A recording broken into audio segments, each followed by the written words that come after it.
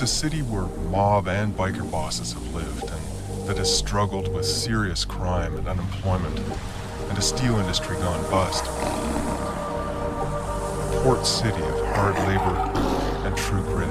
DJ Smokey. Over the years, Hamilton's had its share of notorious characters and infamous crimes. Before we begin our lessons, I would like to speak to you briefly on what you should know about how to learn the code. Most people believe that to learn the code requires a great deal of intelligence. This is not so. It does call for a different kind of learning skill, however.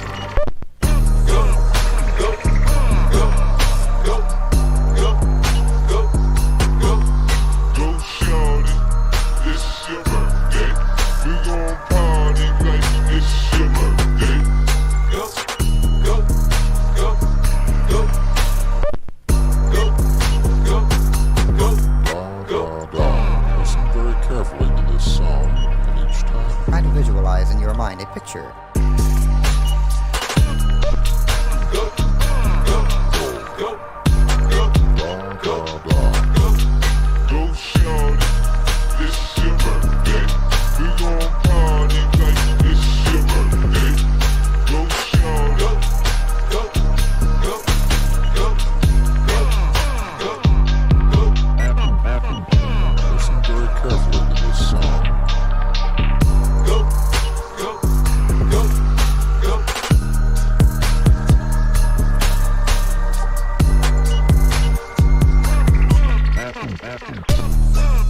Try to visualize in your mind a picture.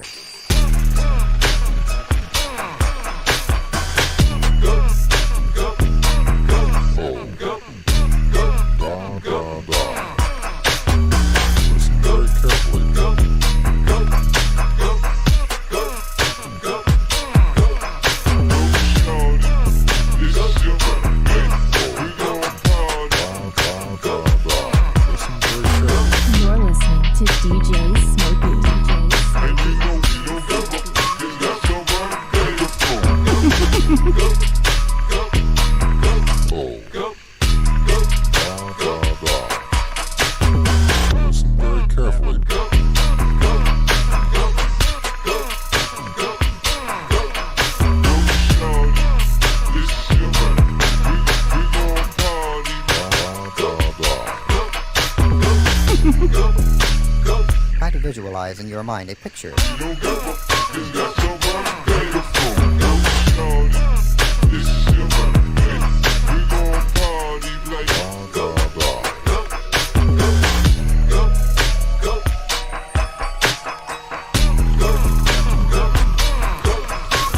But the people who know and love Hamilton best are those who live there and take an active interest in its civic, its cultural, its religious life. Those who call Hamilton home. For Hamiltonians are proud of their homes and the total absence of slum districts. I joined the Navy and I became a medic, hospital corpsman. I was very proud. Instant doctorship. That's what it is. In 6 weeks you can operate on people, give them needles, kill them, you know, that kind of thing. You know, and pronounce people dead. You know. Evil ways, pussy.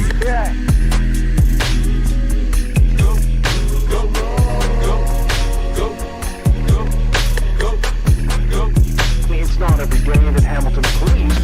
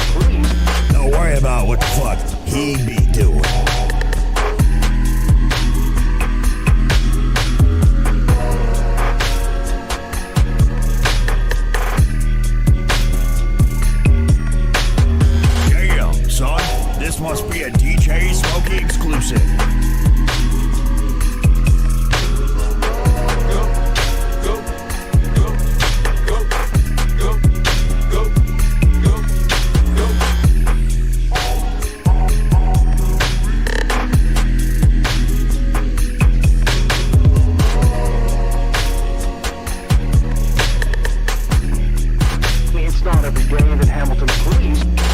Go, go, go, go, go, go, go, go. Warning. Kush aliens are invading Earth. Kush aliens are invading Earth. Overwhelming, am I not? Are you too startled? Am I too removed from your ken? What? Who are you? I'm more than machine or man. More than a fusion of the two. Don't you agree? Wait for the winds. Then my birds sing, and the deep grottos whisper my name. You're listening to DJ Smokey. Yo, DJ Smokey, what you stealing boxes for? What you trying to build, a clubhouse? Don't worry about what the fuck he be doing. It's DJ Smokey. Damn, son, this must be a DJ Smokey exclusive. Smoked out Positive Squad. Whatever you are now about to do, you will accomplish with 100% greater ease and efficiency because of the practice you have just completed. As you continue to practice, you are sure to experience more and more the wonderful sense of well-being which will be yours for life. Protect Positive Squad.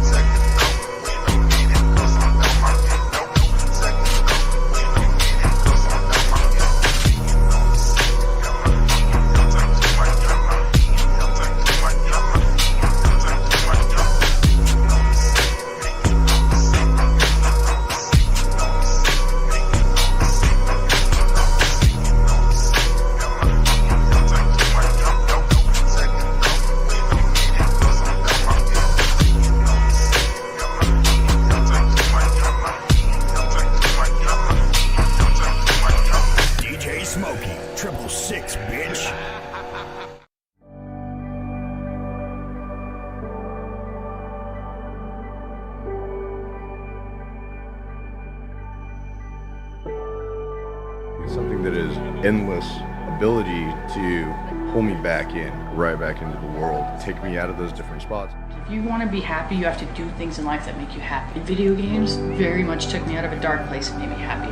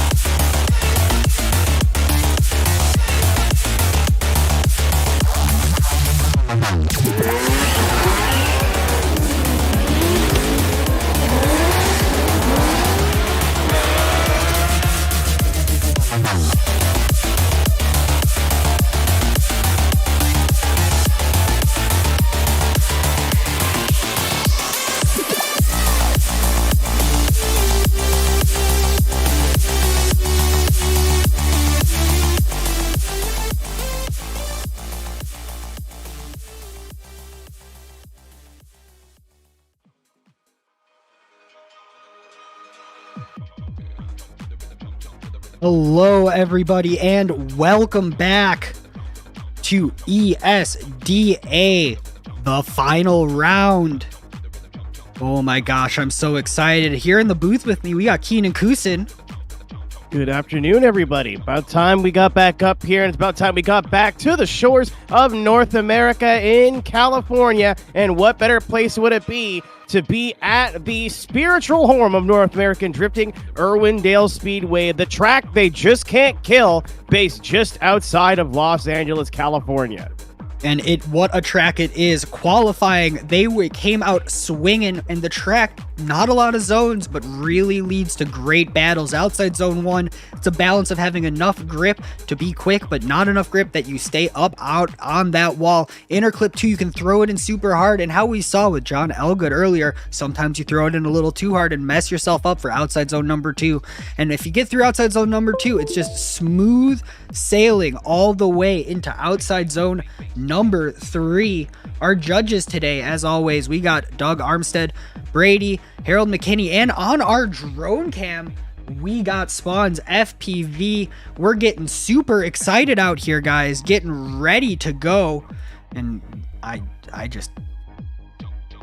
am so excited, Keenan. And you know why I'm even more excited, Keenan?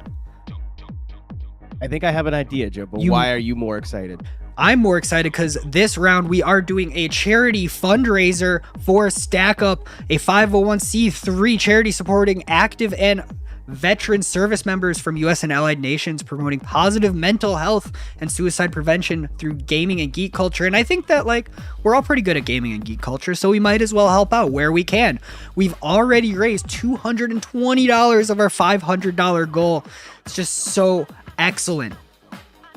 Yeah, that's going to be huge, and we're going to keep reminding you that through the remainder of the broadcast. And taking a quick look at, if you just missed qualifying, here's what you missed, ladies and gentlemen. Austin Zalewski, currently in the hunt for a championship, one of 5 drivers that could realistically, 5 more and plus drivers who could realistically take home the bacon today, is your number 1 qualifier. And because of all those zeros you see at the bottom of the bracket, bye, man. It's in sync at the bottom of this bracket, and a lot of your championship drivers are going to be moving on into the top 16 through, just making sure they had a good qualifying run. Actually, almost all of your championship drivers are going to be getting at least one battle under their belt to move forward in this competition. But it is still very much anybody's game. Ladies and gentlemen, the top 3, which is currently Pablo Gunnan, Kawain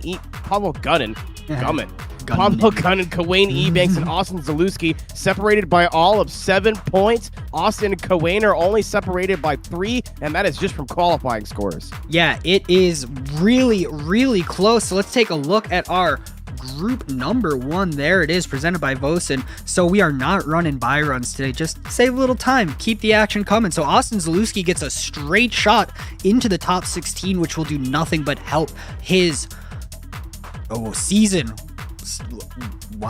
He's going for a ship, everyone.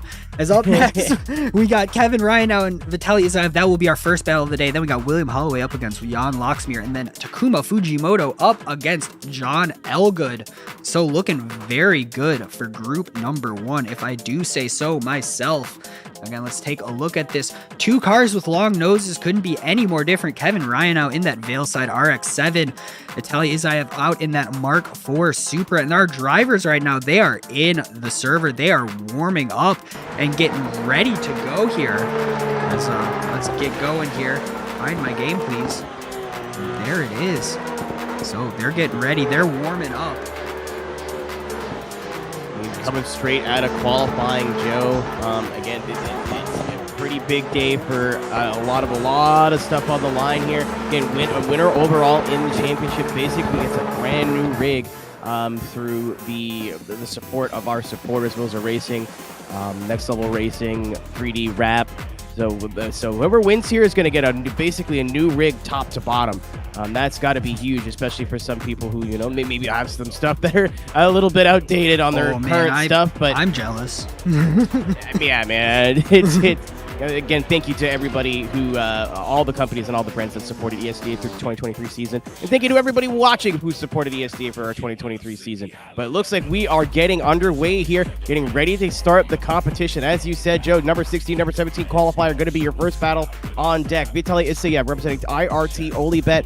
Really the only team I think that can take down SMP Racing Esports in the team's championship with 481 points versus 597. It is a long shot, especially when SMP Racing Esports have drivers like Artem Trusovic, Vadim Abramov, and Pavel Gunnin on their payroll. Yep. So we'll see if IRT and or Urta Esports can try and make a dent into this team's championship. And really quick, as we get these two drivers on the line, again, thank you to Stack Up for working with us in this round number 5.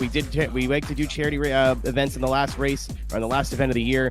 So it's really cool to be able to work with them with such a good cause, and one that's a little bit close to our hearts, and we'll talk about that a little bit towards the bottom of this bracket. But here we go, Joe. Battle number 1 already on the line. As here we go, we have Kevin Ryan now in the lead, Vitaly Isayev in the chase, already just coming out of the gate swinging for like skill level of battles, and they are off. Let's see what we have here. Kevin Ryan now flicking it in. Vitaly, no chill, getting right up on that door already, just right along. Perfect outside zone 1 for the leader through the transition. This is where you can kind of get a gap in just because you have to let that car swing. And again, Vitaly, no chill, cutting a little bit of angle to keep on up with Kevin Ryan now, who's going through. Was there maybe a little tiniest bit of contact? Either way, drivers do not care. They're doing everything they know how to do and across the line. Man, one of the best runs from Kevin I think I've ever seen. Really solid lead run from Kevin Ryan, the Thai driver, or the Indonesian driver, rather. Vitaly Isayev right behind you. See, right close on the angle. As you said, Joe, no chill. Maybe he needs to pull a little bit more angle in the chase. He's got the proximity. But right here, a little bit of a gap opens. I don't know if that was intentional from Vitaly, because it seems like that Supra just has, like, gas on the right foot whenever he needs it. As soon as he got on the power, he got right back to the door of that Bilside RX-7. With no issue, but maybe just not matching the angle in chases with Vitaly Isayev. But we'll see if that switches up anything while these drivers switch places. Kevin's going to be chasing now. Vitaly will be in the lead. As here we go, they are lined up, ready to go. Vitaly Isayev will be leading. Kevin Ryan now in the chase. Both drivers with a fairly decent run, one in the bag, so I think it could come down to basically anything at this point. Here we go, Vitaly Isayev, the Ukrainian, in the lead position here. Great stuff, right, nice on the wall. Kevin trying to match angle, but just kind of wavering a little bit as Kevin Ryan now. He's going to drop back a little bit now as well. Same thing that Vitaly did in his chase. He's going to have to cut the corner a little bit to catch back up here in outer zone number 2. Vitaly Isayev showing all the speed in that Mark IV Super IRT Olibet machine, and Kevin is trying to fight and stay in this battle, but I think just losing the proximity is going to leave it into the judges' hands, Joe. I'm still not sure which way this battle is going to go, but it's definitely a talking point. Oh, it definitely is, and I think both drivers have a lot of points to be talking about. Again, they're both coming in. Small mistakes from both drivers, but nothing really too crazy overall. As, again, we're just going to take a look at the side-by-side really quick, and after that, if we still have it, but we already have a call. The judges are really happy about it. I don't know if happy is the right word, but they definitely know what they're looking for. As here we go. We have an OMT. We have one for Vitaly, and then we have another for OMT. So we're going to line them back up and do it again. I bet they just want less mistakes from everyone involved. So let's get them back up to the line and ready to go. Thank you so much to Shadow Realm, one of our partners, for the $50 donation to Stack Up. Again, we're going to be mentioning that a ton throughout the broadcast, but just notice the number went up. Thank you to the folks over at Shadow Realm. Please go check them out. They do comps every Friday, or at least they used to. Please go check them out. Super stoked on that. Thank you guys very, very much for your donation to Stack Up. Super good cause, supporting veterans with gaming, and we will continue to mention them throughout the broadcast. But yeah, Vitaly had a lot of, from one of our judges, Doug Armstead, Vitaly had a lot of corrections in chase. Kevin had a correction that caused proximity and a drop tire as well. So both these drivers going to be, again, just came down to the chase. I think both had solid leads. I think if Vitaly could have matched the angle of Kevin, I think we wouldn't be here but I think just lacking that angle is really what costed him, because he had way better proximity than Kevin did in his chase. But Kevin did a better job matching the angle of that Mark IV Supra, but he's going to get another chance at it. As we move up to the line here, again, Vitaly in the IRT Olibet Mark IV Supra, driving out of Ukraine. Colors on his car are not a mistake. And then one of the only Indonesians in competition, Joe, Kevin Reinau, in the beautiful, if you recognize that body kit there, it's for a reason. FDRX7. As we are getting them up to the line again, both drivers doing well. Again, we're more than halfway to our goal for stack up. So again, pinned comment if you are interested in contributing. Any little bit helps. We really appreciate it. As here we go, getting ready for Kevin Reinau and Vitaly Isayev. As lights out and away we go. Kevin in the lead, Vitaly in the chase. Both drivers know what they have to do. And was that a little tiny bit of contact on the initiation, but it doesn't matter. Vitaly putting it right on Kevin's door again. Kevin really being able to just dial angling like it's nothing, as Vitaly just having to take a little bit out to keep proximity. Not too bad, but just a little bit for the judges to look at as we're going through that second inside clip through the final transition. And here we go as we go through final outside zone, looking very strong from both drivers. I take it back. That was Kevin's best run of the season. Again, all of our drivers who are just started, a little bit of a blink there, Joe, when we went right in to the first corner. So I think maybe Vitaly held back just a little bit on the initiation. But after that, look, he cleaned up everything. Again, maybe want to see that Supra pull a little bit more angle and chase just to match the lead vehicle. But these two drivers driving from complete opposite sides of the world, I believe we're on the UFC server as well. So getting as close as they realistically can. But really solid lead run from Kevin. Excellent job from him. And whatever happens in this battle, I hope he's hanging his hat on that. But Vitaly definitely closed the gap in chase. No pun intended. Oh, for sure. And they are already off. They're ready to go, chomping at the bit. Vitaly Isayev now in the lead position. Kevin Reinau in the chase position. This, again, battle went over MT one more time. It could still go either way. Kevin doing a much better job. This is what he fell behind before. Went a little bit too far to the inside. He's going to have a little bit of a check up there, but didn't actually lose that much ground. Putting pressure on the IoT Olibet driver, matching the angle. Great job from Kevin Reinau in chase, but making contact with the Supra. Gosh. A transition. Vitaly tries to stay in it. I don't think he lost drift. But Kevin leaving it all on the racetrack. And in fact, this is his last run of his 2023 ESDA campaign. He went out swinging. Yeah, for sure. And we do have a quick one, but let's take a look from the drone just to see how that unfolded. As again, throwing it on in really close. And so far, the battle, I think, was up in the air at this point as we throw in here, going through. And again, you can start to see Kevin having to cut the line and a little bit of angle to keep on up with Vitaly. And here we go through the transition and hooking on the leader. And there you go, which will explain this call. As here we go, slide him left for Kevin, right for Vitaly. Keep him in the middle for an OMT. And there we go. Vitaly Isayev will be moving on. So up next, we got William Holloway up against Jan Locksmeer. Yeah, super bummer to see Kevin out of competition. Great job from Vitaly. Couldn't get it done in the first one. Made sure he got it done in the second one. Really snappy transitions. It was super fun to watch. But Kevin, again, another driver that I think just has gotten better and better and better throughout the season. And I hope to see him back with a brand new format in 2024. But as you said, Joe, two new drivers coming up to the line. William Holloway, Kyle Mohan Racing in the FDRX7. If you're Rotary fans out there, don't worry. We've got more for you. Going up against Jan Locksmeer out of, I believe, France. That sounds right to me. I have the list up. Those names are really small, and that's really hard for me to read. Oh, I get it. We're gonna get him he's, up here. Okay, he's French. I'm not dumb. Okay, cool. I was like, wait, I remember this. But yeah, man. Again, William, a driver who I talked about it a little bit. I've been talking about it a little bit all season. Not the best 2022, and I think he'd be the first person to tell you that. Definitely not what he was capable of, at least in ESDA. Took the off season, switched from the RX-8 to the RX-7, made some tweaks, made some changes, and I think his biggest change was in his mindset, because he has been driving much better this year. Still hasn't had that big breakout performance I think that he wants, that he deserves, but this could be the day, especially on a day where we have a lot of buy runs, I think we're going to have a lot of championship contenders playing it really safe on the track, and that's going to open the door for a lot of these guys that maybe haven't had a top 4 finish, a really good run in bracket yet this year, to really take advantage of that.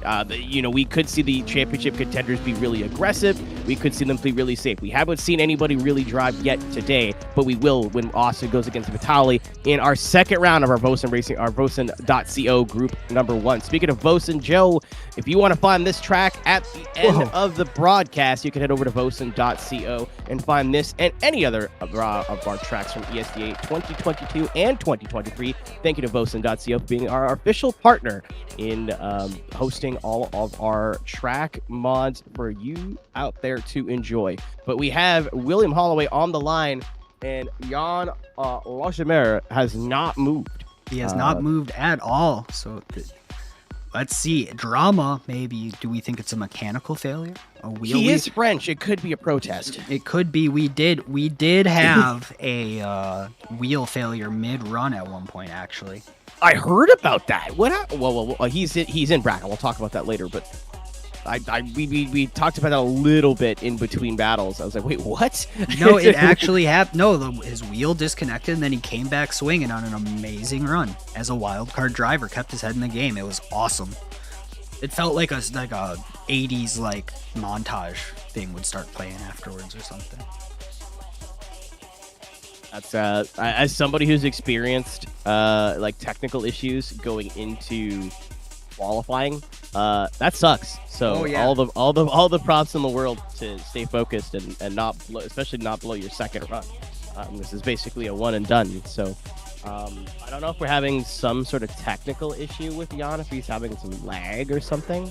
He's laying back here and not really approaching the line.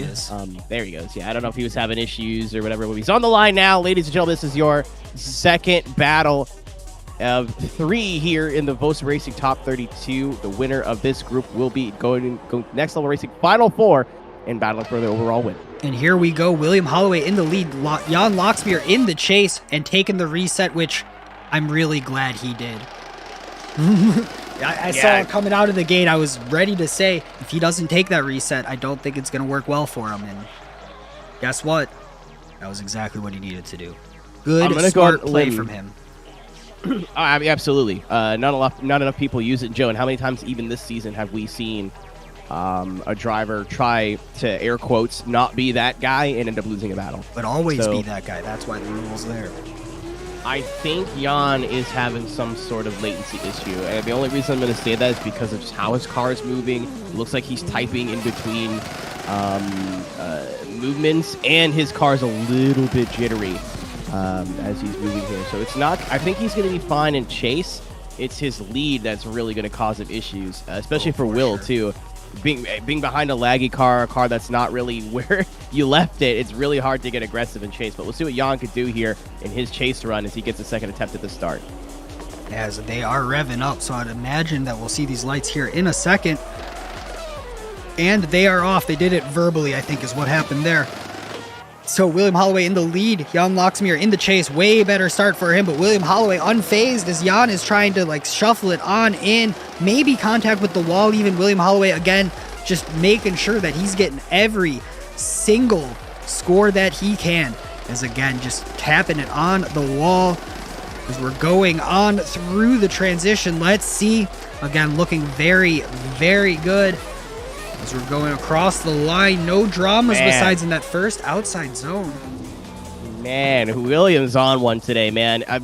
Good old Billy Hollow needed a good day, and I think that was it. Look at the lack of the left foot braking here. I don't know what he qualified with, but I would harbor a guess.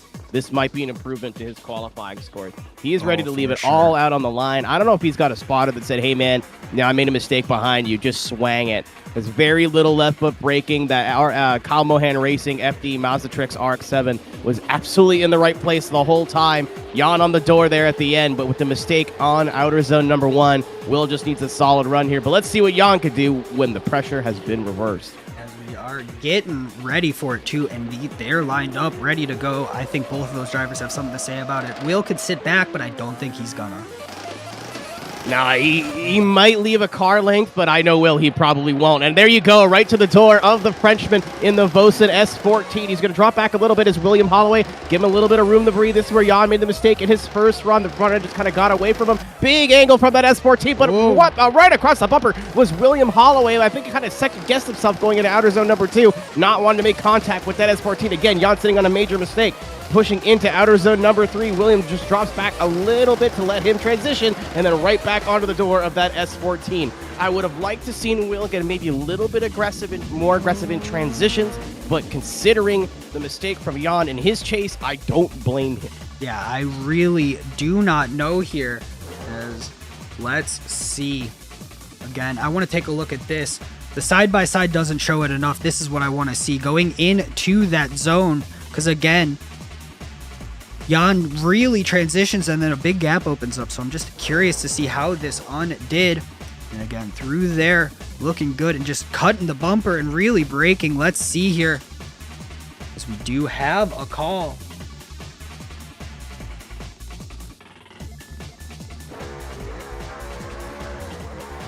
Here we go. Let's take a look at the score. 1, 2, and 3. William Holloway coming on up. It's up next. We got Takuma Fujimoto up against John Elgood. So this is a reason I wanted to bring this up a little bit later. John Elgood's been in the ESDA family for a long, long time, whether that's been helping us out with tracks or driving or whatever. Him and the team KNC Killin' and Chillin' have been a lot with us for a long time. John is an active, he's serving actively, I believe, in the military. So to have a charity like Stack Up, it means a lot to, I'm sure, to him, and it means a lot to us because we see what that can mean with our friend John being a part of that family. So thank you for your service, John. Wherever you are in the world, I think he's either in Korea or was just in Korea, going up against Takuma Fujimoto. So 2 people in the Asian district, but in the U.S. server. That makes sense. Yep. But we're talking about a little bit in between qualifying and top 32, Joe. Takuma Fujimoto in the ballpark for most improved of the season. Oh, for sure. And we were speaking about that early. Really showing up and driving hard. I'm super excited to see this battle. 2 of the new gen cars. In fact, I think the only 2 of the new GR86 and that 400Z out here.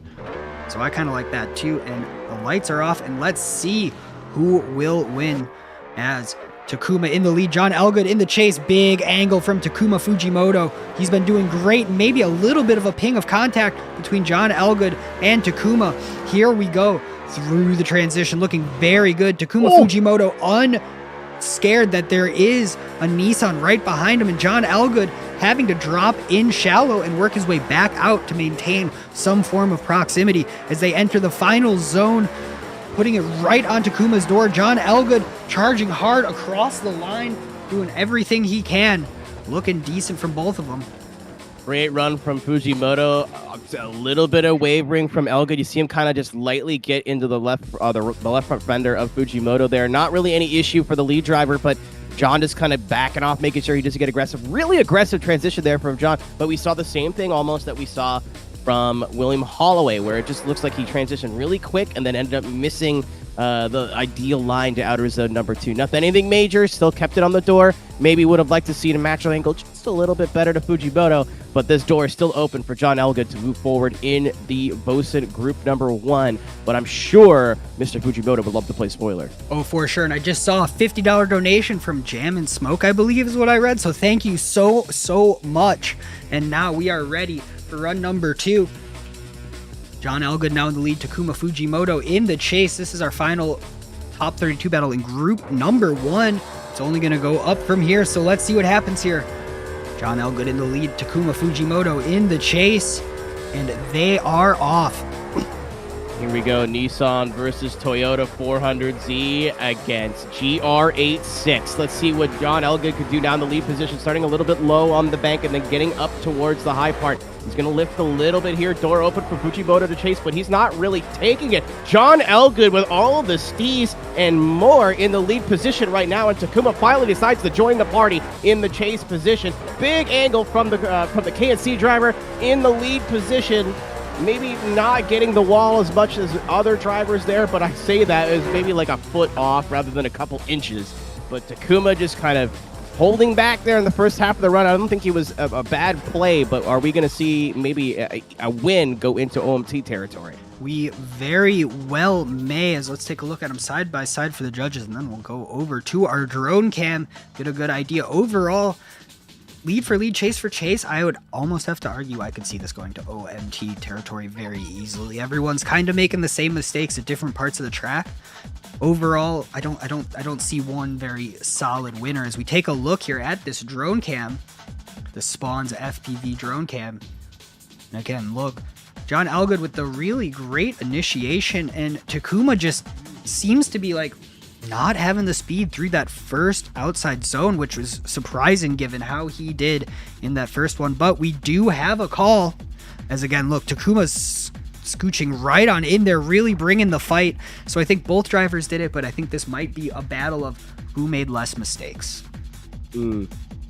As here we go. So taking a look, slide him left for Takuma, right for John Elgood, in the middle for an OMT. And we have a unanimous decision. Takuma Fujimoto moving on. He will take on William Holloway in that top 16 battle. But first, we have our first top 16 battle. Here we go. Austin Zalewski up against Vitaly Isayev. This is going to be a really hot battle. Austin Zalewski, our top qualifier, really coming and swinging. Both of these drivers technically in the fight for the championship too. So lots on the line here. So Austin, as it sits, 244 points. Your current points leader, 248, Pavel Gudin. We also have, like you said, Vitaly Isayev, currently 9th in points with 173. So with a little bit of lady luck, it's still possible. But if Vitaly gets taken out here, obviously it will be his championship over. Still a solid top 10, still a solid performance. Very consistent with his qualifying throughout the season. Regardless of what happens here, I think Vitaly still has something to be proud of. But Austin Zalewski going for a championship. Again, anyone in the top 11 has not been mathematically eliminated yet, but that top 5, it is so close. Again, before we started, about 50 points separated the top 5, with the top 3 only separated by less than 10. So Austin Zalewski, everything to gain, and Vitaly Isayev, more or less, nothing to lose. I think we're about to see some very, very serious driving, as our drivers are now. They're getting so good this season. They're doing like coordinated driving up to the line and everything, man.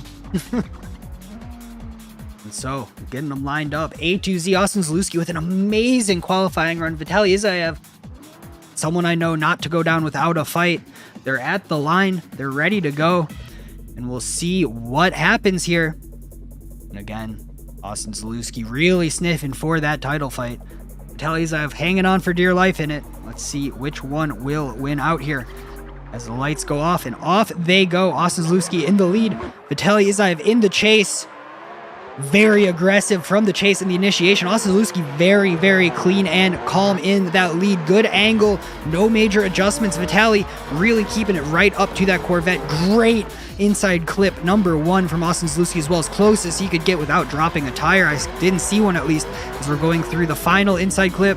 Through the transition, they keep it clean as Austin Zalewski with a great lead run. Vitaly Isayev right on his door, though, making sure the judges do not forget about him. Ladies and gentlemen, again, huge championship implications here. Great run from both. I know we say that all the time, but look at Austin. Just snapped it right to angle there. Gorgeous. The speed of transitions, gorgeous. The amount of angle he pulls in the second half of the track, sublime. Can easily see why he was your number 1 qualifier. But I don't know if just because Vitaly's got his feet wet a little bit now. But look at the proximity from the Ukrainian right to the door of the American driver. He is trying to win a champion. He's trying to stay alive in this championship, trying to play spoiler, trying to be the underdog. Austin did everything he could do in the lead position, and from what I feel, it is all down to run number 2 here, Joe. Yeah, and they are lined up, ready to go for said run number 2, and I think that they really don't want to leave anything up to the judges from either side, so expect some really aggressive driving. Great jump from Austin. He's allowed to start before the green light. Vitali is not. Run number 2 here. Winner moves on into the finals of here. Group number 1 almost into the wall is Vitali SAM. He's going to check up just a little bit. Blood in the water moment for Austin Zalewski right on the door of the IRT. Only Bet Supra pushing to try and keep his championship hopes alive. Vitali SAM doing very similar to what Austin did in the lead. Big angle. He went on the line, but Austin right across the bumper. He's going to drop back just a little bit. I wonder if there was a little bit of contact there, Joe, across the line.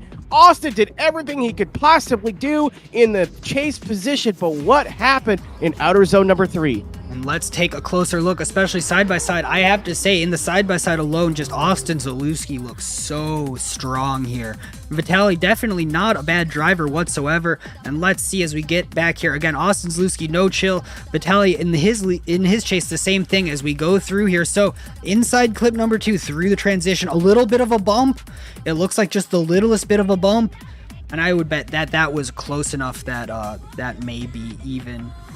Something like that. So let's take a look at it from our drone cam and let's see what we really have here. Again, both drivers are really driving amazing, as again, right up on the door, right up again. Look, no space between that Supra and that Corvette through the transition coming on through again. So Austin's going super aggressive here, really trying to keep it right on that door.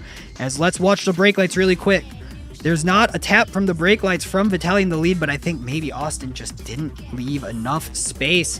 As here, let's look at the side-by-side one more time. Try to see if anything is evident. So you saw it a little bit in Vitali's first chase in the battle previous.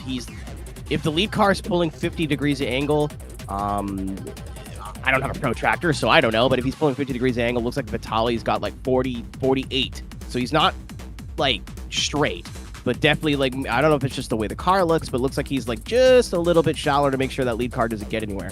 Austin was matching angle much better, and I really think that up until the last outer zone, it wasn't a slam dunk for Austin, but I think it was leading towards the American. But in that, man, what a time to make that mistake. Again, let's take a look at that one more time from our eye in the sky, because run number 1, I don't think has a lot to really like pick apart, as you will, but it was just a good run. I think Austin had a very amazing lead run, and Vitali was there, just not with as much angle. And again, Austin is right up on him, and they're going through. This is as aggressive as you can get. And again, through this inside clip, you have to show the judges that you have proximity here. If you're gonna have proximity anywhere, it's at the end of the track.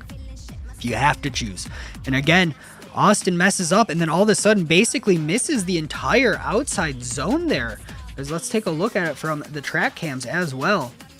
I think he still gets it, but it's just not like he's not in it. And realistically, he can't get all of it, because if he does, then Vitali's just gone. So, as we do have a call in, it is not unanimous. So slide him left for Austin Zalewski, right for Vitali, in the middle for an OMT. As Guy says OMT. One says Austin Zalewski, 2. So Austin Zalewski moving on in our battles. He will be going to our grade 8. And who will he be going up against? It's going to be one of these two drivers. William Holloway up against Takuma Fujimoto. 2 drivers that are really, really aggressive. I swear I've seen this battle before. Deja vu. Have you been in this place before? I mean, I sit at this desk quite often. So notes coming in from the judges. Austin with the better lead and chase. Both made the same mistake and fell off on their chases at inner 2 that canceled each other out. So I think Austin just maybe with the all the pressure of the championship, we made what's the term? Made a mountain out of a molehill, mountain out of an anthill, maybe something like that. I'm just not from excited. the South. I'm not good with analogies, man. I don't know. Back with the squirrels and the nuts, I don't know. But yeah, as you said too, I think these are 2 drivers who are one good day away. It seems rude to say William needs a breakout performance, because he's talking about John Elgood. He's another guy who's been in the ESDA ecosystem for about as long as I've been. which is, I don't even want to say the number now. It's going to be gross to think about. We're getting old. But Takuma, again, another driver who last season wasn't really a factor. This season, not. I think he's a rookie actually. Just the team confused me. Yes, but has not really been a super big factor this year. As fourth place right now, 108 points overall in the Rookie of the Year championship, which is currently being led by one of your championship contenders, Ethan Minima, who we will see later on today. But he's got over a 60 or 70 point lead. There's only 3 drivers who have a chance to win that championship for Rookie of the Year. But Ethan, as long as he keeps it solid, keeps it clean, and wins a battle, I think he's basically got it wrapped up for Rookie of the Year. But yeah, trying to get these two up to the line. I wouldn't be surprised if we're just having a conversation about that last battle. But yes, we are 2 battles away from having your first Final Four member of the Next Level Racing Final Four of round number 5, our final round of the 2023 ESDA Pro Championship. And what a season has it been to get to this point. We've been through this. We're now in the 5th round, and 11 drivers came into these battles able to get in and win the season, which is just insane to me. Last year it wasn't this close. This year, really, the driving has been amazingly close in every way, and it's just awesome.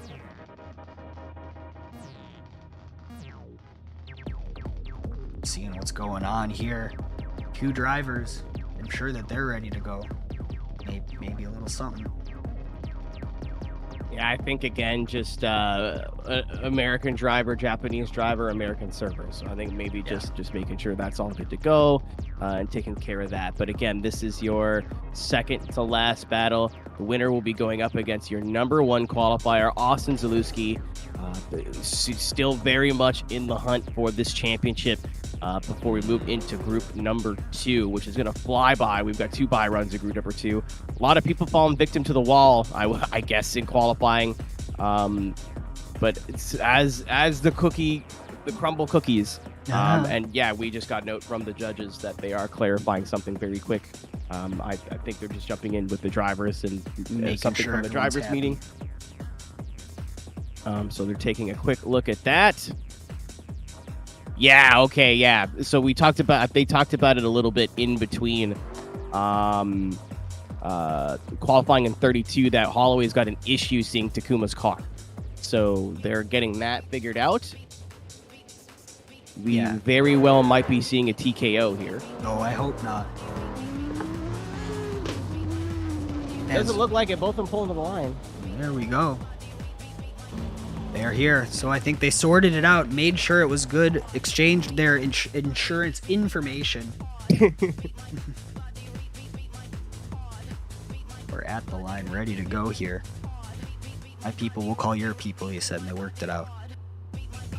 Takuma probably in the loudest looking car, if that makes sense. Oh, it's definitely up there. The RGB is turned up to 11. Oh, I love it. I'm so here for it, especially at a night round. Send it. Yeah, man. That's very Rough Angels, though. It's not the first time we've had a Rough Angels team member in ESGA, and their cars have always been very unique to them. Beautiful and great liveries. This wing's got its own gravitational pull. I love it, man. I love it. I'm always here for it. And honestly, all of the cars, I'm always just excited. I like watching the cars go by. Yeah, it's something we talk about a little bit in Media Day too, as well. All the effort that goes into making these models, and then if you ever have the pleasure, if any of these ever get released public, to go in and check all the little details and like the modeling on the tires and stuff like you'd never see. It's just so cool, and a lot of effort that these drivers put into making their cars theirs. It feels very authentic to the real life drifting. In terms of, I didn't need to put all this effort to make my car look cool, but I went ahead and did it anyway. Oh, for sure. It's just, yeah, I like the little features. I like the little animations. It adds to it. Even though it's just like nerdy little details, it's just nothing but fun. We're getting here. Again, Yeah, I'm again. sure that there's some technical issue that they've been having, because I know that there was a discussion about it earlier.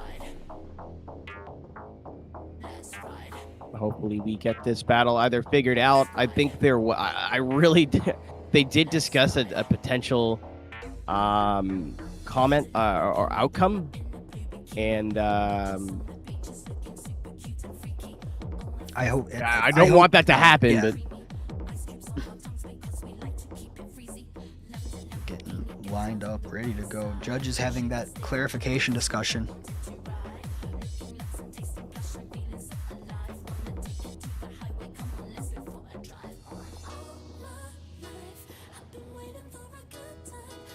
We are getting ready here.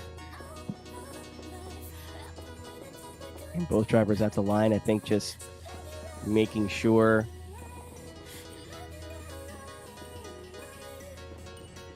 we don't have any issues. I'd rather sit here and deal with this now than yes, than have a run get all funky wonky, if you will. And then we have to deal with this anyway. Yeah, exactly. It's much better, especially with this many people like in contention and everything, to do it right, take the extra time, do it right the first time. Even though you could just go, let's send it and see what happens. That's not the right way, for sure. I completely agree with what they're doing here. So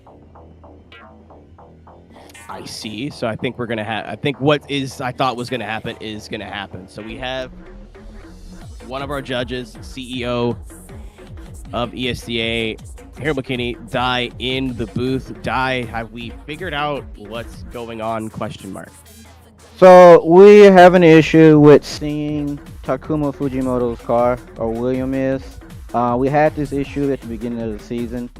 We're kind of sticking true to our plan. Is if we can't see a car, or nobody can't see a car, it's technically it's on the drivers to provide everyone a seeable and workable car. So with that being said, we hate to do it, but we got to keep the show going. So we're going to have to give William Holloway the win. Okay, and so William Holloway taking the win. No, I'm just I'm going to assume the answer is we don't know the answer. Do we know why at all? Yep. Or so I want to and some drivers know this, and it's been known for even in other competition series. Like, you have to have your cars with the proper encryption tool. And I think it came down to, I don't know which encryption tool he used, but whatever encryption tool it is, you touch one thing on the car, like even I can't even tech the car. So you touch one thing on the car, it's going to completely break the car. So with that being said, I ended up taking it and reinstalling the car to make sure it didn't have that issue. And I guess it still had the issue. So, I mean, we can't do anything about it. All right, thank you, Ty, and I have a feeling that you're going to have a hard time in the judges' booth today, so good luck, my friend. Yeah, good luck. Yep, thank you very much, man. That is super unfortunate. That sucks. Yeah, that really sucks for everyone involved. So now it's almost like a blown motor or something before the run. Like, that's just sucks. As we are now in our final battle of group number 1, Austin Zalewski will be leading William Holloway. Talk about a battle, all right.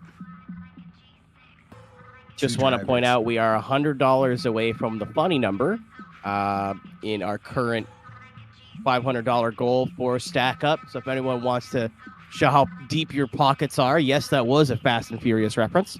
Now is the time.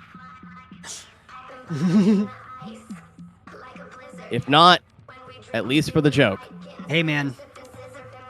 Jokes and charity. I don't know what else I want. And drifting. Guess we'll get these boys up to the line, see where we're at. Oh, this is going to be a battle. I like the poll, though. I don't know who's going to win. Man, it's really tough to say because I feel like Will wants to win real bad and make the first Final Four in ages. There it is. But There's also Austin needs to win. If he doesn't move, if he doesn't do it, it's kind of, he's almost in the worst position for qualifying first in terms of championship because he doesn't know how Pavel's going to do. He doesn't know how Ethan's going to do. He doesn't know how Ernestus is going to do. So he's got to be the one that puts the pressure on them and takes it as far as he can. For sure. And Kawain, sorry, I can't forget Kawain. Yes. But it's all pressure on Zalewski right now. If he can make it to the Final Four, then he's basically puffing up his chest and going, "What do you got?" The other 4 or so. Not to count out other drivers as well. But the Mob, Cameron Mustard has only been getting better. It's almost a foregone conclusion that he's going to qualify well now, which is a difference from last year. 203 points. He's still in the hunt. Again, long shot, but still there.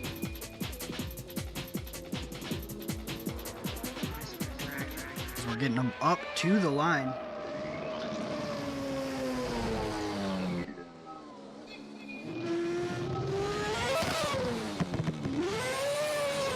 Thank you, everybody, for watching round number 5 and also the entire year of our 2023 ESDA Pro Championship. As this is our final round, again, in benefit of Stack Up.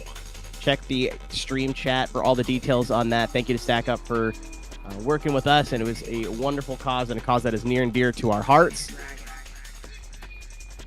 We're getting up to the line. I see a little light driving around. He's sneaking in the shadows, man. He's tiptoe through the window.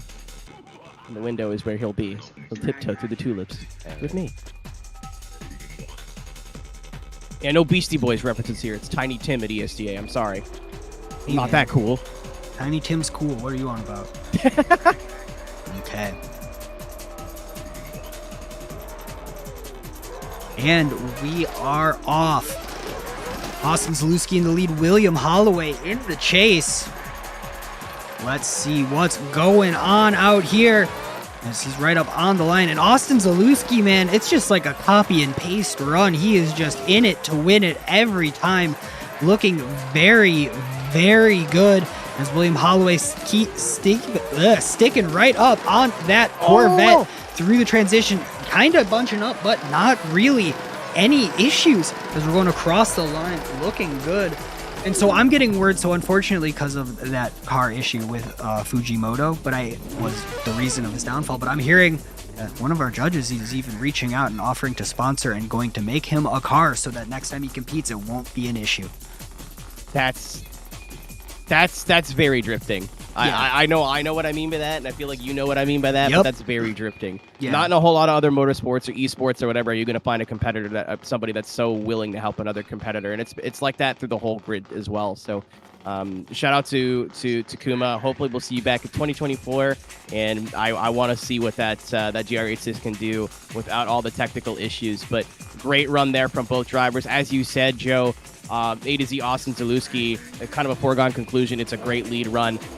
William, it looked like he was going to drop it there in the chase going into the last outer zone, got back on the power, was right on the door. This is the best version of William Holloway I think we've seen in ESDA on Assetto Corsa. Austin Zalewski trying to put an end to this Kyle Mohan Racing run and keep his championship hopes alive. Again, this is a huge battle over their overall championship. Austin low on the bank, Will high on the bank. Second run here of your Vosan final.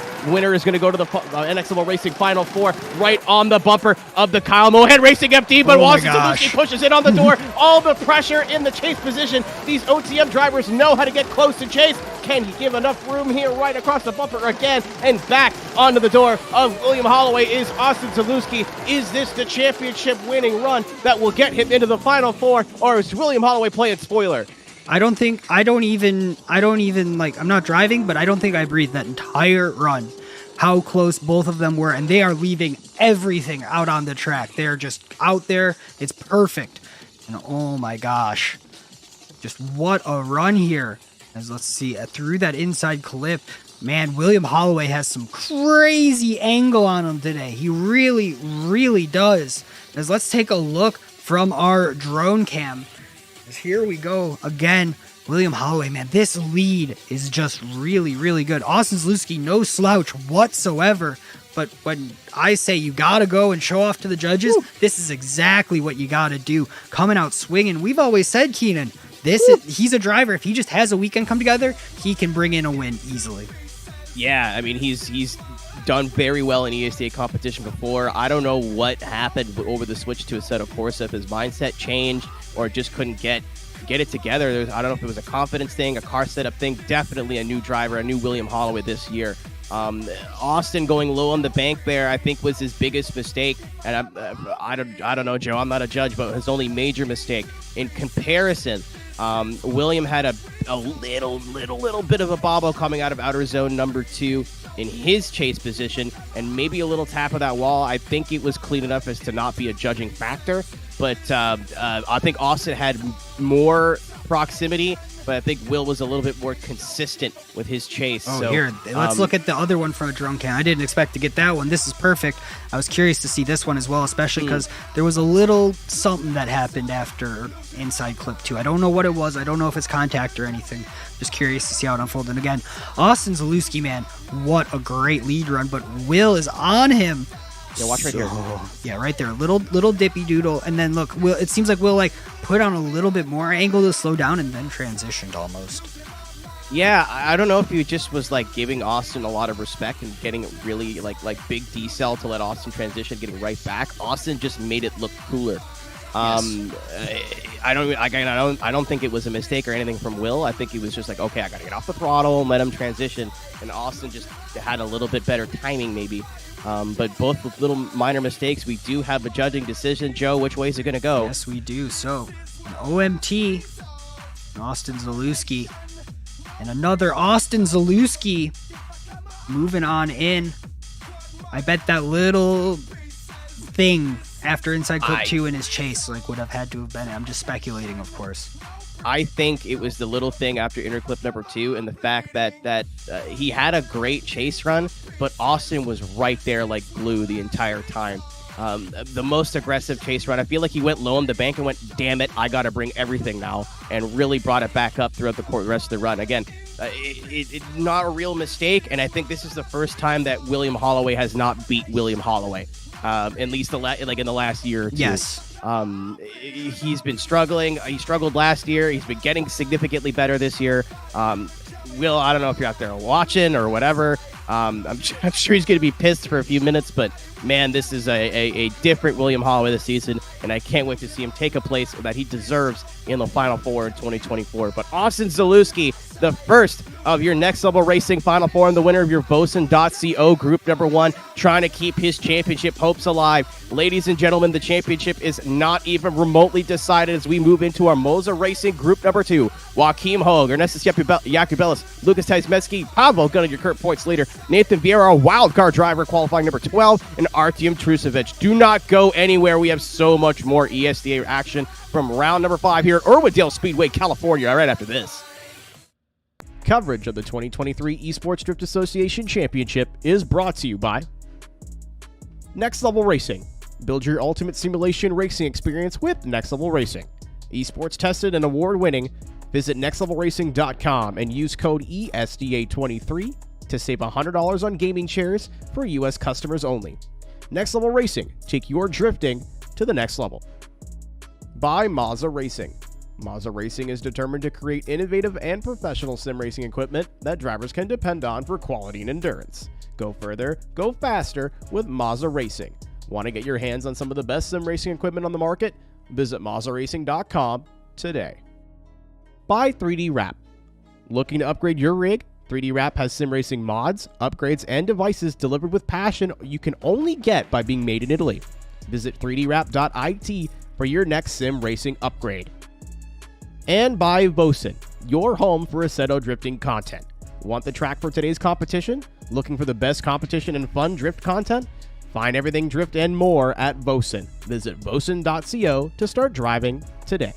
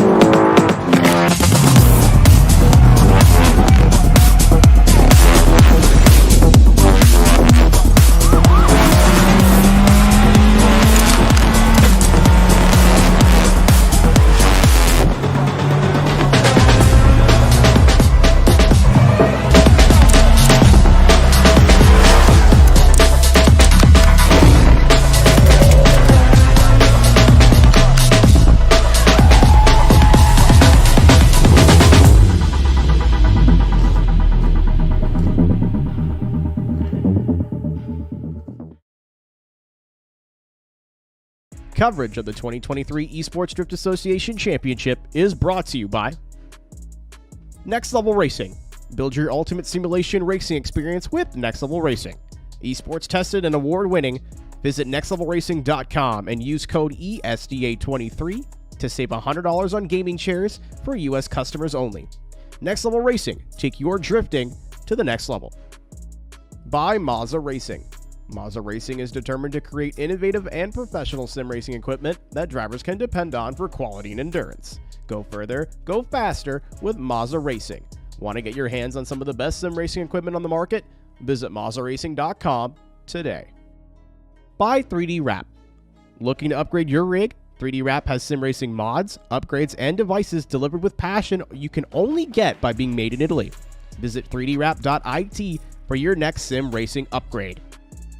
And by Vosan, your home for Assetto drifting content. Want the track for today's competition? Looking for the best competition and fun drift content? Find everything drift and more at Vosan. Visit vosan.co to start driving today.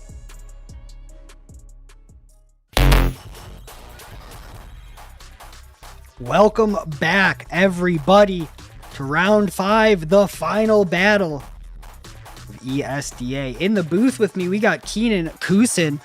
Our judges, as always, are Doug Armiston, Brady, and Harold McKinney. On drone cam, we got Spawns FPV. You guys are chat, and where are we right now, Keenan? We are at the home of drifting. We are not Changing, unfortunately. The Changing has ceased. We are all changed out. Ceases. But welcome to the Coliseum of Drift, the home of drifting in North America, the home of drifting in the USA, and where the sport was birthed here on these shores. Irwindale Speedway, their track, they just can't kill them. Boy, howdy, are they trying. It is a historic venue, regardless of what franchise, what sanctioning body you watch. Again, D1 started here in the early 2000s. FD's been coming here for 1,000 million years at this point. We know it. We love it. It is the concrete jungle. There's so many walls, but we are in the Moza Racing group number 2, ladies and gentlemen. So that is our group number 1 completed. Austin Zalewski is now your tentative points leader with 294 points. But yet we are yet to see any of his championship compatriots go. But that is going to change in this round as Joachim Hogue, Pavel Gunnan, because of their qualifying positions, are going to be getting bye runs and moving forward into the top 16 of our Moza Racing group number 2. But who's going to be going against them? We're going to find out as Ernesto Jacobellis takes on Lucas Tasmeski and Nathan Vieira takes on Artem Trusevic. And again, hearing from our Harold McKinney, currently he has updated the points, and it seems that it just gets closer and closer. So Vitaly out of the running, but right now he's in 8th place. Austin Zalewski looking very, very good. But for this battle, we're going to have Ernestus Jacobellis up against Austin Szymski, 2 very gorgeous S-chassis out here. And keep in mind, too, I believe it's realistically wrapped up as Team Eartha with Darius Estrella, Martinez Estrella, and Ernestus Jacobellis. 481 points as it stands, going up against SMP Racing Esports team of Artem Trusevic, Vadim Abramov, and Pavel Gunnan. So I think as long as Artyom and Pavel have decent days here, it should be all wrapped up for the team's championship. And ladies and gentlemen, there is so much stuff that we are giving away here to our championship contenders. What they are racing for, we're going to let you know in order of supporter, rather. So this is our Moza Racing group number 2. Moza Racing is giving away a brand new R9 bundle to your first place in points. Rookie of the Year going to get an R5 bundle. So that, again, we have no idea who's going to win this overall championship. But Rookie of the Year points, as long as Artyom doesn't go on a miracle run here and Ethan goes a couple rounds, Ethan Minima going to be taking your Rookie of the Year. That's still not all the way wrapped up, just not as close as everything else.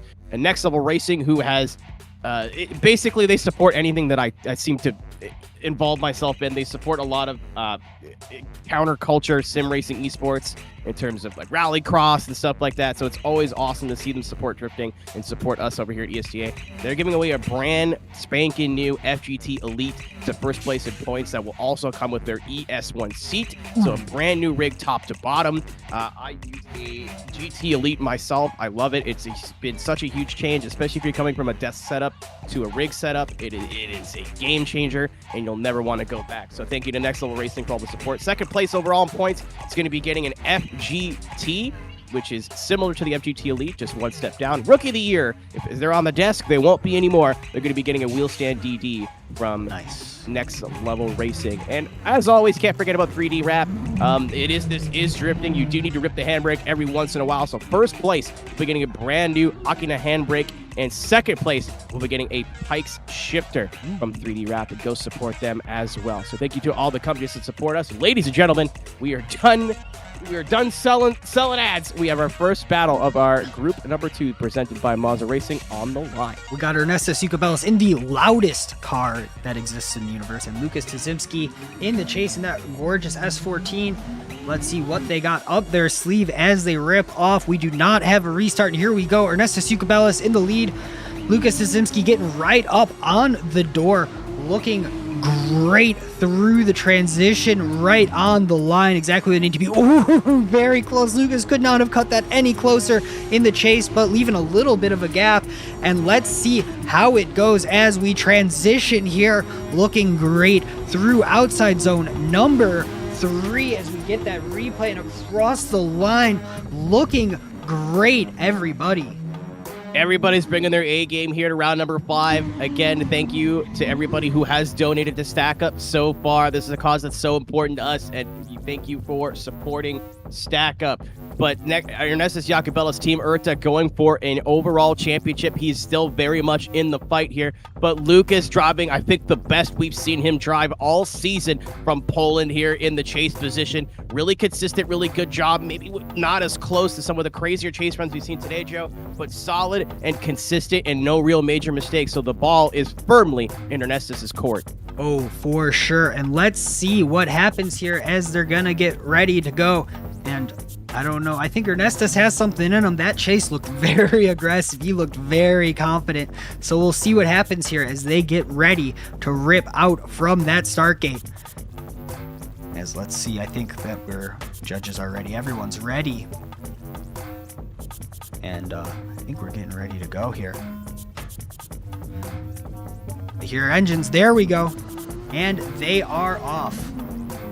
And here we go, ladies and gentlemen. Team Urta Esports' very own Ernestus Jacobellis, all S chassis battle. 14 in the lead, 13 in chase. Ernestus Jacobellis with an issue. Understeering the front end. I'm not sure if maybe that was forced by the lead car. It didn't look like it from first glance. No zeros. The run continues. Ernestus has to give it everything and try and force a mistake from Lucas. Lucas is in the wall now. What is happening in this drift battle? One more corner to go. Not really getting the transition was Lucas. The Polish driver trying to keep it clean and maybe take a win here. A huge upset over the Lithuanian Ernestus. What is happening? What happened on that run? Just 1 second. Let me fix that replay real quick here. What? I don't even know. Something major happened every zone. Yes. Lucas, okay, the wall hit looked a lot worse at first glance. So I think he may have got away with that one. But you could see the fear.mp4 of that lead driver in that second run in the last outer zone. The judges absolutely could pick up with that. But Ernestus could be a championship-defining moment for Ernestus Jacobellis. Looks like he initiated into outer zone number 1, and the front end just got away from him. So no zero there. But man... Is there any way I could see run number 2 from the drone cam? That's what I'm thinking about. There we go. So, let's take a look-sees at this. As again, so that seems unforced. That just seems completely unforced. That might have been a 0 at the spot. It did look like he straightened. It looked like a reinitiation to me. And again, just the tiniest tap. I don't see how those balance out in any way. As we do have a call here.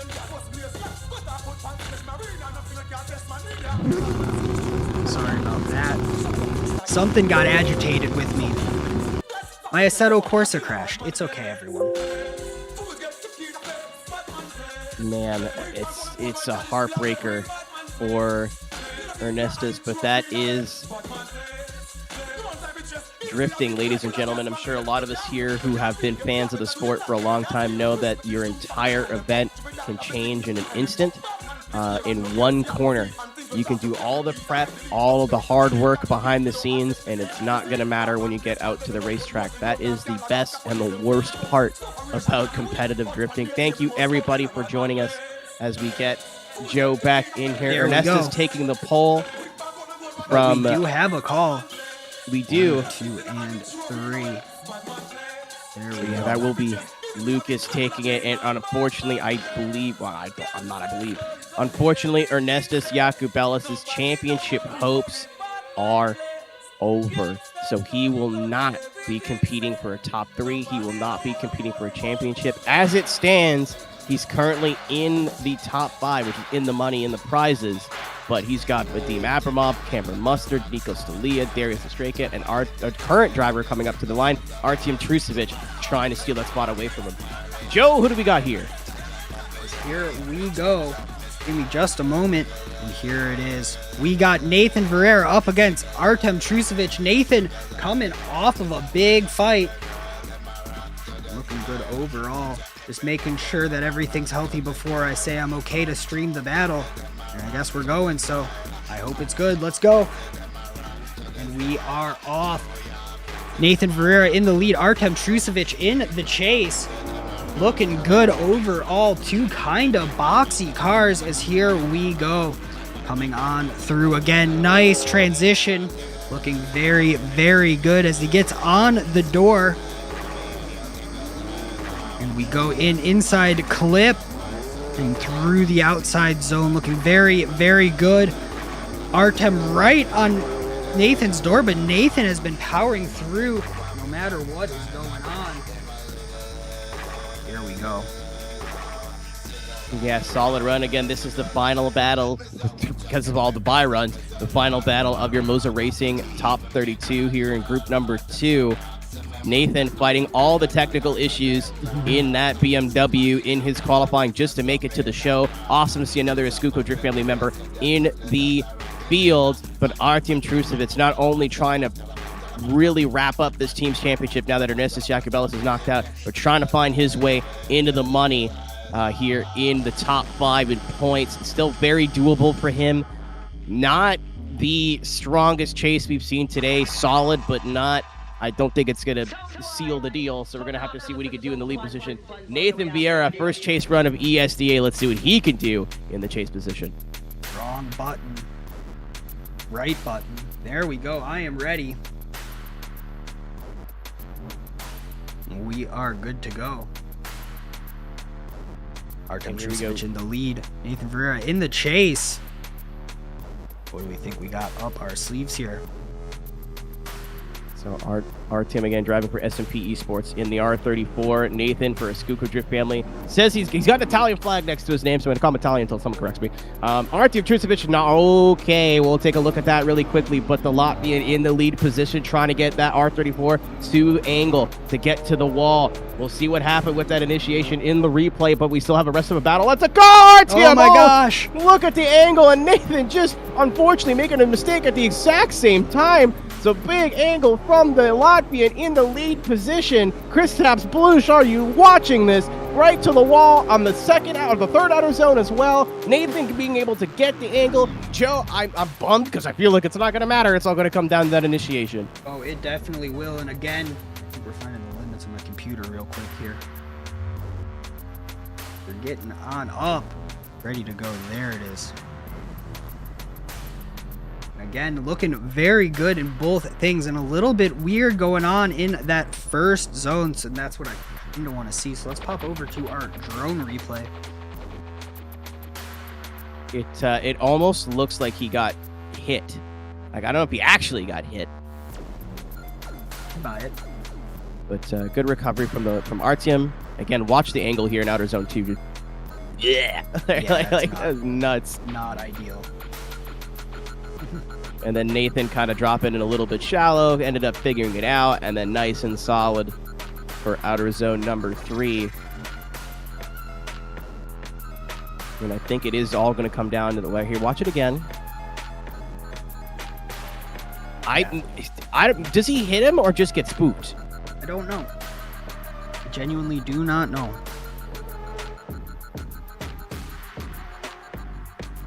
Once again, this is the first time we've had an FPV pilot for the season, so thank you, sponsor, coming on with us.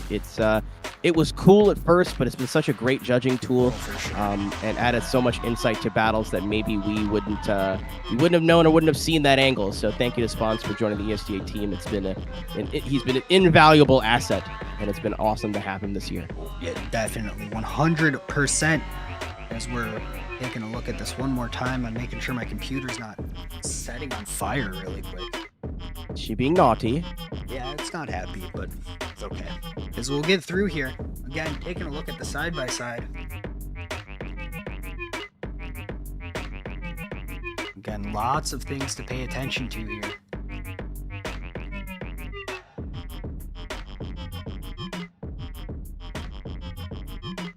Yeah, man, if they didn't hit, then RTM, like from that angle, RTM just doesn't get going. We do have a call here, and I think that this is like a reasonable decision overall.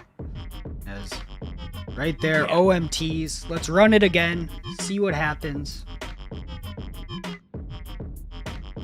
Let's see. So we'll line them back up. See what happens here. Yeah, I think a bunch of wacky mistakes from both drivers. That's the best call. Is give them a chance to go back out there, clean it up, see what they can do when the gloves are off. They're both warmed up now. They both know how each other drive. Let's see what they can do when they get a second chance. For sure. So we'll get him up to the line, and while we're waiting for him to get up to the line, check out our pinned message in chat right now. Come support, stack up our charity partner for the event. I think that's the best way to put it. Yep. They are 501c3 military charities supporting active and veteran service members from the U.S. and all allied nations by promoting positive mental health and suicide prevention through gaming and geek culture. So, looking very good. Go check them out. Any amount helps for sure. And let's see what happens here as we run them again. Let's see what happens.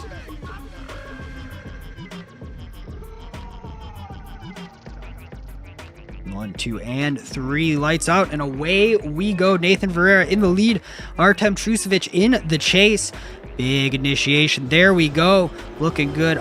Nathan Varela, good angle. Looking very smooth. Artem Trusovic kind of wavering back and forth, but I think that's internet, which makes me a little bit worried if there's going to be contact later. But so far, leaving each other enough space as Nathan Varela has to do it like a little bit more, flick it in a little bit harder to get a little bit more angle as they go through in there, choking on up as Nathan Varela in the lead. Artem Trusovic in the chase, getting right on his door and across the line.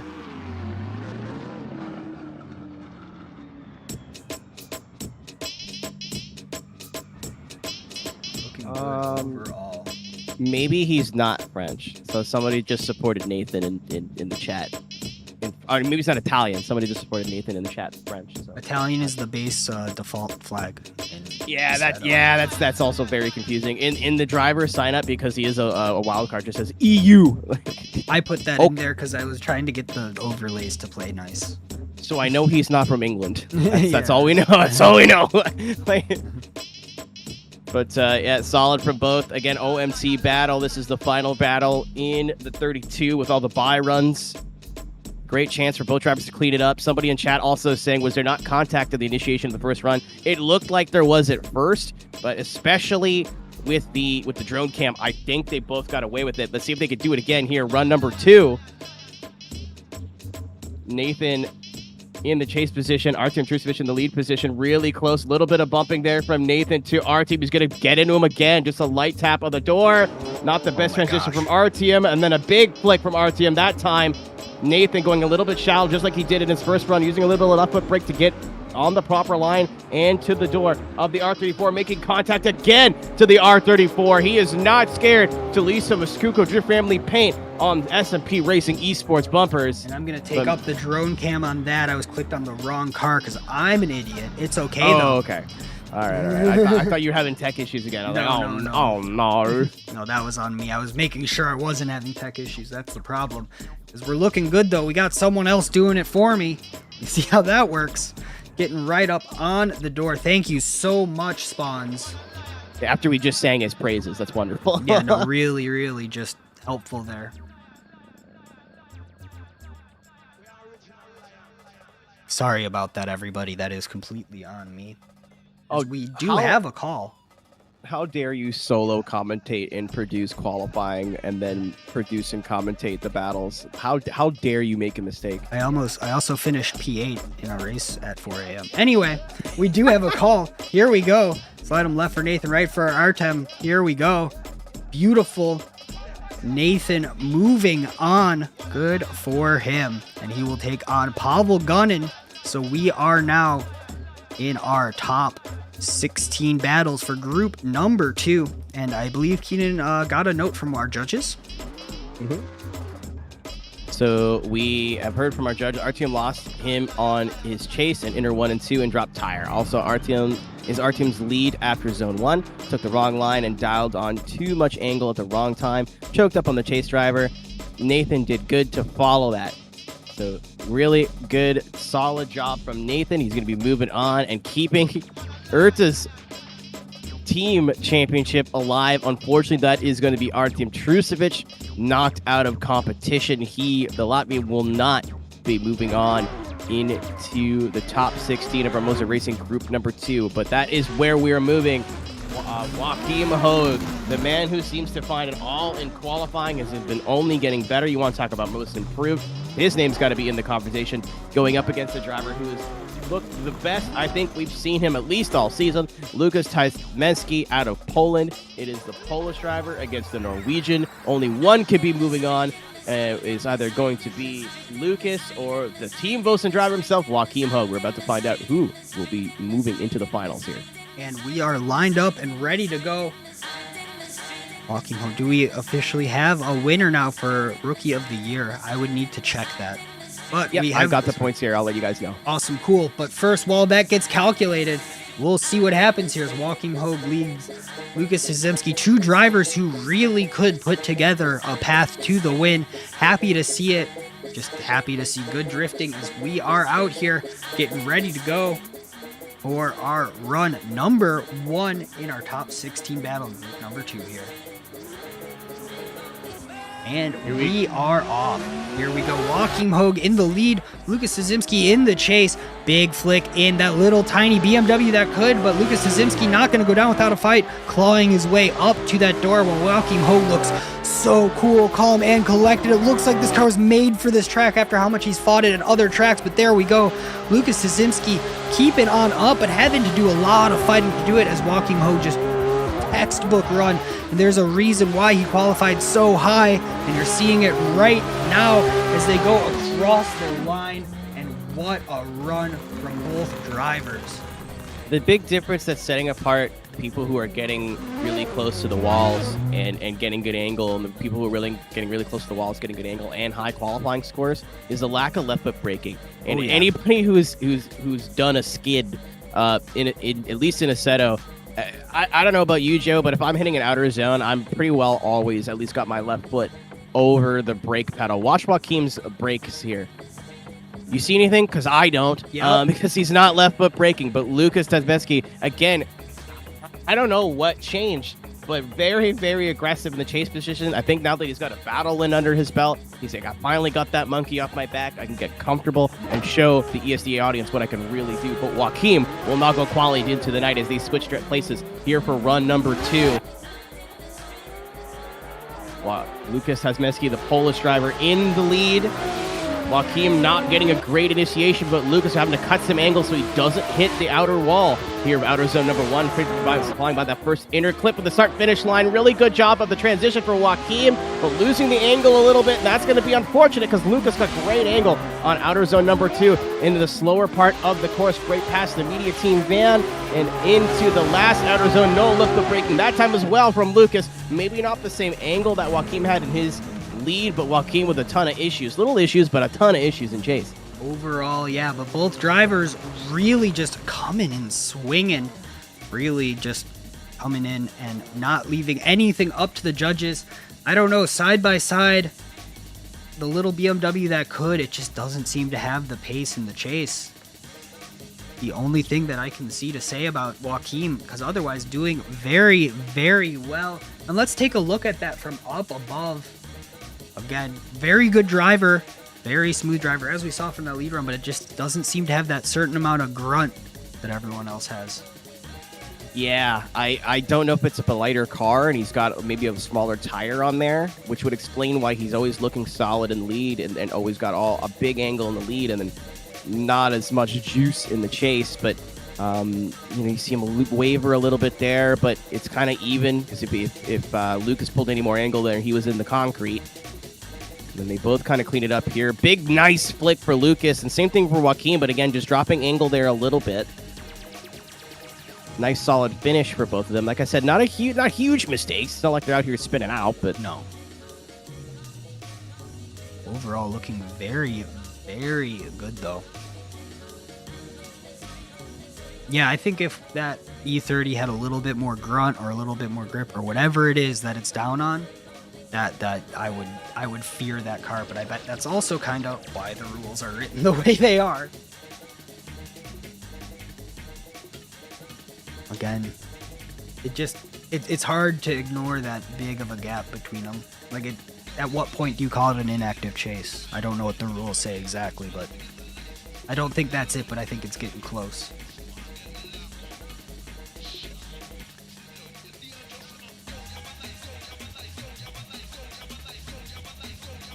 As we have confirmation for Rookie of the Year, and it is Ethan Minima, who is our current Rookie of the Year.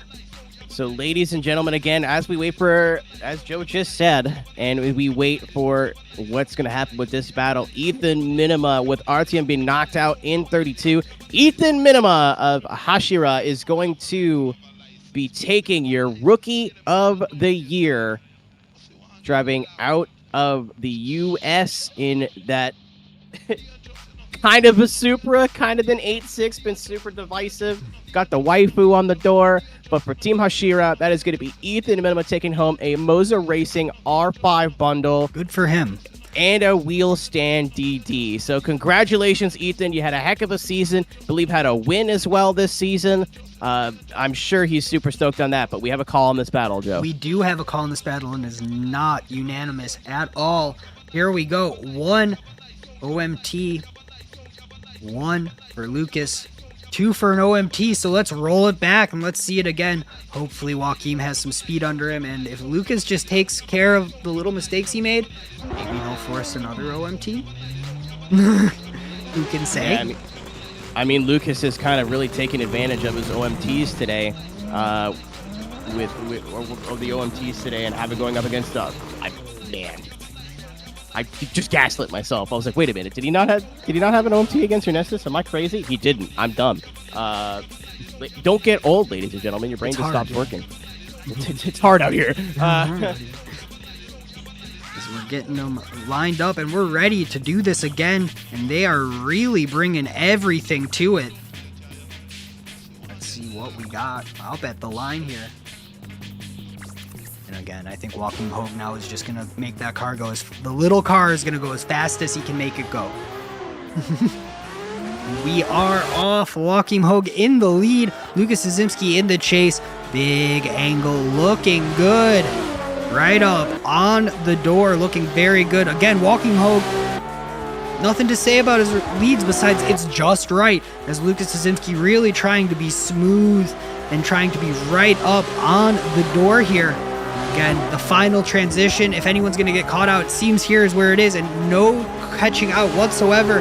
As there we go, we are right on the wall, looking good from both drivers.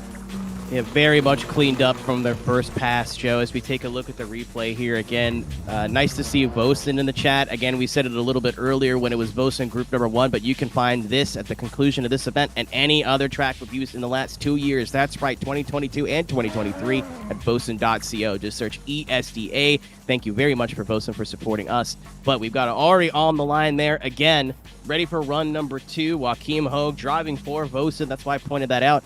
So, Vosan in the chat supporting their driver. I'm sure they're stoked with the qualifying position, with the bye run, and a solid lead there. But again, Lucas cleaning up the chase. Doing a great job. Ooh, Joachim not getting the jump there. Is he going to go for the reset? That a boy. I saw his tire smoke. I'm like, man, don't do it.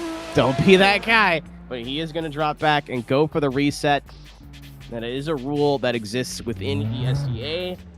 If you feel like you don't get a good jump as the chase car, you can just get off the throttle and hit the brake. As long as you hit the brake before that first white line, you are well within your right to ask for a reset, because Joachim was at the line there a little bit. He was right there, though. He was doing what I think we're going to do after this broadcast, and he was napping. Oh, man. You were up at 4. I wasn't too far behind you, pal. I got some drinking to do, man. We got to celebrate, though, with the season. I'm going to wait because it's my birthday on the 4th. So I'm leaving my 20s behind, so I'm going to drink so much Jägermeister and forget everything for the next week. You know, sometimes you don't have to make the smart decisions. Anyway, here we go. Let's go. Lucas Szymski in the lead. Joachim Hogue in the chase. They are on the line. They are ready to go for this run number 2. I think that they are chomping at the bit here. Much better job from Joachim this time. You see him again. He's allowed to do that as a chase car. He's allowed to jump the light. He made sure he got a good start this time. Let Lucas get in the lead position. Maybe a little bit low on the bank right now from Joachim, but Lucas made the exact same mistake that he did in his first lead, where he got too close to the wall, couldn't pull angle, had to shallow it out. Moving into outer zone number 2. Great job on the wall there from Lucas. Joachim kind of not matching the angle right now. Looking a little nervous, honestly, in the chase position, not getting all of that inner clip. And Lucas is, other than the angle issue, having a solid lead run. Again, just would like to see a little bit more angle from the Polish driver in the lead position. It looks like he's almost scared to hit the wall, so he's taking angle out of it. Oh, for sure. I need to be a little bit slower on that click. Anyway, looking very good. Overall, both drivers again. Is Lucas getting the upset? You know? It seems very possible.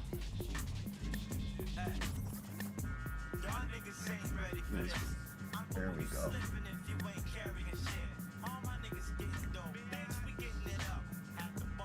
Take a look over here.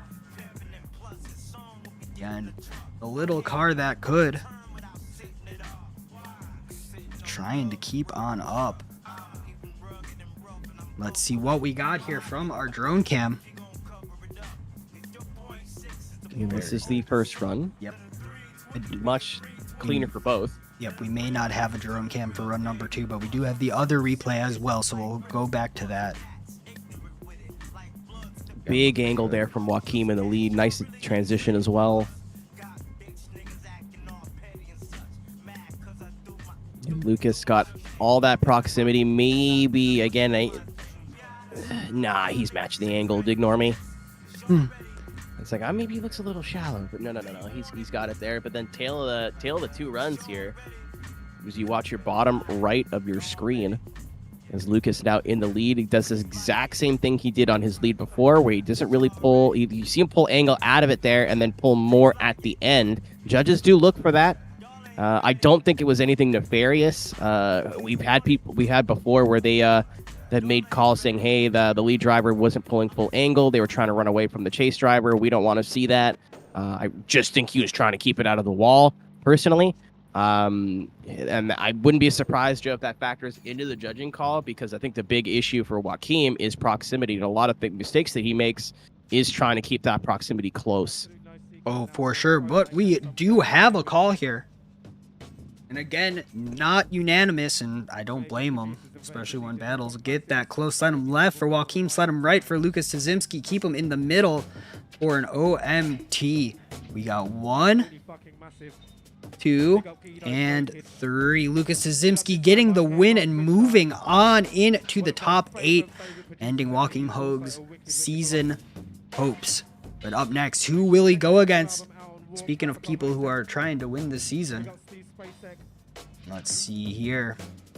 You want to talk about important battles, Joe? It's going to be Pavel Gunnin, Sideways Gang, SMP Racing Esports, your current points leader going into this round. Not your points leader at the moment, but he has not done any battles yet today. He got his bye run. He's been sitting in this top 16, waiting to go here, going up against a fresh and a ready Nathan Vieira from Escuco Drift family. So this is a must win for Pavel Gunnin. Good to know, as we are going to get him up to the line here. And what a battle this will be. I think that all the battles from here on in are really just going to be nutty, if you will.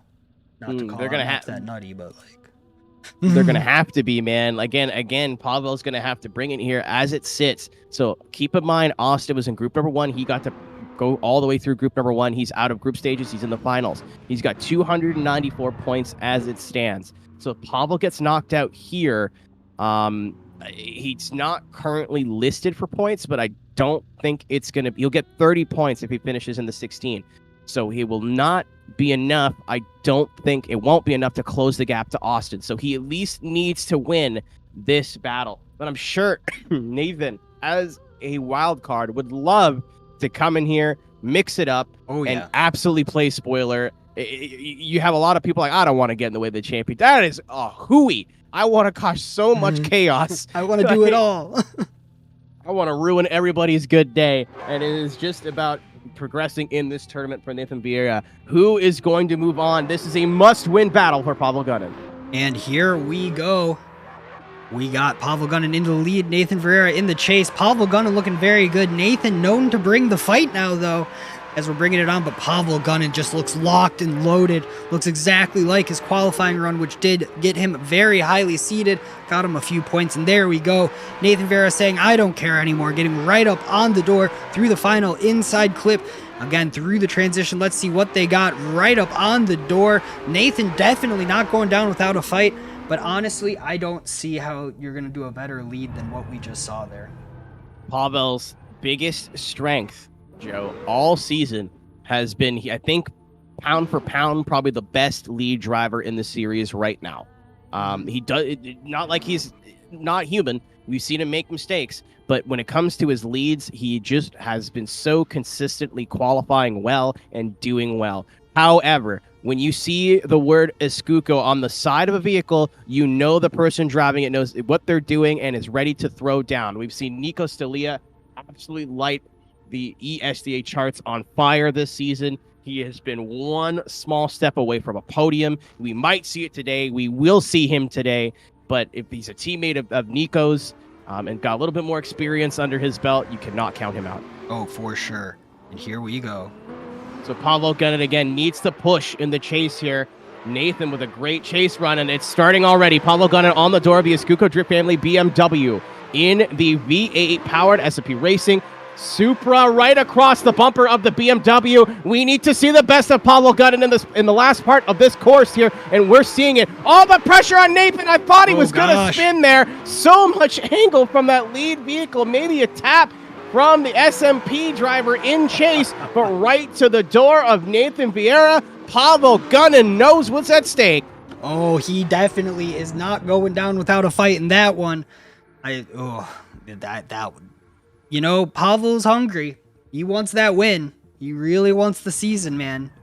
And you know what? I think he's kind of driving like he might have it up his sleeve. Not to talk away from Nathan at all, because, man, what a run did he have up his sleeve as well. But that chase from Pavel, he was just glued to him, man. Watching it side by side, I don't know. Yeah, I think that outer zone number 1. Look at it from the chase, the drone as well. Yeah, so this is run number 2. And I've said it 9 times, but here's the 10th. This is a must-win for Pavel Gunnin if he wants to take the 2023 ESDA Pro Championship. Solid job here in the chase. Watch the angle from the... Yeah, maybe just a tap to that left front.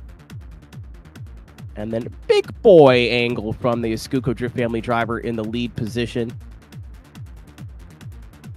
And we do have a call on this, and looking good. We did get maybe you can take a look at that for me. We did. I'll keep an eye on it. Cool. As here we go for our judging. Slide him left for Pavel, right for Nathan, in the middle for an OMT. 1, 2, and 3. Pavel Gunnin moving on. So we are there. We are at our final battle of group number 2 here. Pavel Gunnin leading Lucas Tazimski. This will be a good battle. So, again, points will be updated as we finish groups. We don't know where Pavel currently is in points, but I believe he gets knocked out in the 8. He's got 40. That would put him at about 288. That is not good enough to take out Austin with 294. So, wow, right out of a must-win situation, right back into another must-win situation. Really quickly, Southside Slider, thank you for the $10 to stack up. We had $330 US out of 500. Again, we raised a bunch of money for charity last year. We still got so much drifting left. Look at the pinned comment here in the chat. You've seen the logo. The link has been posted a few times. Thank you very much to Stack Up for working with us. It's been awesome. We always try to do something for charity in the last round. There's so much more eyes on us in the last round. It's always cool to do something to benefit a cause that we all believe in. So thank you for Stack Up for doing what you do. Thank you to everybody who's donated so far. And again, Lucas on the run of his life. Best we've seen him drive all year, and that's kind of the theme of today. Pavel Gunnin trying to take that last step to a championship here, Joe. And here we go. Pavel Gunnin in the lead, Lucas Tazimski in the chase, tucking right on in there. But Pavel Gunnin, the story today just seems how fast that super is at angle. As Lucas Tazimski doing everything he can to get close and there, finally getting a little bit and then trying to match angle. And as soon as he does, he just falls back a little bit as they go through the final inside clip through the transition, putting him right up against the door again. But Pavel Gunnin, man, he wants it. He really wants it today.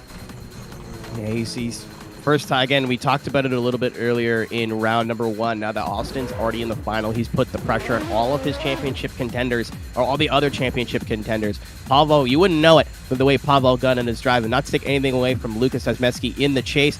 Got gapped there a little bit, but I like what he did there, Joe. He didn't try to, cut his line. He didn't try to aggressively catch back up. He just pulled a little bit of angle out of it and did what he knew how to do.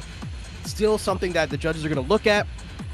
Still not necessarily good, but solid, consistent. If you're going to do it, that's the way to do it. As we switch up here, run number 2, Pavel Gunnin in the chase position. Had one of the best chases I think we've seen from him all season. He's going to need it again here, and it's a great start. Lucas is not afraid of the wall now, putting the rear bumper of the S14 into the outer wall here at Irwindale Speedway, but he's going to get caught there. Into the concrete is Lucas Tazimski, and that is going to be a 0 in the lead position from the Polish driver. And ladies and gentlemen, Pavel Gunnin keeps his championship hopes alive, and he will be going up against Austin Zalewski in the Final 4 of your Next Level Racing Finals. And what a run from both of the drivers here. Here we go. Let's take a look at our side-by-side. Again, it's never fun to win that way, but sometimes that's just how it goes. And oh, no, I'm already seeing the drone cam, so let's get that real quick and see how this unfolded and make sure it unfolded how we want. Again, putting it right up on the wall, looking good right there. And so far, it's business as usual. And then coming through, and let's see. Boink, yep, huge distance. And that is I think the left foot brake killed him, man. Yep. He needed it. He was coming in there hot, but I think that, oh, dude. Unfortunate. We know how it goes now. So Pavel Gunnin moving on, getting into that Final 4, so we might have a championship deciding battle even here. So let's take a look here at group number 2. That's how it unfolded. But to zoom out a little bit more, here we go. Already Austin Zalewski against Pavel Gunnin. 1 and 2 in the points right now, up against each other in our Final 4. Oh my gosh. What do we do now, right? Ugh, I think I gotta go like put some water on my face here. Check out some ads or something. I don't know. What do you think, Keenan? And I think it's time to take a quick step away. Ladies and gentlemen, that's half the bracket done. We have half the bracket left for you. This championship is not over by a long shot. Don't go anywhere as we come back with the second half of round number 5 here from Irwindale Speedway of the ESDA Pro Championship 2023. We'll be back right after this. Coverage of the 2023 Esports Drift Association Championship is brought to you by Next Level Racing. Build your ultimate simulation racing experience with Next Level Racing. Esports tested and award-winning. Visit nextlevelracing.com and use code ESDA23 to save $100 on gaming chairs for U.S. customers only. Next Level Racing. Take your drifting to the next level. By Moza Racing. Moza Racing is determined to create innovative and professional sim racing equipment that drivers can depend on for quality and endurance. Go further, go faster with Moza Racing. Want to get your hands on some of the best sim racing equipment on the market? Visit MozaRacing.com today. By 3D Wrap. Looking to upgrade your rig? 3D Wrap has sim racing mods, upgrades, and devices delivered with passion you can only get by being made in Italy. Visit 3dwrap.it for your next sim racing upgrade. And by Vosan, your home for Assetto drifting content. Want the track for today's competition? Looking for the best competition and fun drift content? Find everything drift and more at Vosan. Visit vosan.co to start driving today.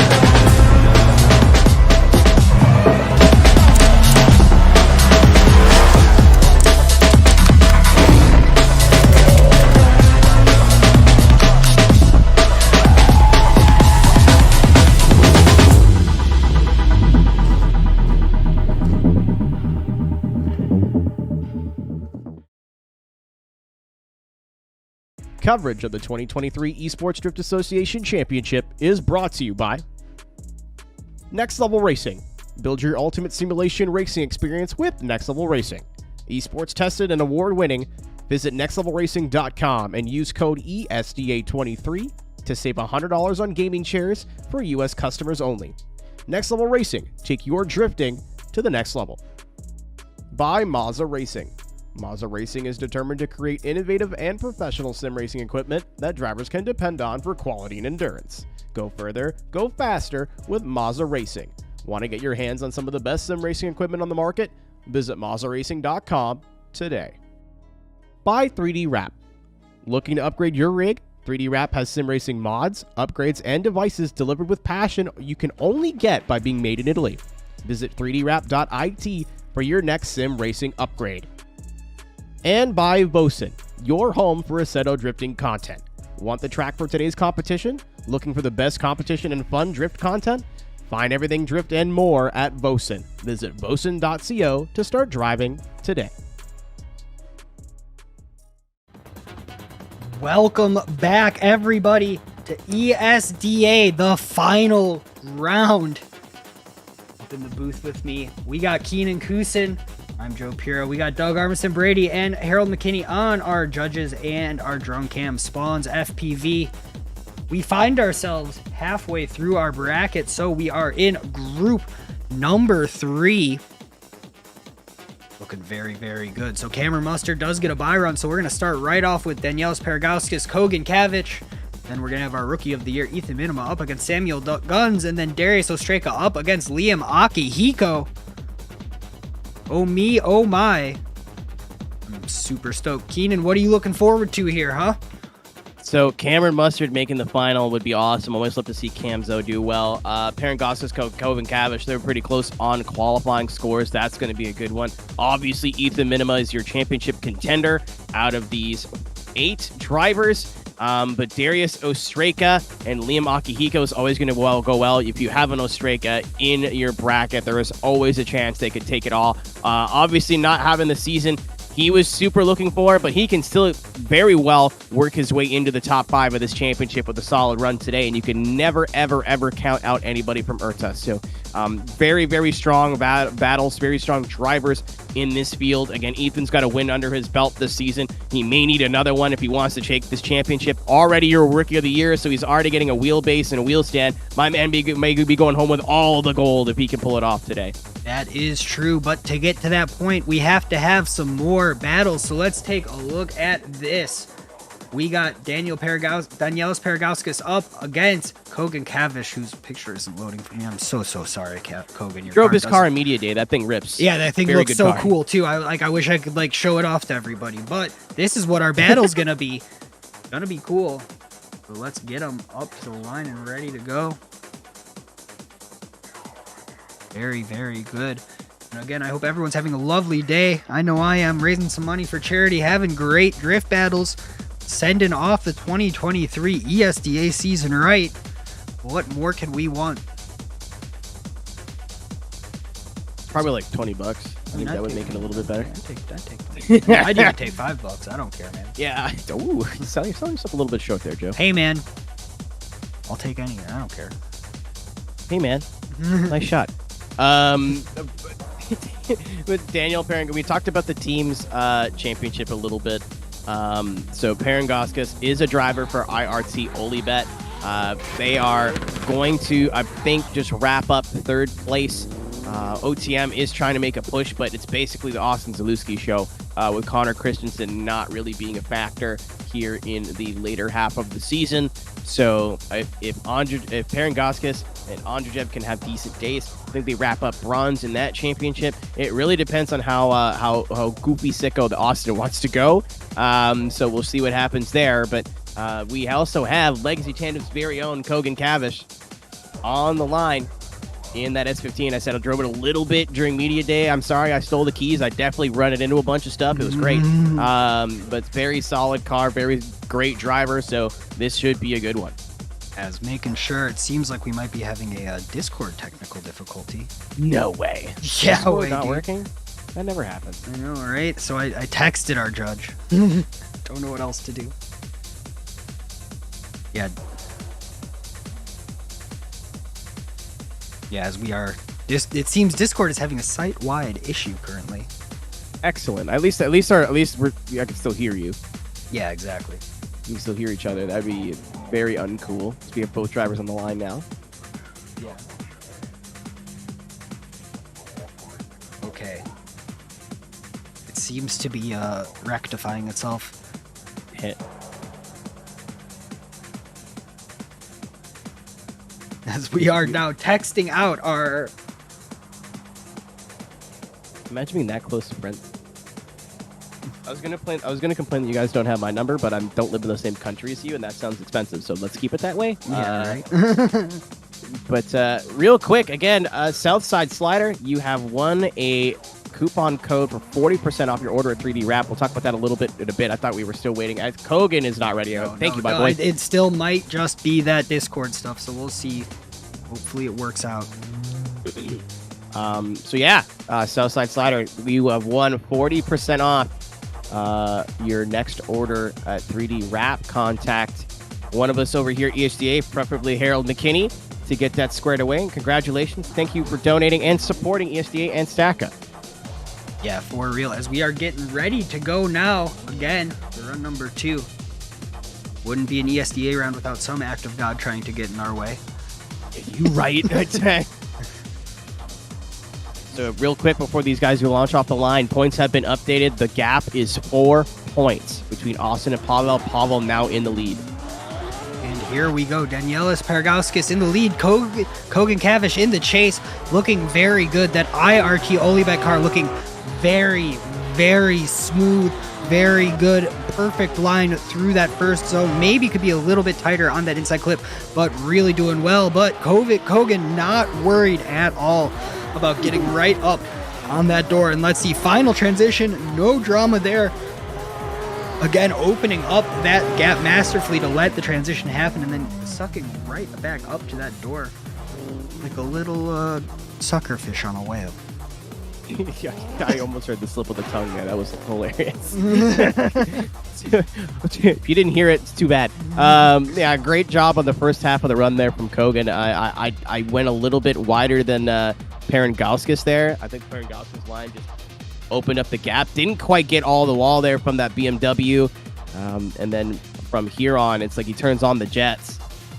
And it's not a huge gap, but in ESDA it is.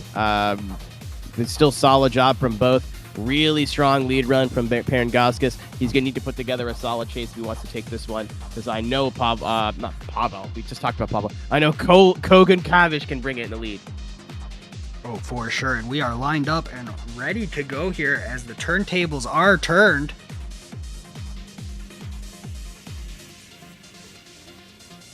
Here. And we are off. And here we go, ladies and gentlemen. Second run of this battle in the Brady Tire Rate Generator Group number 3. Excellent initiation from Kogan Cavish, but right to the door is the Lithuanian of Daniel Pergauskas, putting all of the pressure on the American in the lead. But look at the transitions for both of them. That was so snappy, and Daniel didn't miss a beat until about halfway through that second outer zone. But Kogan Cavish using the responsiveness of that S15 to use his advantage. That was sick. I for sure thought the IRT machine was going to get into the back of the S15, but he didn't. Lost a little bit on that second outer zone there, Joe. I can't wait to watch that from the drone. Oh my gosh, yeah, we'll take a look at that one as they get back up to the... No, that was run number 2. Jeez, as we're getting them there. And let's take a look at our drone cam, perhaps. Let's see what we got over here. Is my graphics card agitated? The answer is always yes.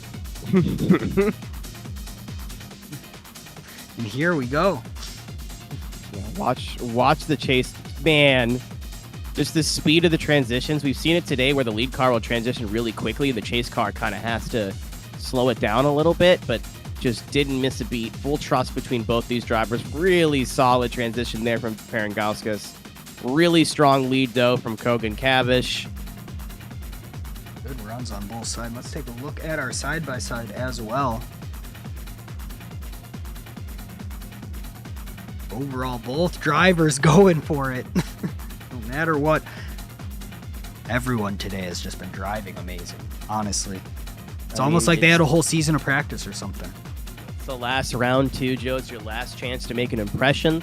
Again, with our new format next year, this pro format is going to be completely wiped and is going to go to the best, the most active, and the best influences in the community. So trying to put that last impression on the committee for drivers for 2024, but we have a winner here between Kogan Cavish and Pergauskas, and it looks like it is going to be Daniel Pergauskas. I think it just came down to Kogan Cavish's chase, just didn't have the same sort of consistent proximity that Pergauskas did, but that was such a tight battle. Great job from Kogan Cavish, and we will get to see Danielis in the next round, as this is a championship deciding battle.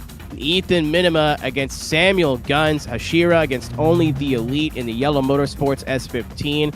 As we talked about it with Pavel, we're going to talk about it with Ethan. This is a must win. Oh, for sure. And I think he's got it in him, not to like sell Samuel Guns short, but Ethan Minima, when he is on a burner, he is on a burner. Yeah, again, it's very, very good, both very good drivers. The qualifying position does not really dictate skill, especially here. it's as long as you make it into the show, you have a chance. So Samuel Guns has been working on that car, getting it better and better and better. Ethan has been riding that momentum from his round 2 win in Interlagos. They're up to the line and ready to go.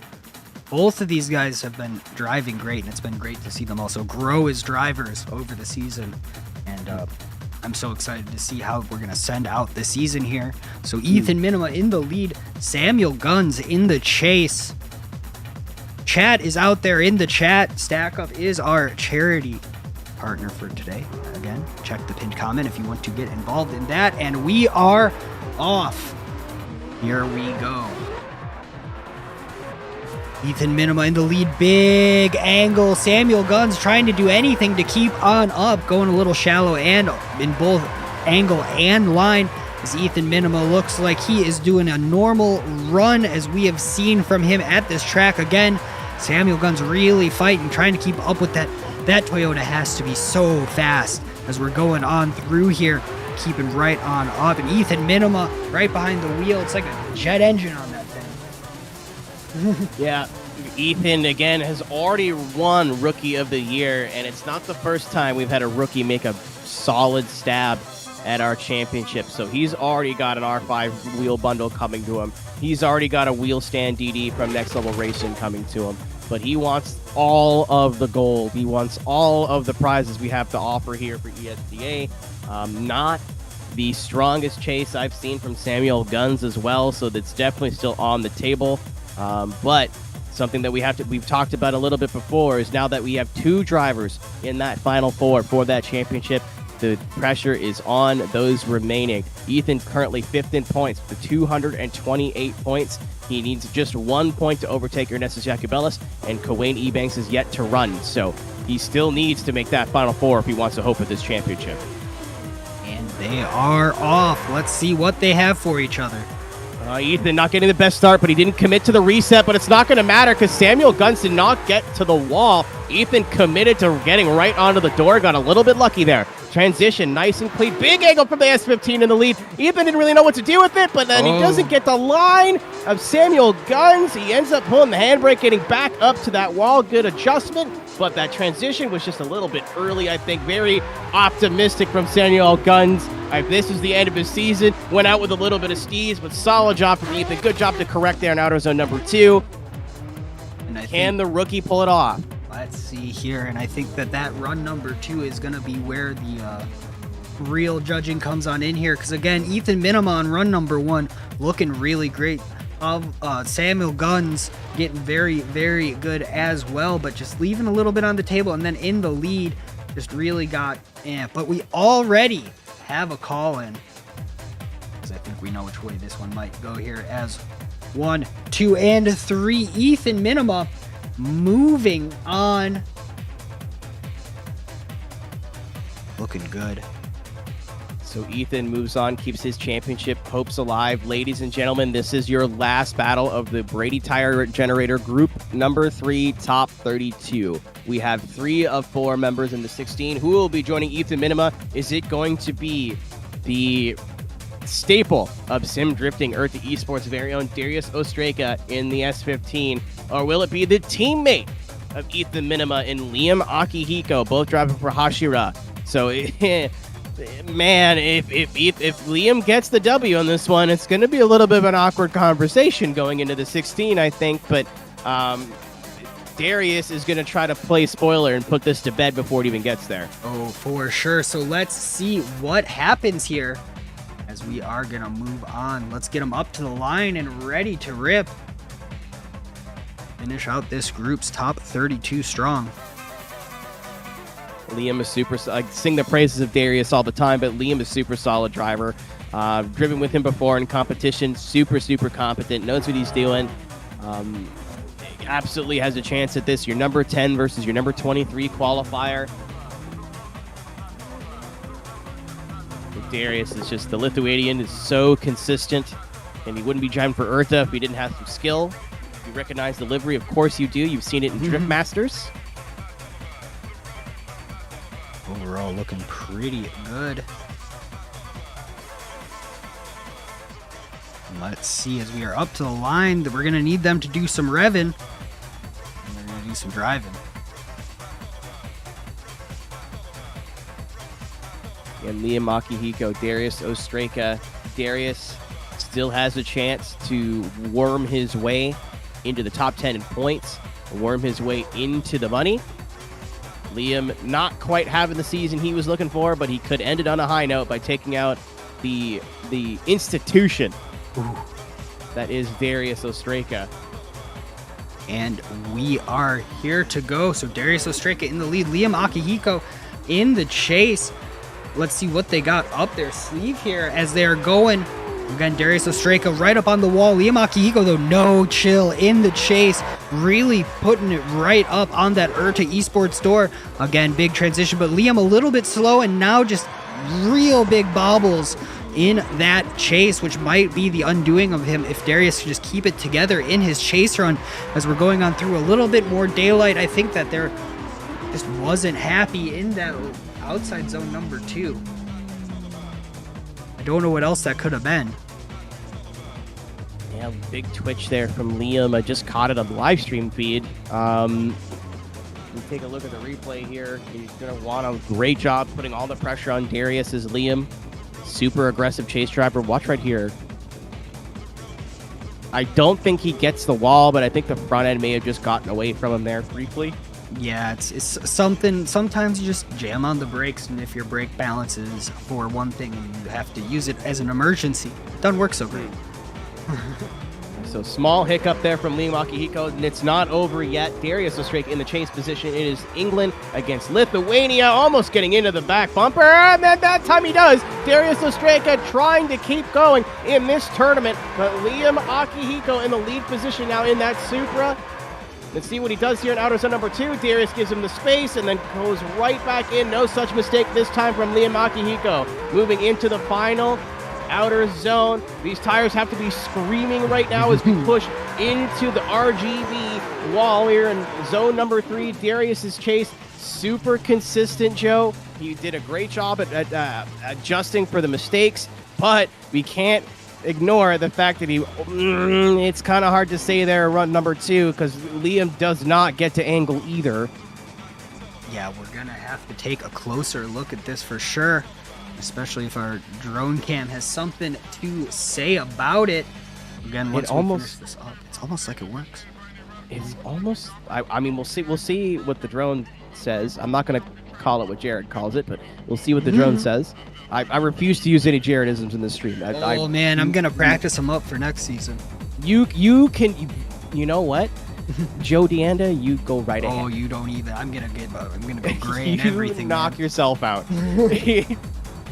Let's take a look the at same the drone. Beastie Boys joke 3 times every 15 minutes. Even better. Yeah, just does not get the initiation there. Darius nowhere to go. Hits the door. No harm, no foul. They keep going. But here's what I'm really interested in. Watch the chase vehicle here. Is that lag? Am I dumb? I don't know what it is. Because he jitters back, and then all of a sudden it's like he hits the nitrous, and then he's right back on the door with no line adjustment, no angle adjustment. As we do have a call. Go. So slide it left for Darius, right for Liam, in the middle for an OMT. 1, 2, and 3. Here we go. Looking very, very good. Yeah, I think that was pretty sealed. I think the judges saw what I saw. I don't really think there was a way for Darius to drop back like that and then catch up that quickly. So I think that was just some jank. And then Liam not really, the mistake he made in the chase and then not really getting the initiation there didn't help his case. Ladies and gentlemen, that is a wrap on the 32 here in group number 3 presented by Brady's Tire Generator. We move into the 16. Your number 2 qualifier, a guy who has been knocking on the door of a win.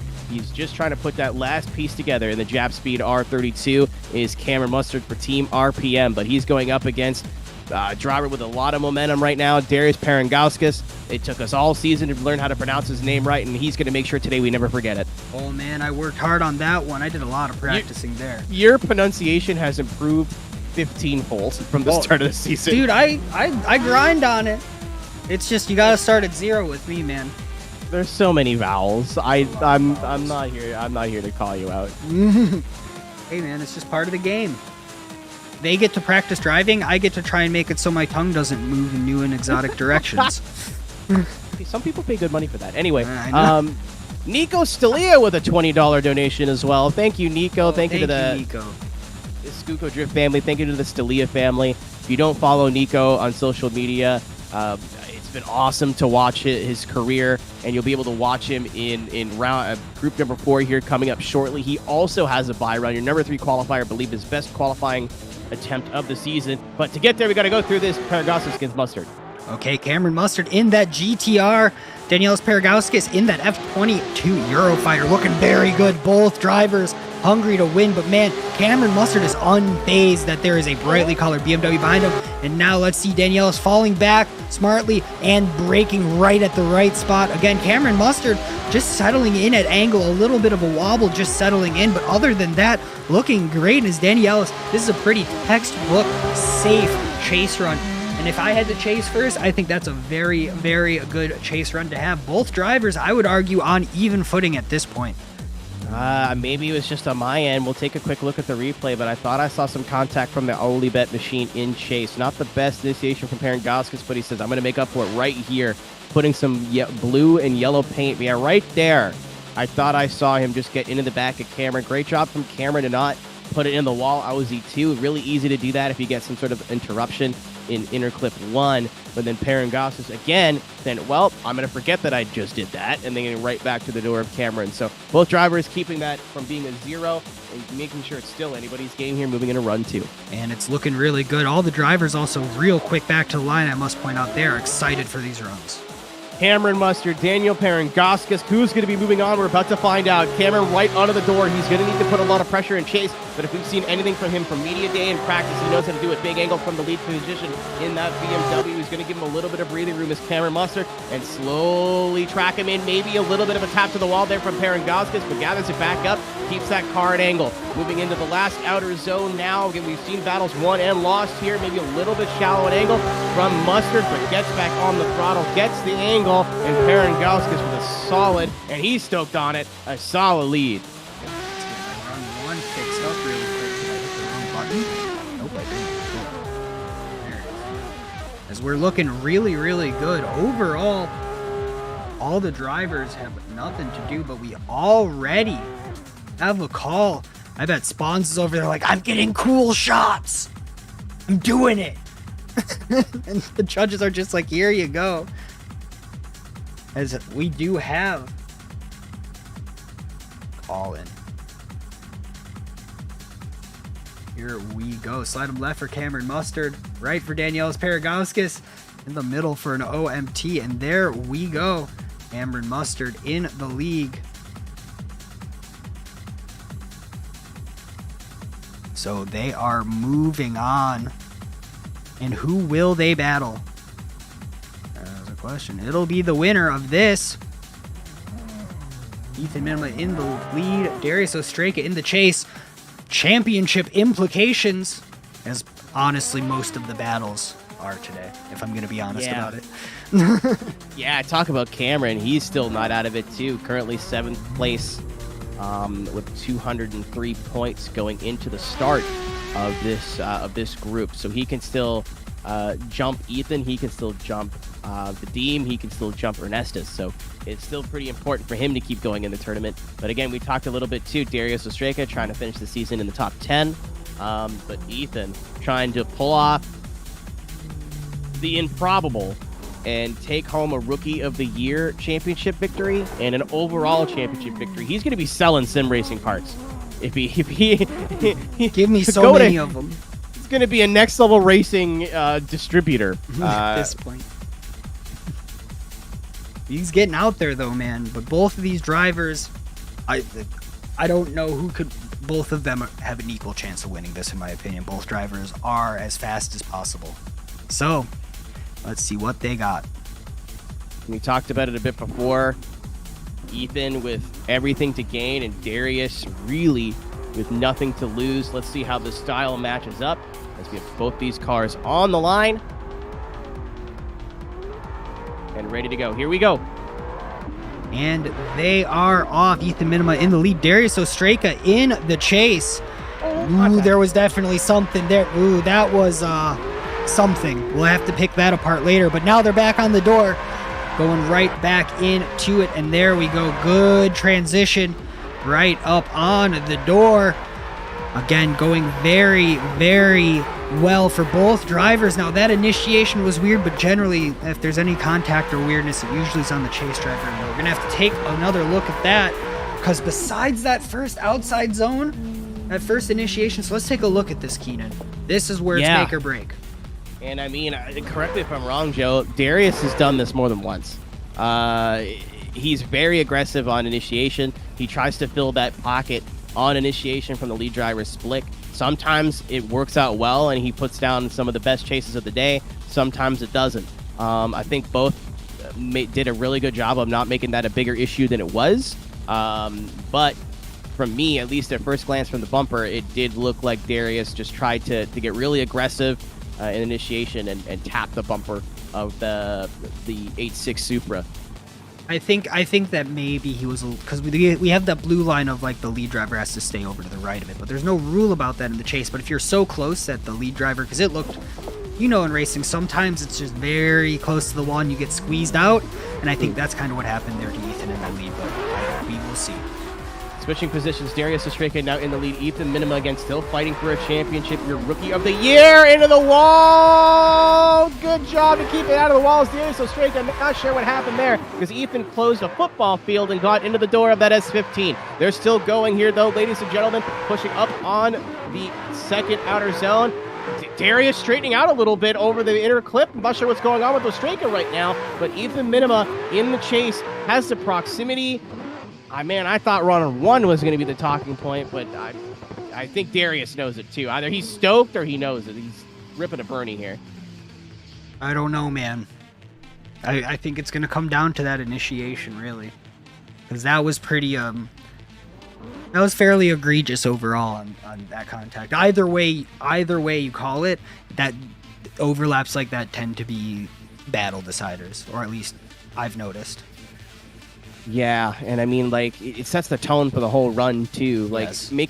making a mistake early on in the run is, to me, equivalent of having, like, a really cool moment at the end of the run.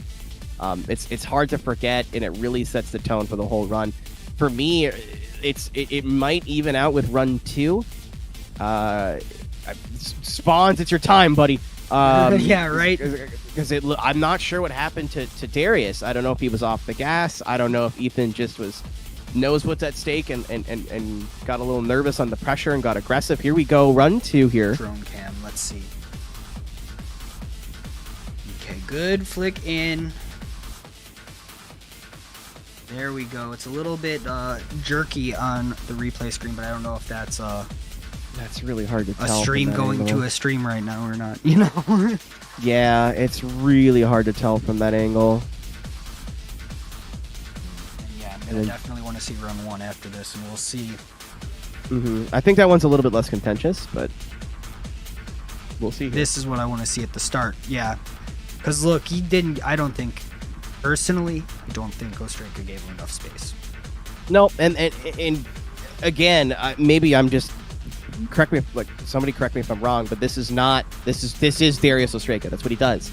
If he pulls it off, and he does pull it off 99.9% of the time, it looks incredible. It sets a great tone for the run, and if you can get close early, not a lot of drivers do that.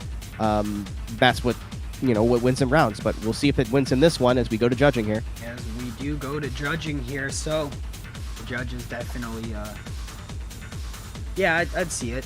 I get it. And here we go. They're saying it would just clean it up, guys. Yeah, so I think Ethan, with that second run, I do think it was Darius's mistake on run 1, from what I could tell. Run 2, Ethan got aggressive in chase, made contact with the door. Darius, and then he got into him again and then let him kind of pull away a little bit. So Ethan had the lead, I think, but dropped it a little bit, and they both had mistakes in chase. So, judges, that being that close and that being that split of a decision, it doesn't surprise you, doesn't surprise me. We'll give him a chance to clean it up here as we go one more time, keeping Ethan's championship hopes alive. As we are ready to see them rip on out, and I think both drivers are going to know now. The question is Darius going to try to do it again? And let's see here, how much room will there be on this initiation? I have a sense of the big crash right now. Let's see. And we are going on over here, looking very good. No more disagreements on that initiation. So both drivers now, here we go. What a run from both of them as we're going on into outside zone number 2. Darius Ostraka matching angle, getting right up on the door. Ethan Minima unfazed, going through the final inside clip and through the final transition. No contact as we're getting into that outside wall, right up on the line and across the line. Man, what a run. I gotta tell you, dude, 2 words, Darius Ostraka. I talked about it a little bit. He got away with it that time. You see how aggressive he initiates there? He's been so close so early. Nobody else today has been doing that to that level. It does come with the risk. As you saw, we wouldn't be in an OMT situation if he would have pulled it off the first time, but that is what he was going for. The amount of mimicking here, the fluidity from the chase, not to say that Ethan didn't do great in the lead as well. Good leads breed good chases, yes. But that is the run that Darius Ostraka was looking for. Ethan Minima needs the showing of a lifetime right now to keep his championship post alive.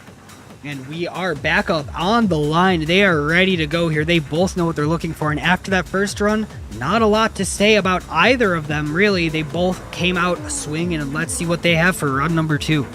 Championship implications here. This is a must-win battle for Ethan Minima. Darius Ostraka in the lead position in the IRTA S15, but Ethan's not afraid to get close either. Right to the door of Darius Ostraka. He needs to put so much pressure on the Lithuanian right now to keep his championship hopes alive. He drops back just a little bit, but gets right back onto the door of Darius Ostraka as he gets into outer zone number 2 wall. Going to come off the inner banking, hit the flat ground of the infield, get to the outer zone number 3. Ethan Minima still putting pressure on Darius Ostraka. They're going one more time again. Ethan Minima is not giving up.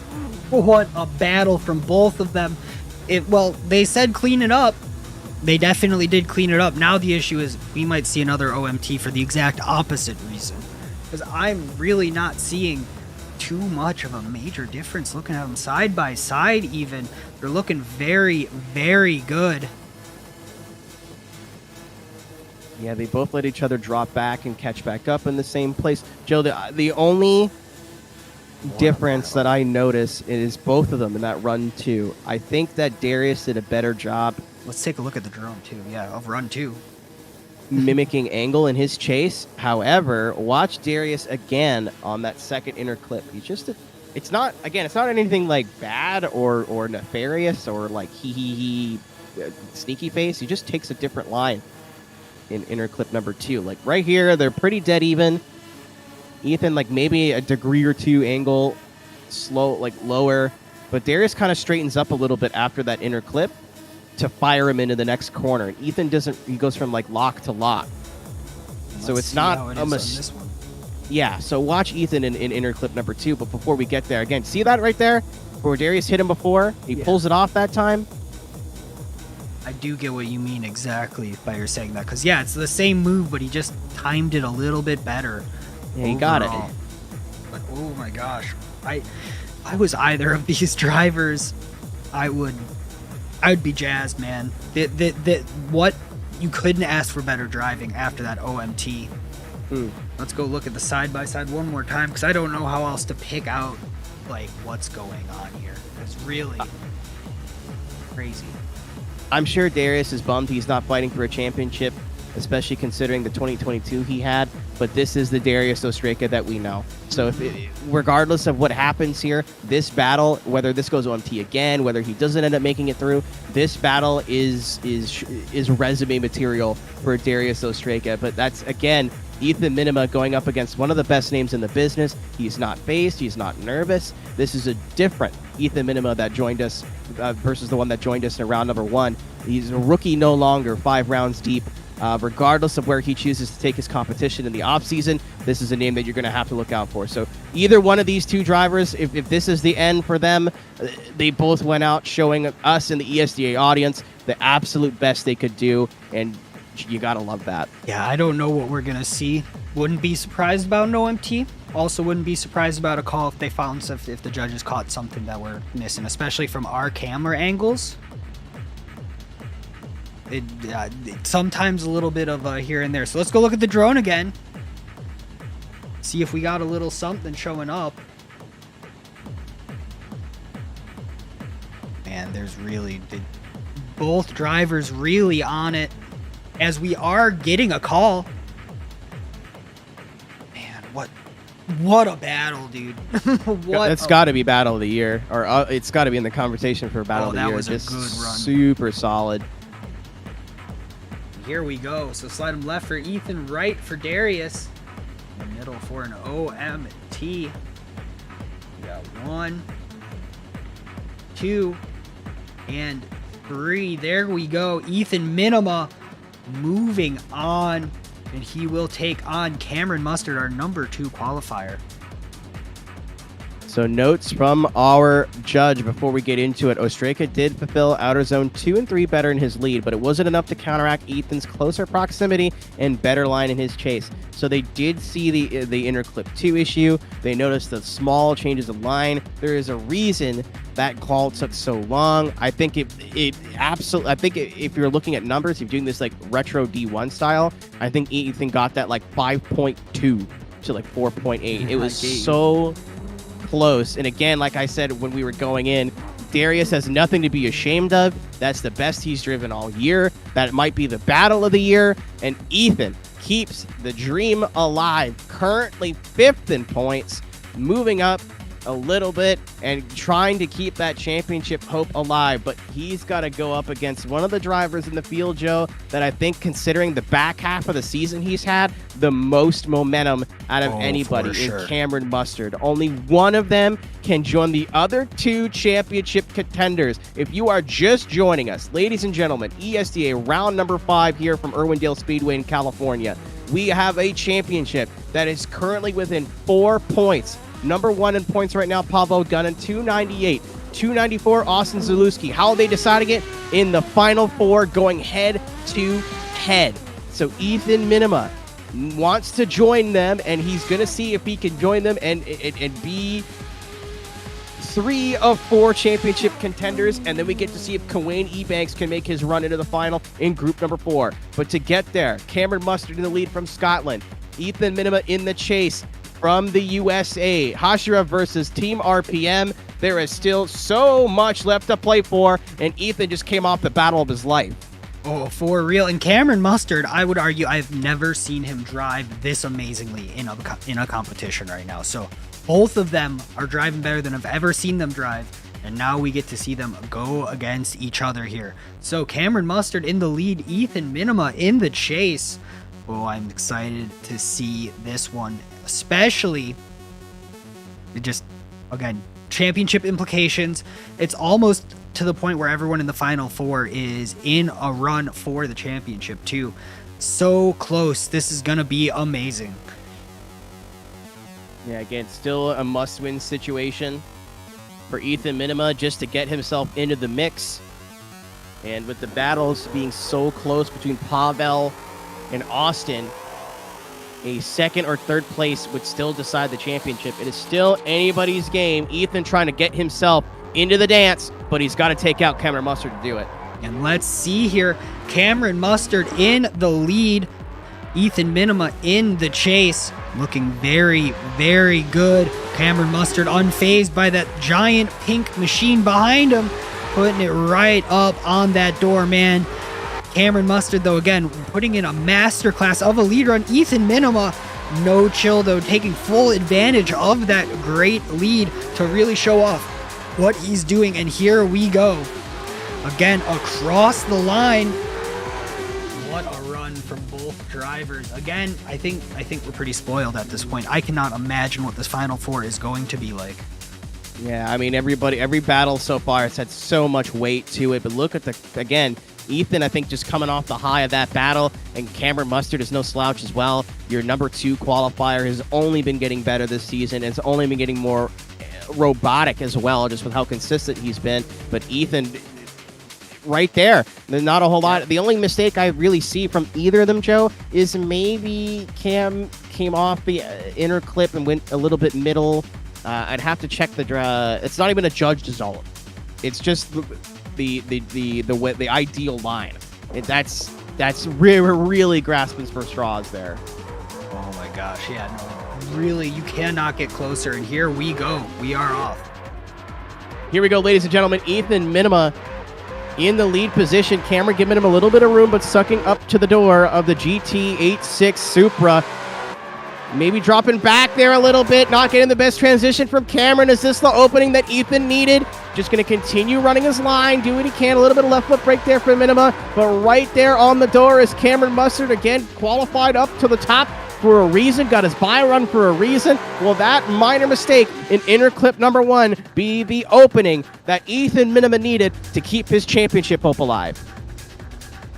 As again, looking very, very good from both drivers. But I don't know. I'm looking at this close. I can see it going either way here. There's different sectors of the track where both of them are better in different places as well. I wonder if our amazing drone cam has anything to do about it as we finish up this run here really quick. Again, both drivers really in it to win it. But let's take a look at our spawns cam here. Again, this is Ethan Minima in the lead, Cameron Mustard in the chase. And look at this. So Cameron Mustard way quicker to angle, but Ethan Minima with a little bit of a gap off the line, but Cameron Mustard tucking it right on in nice. And again, through the transition, Cameron dropping a tire, having to keep up with Ethan. Something like that seems so minor, but is just enough. Sometimes in the chase, they allow it. Other times they don't. I heard in the past that this is one I'm going to need a judge to correct me on that. So I'm not going to make that statement no matter what happens, because I don't know how they're calling it. But yes, both drivers going for it. But here's the other way around, Keenan. And look at this. Ethan Minima, I think in his chase, he is really going for it. Yeah, I mean, like, he had to. He has to for the rest of the day. That's the thing with all these championship contenders. It doesn't matter if you're Pavel sitting on the top of the heap right now, or if you're, Ethan or Kawain kind of outside looking in. You cannot take your foot off the gas, literally and figuratively. I did just double check the driver's meeting, and they do want you to stay left after inner clip 2. Again, it's not like it's a missed zone or anything, but these battles have been so close. Ethan almost had 2 OMTs. Every little thing counts. Another thing I noticed here too from Camzo, not quite getting the angle and outer zone 1, but right as Ethan kind of just left foot braked a little bit. So judges obviously going to be looking at that. I'm not sure if the foot brake caused the straighten, because it's like they happened at the same time. It's not like the straighten was in reaction to. But that could be the difference between having Cameron make the Final Four or Ethan make the Final Four. Let's take a look again at the drone cam after we got the other one. Just changing back and forth, trying to see the runs that we have from every angle we can. My gosh, I don't know, guys. Can we like have more of a difference between everyone so like the runs aren't this close? Yeah, we need you all to get worse. If you don't mind, please. Like objectively worse at the game. But again, thank you to everyone who supported us today. As I start doing plugging, they have a judging call. Thank you, judges. Very cool. We have a call. Here we go. So slide them left for Cameron, right for Ethan, in the middle for an OMT. 1, 2, 3. Yep, an OMT. There we go. So let's line them back up and do it again. I'm not gonna complain about watching that battle one more time. So let's get them up to the line. Ready to go, man. I'm excited about that. What a battle. And again, we're into our final battle of group number 3.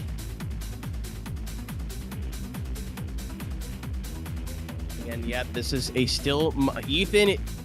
Wouldn't it be a story if this was Ethan's championship run of just you know, not to take anything away from Austin, not to take anything away from Pablo, but Austin, bye run, and then just 2 battles, and he was in. And same thing with Pavel, just kind of moved his way into the final, looking strong, looking like they did their prep, looking like they did their due diligence. And Ethan, OMT, and the best we've seen Darius Ostrika drive all season. Cameron has been only getting scarier and scarier and scarier all season. Now going to an OMT against him. Ethan is fight after fight after fight, and he keeps getting back up and keeps getting ready to go. Let's get her done. Looking very good overall. Man, yeah, these battles are close. I don't envy having to make a decision after 2 OMTs at all. It's just been tough, but Ethan has been barely making mistakes today, just little things. The same thing from Cameron, just little things. Here we go, one more time battle. Winner will be in the final. As Cameron Mustard up against Ethan Minima. No chill on the initiation. Cameron Mustard nice and crisp as Ethan Minima tucking it right up in on the door. And again, right next to that door as well. Whoa! Through the transition, staying out of everyone's way. No contact so far. Ethan Minima right on Cameron Mustard's door. I don't know how they can get much better at this point. And again, flipping on over into this final outside zone and across the line. Both drivers are in it for blood. The speed of the transition there from Cameron, the rate to angle, how hard he threw it. He wants this bad, but unfortunately for Mr. Mustard, so does Ethan Minima right there in the chase. Maybe a couple of degrees. Look at the angle from the R32 in the lead there. It almost looks like Ethan's driving behind him. He's not, but that looked incredible. But Ethan with the smart play, making sure that Cameron doesn't get away from him on the chase, not falling for it, just saying, I'm going to do what I know how to do, and what I know how to do is put purple fender on white and black door. Here we go. So, turntables are turned now. Ethan Minima in the lead, Cameron Mustard in the chase. I think we are ready to go. This is the run that Cameron made his mistakes, mind you, so keep an eye on the Scottish driver in the chase position. That first run the first time through seemed pretty solid from both, and then the mistakes and the issues happened in the second run. So keep an eye on both of them as we're getting ready to send. Huge championship implications. This thing ain't over. And wait for it. There we go. The engines are revving, the lights are on, and they are off. Cameron Mustard in the chase position. Ethan Minima in the lead. Ethan's trying to get to the final fight for a championship. Here they go, ladies and gentlemen, up on the bank here in Outer Zone number 1 at Irwindale Speedway. Nice job from both. Cameron right on the bumper, but Ethan says, I can flick hard too, bro. Whoa. Big angle from Ethan Minima, and he holds it. Cameron Mustard not phased at all. Right on the door of Ethan Minima. He is trying to keep his championship hope alive. Maybe lacking a little bit of angle. There is the super tapping the wall. Ethan Minima has gone to war today, but will that be enough to finish the fight? I don't know, Keenan. I just do not know. And it seems like Cameron Mustard's pretty happy about it. As we are going to take a look here. See where they are at. And again, side by side, both drivers are in it. But I think Ethan Minima really proved a point entering into outside zone number 2 there. Really, really good driving from both of them. Yeah, man, catch my breath here, sorry. Yeah, no, it's nuts. It's just nuts. And let's take a look at the drone shot here. Ethan Minima in the lead. I want to see that in entry one more time. Again, looking very, very good. Again, I think Ethan Minima might have had a little bit more angle overall, but I am not entirely sure. And again, big angle, but he has to take it back out a little bit, so that might have hurt smart, him. though. He used that to slow himself down. Yep. He did do and that. then Cameron had a big flick moment in interclip 1 as well in his lead. So, I would hate to see that little tap of the wall be what decides this battle on the last outer zone. But we said it a little bit earlier, Joe. Mistakes at the end of the run and anything at the end of the run holds a lot of weight. Not because it's judged differently and nothing like that. It's just that is what the judge is going to be freshest in the judge's mind. As Cameron. Yeah, just nuts in the chase. Both drivers really trying to grab the judges by the ears and yank pay attention to me. And what you gotta do. Yeah, and here we go. So Cameron Mustard now in the lead. That initiation was really good, but Ethan Minima unfazed. I don't know. I think in the chase, maybe he's a little bit better at matching angle. I'm not sure, but overall, a good lead run, a great lead run from Cameron Mustard. I think whoever does not get the win on this, it's real. I would not go home without your head held high at this point, because my gosh, what a battle. Yeah, man. I looked like Group 3 was pretty stacked, and it was going to be the toughest fight. Was that the understatement of the year? Like super, super, super tough battle. Ethan has not been gifted anything here at all. We've seen Cameron throw everything at the wall and then some.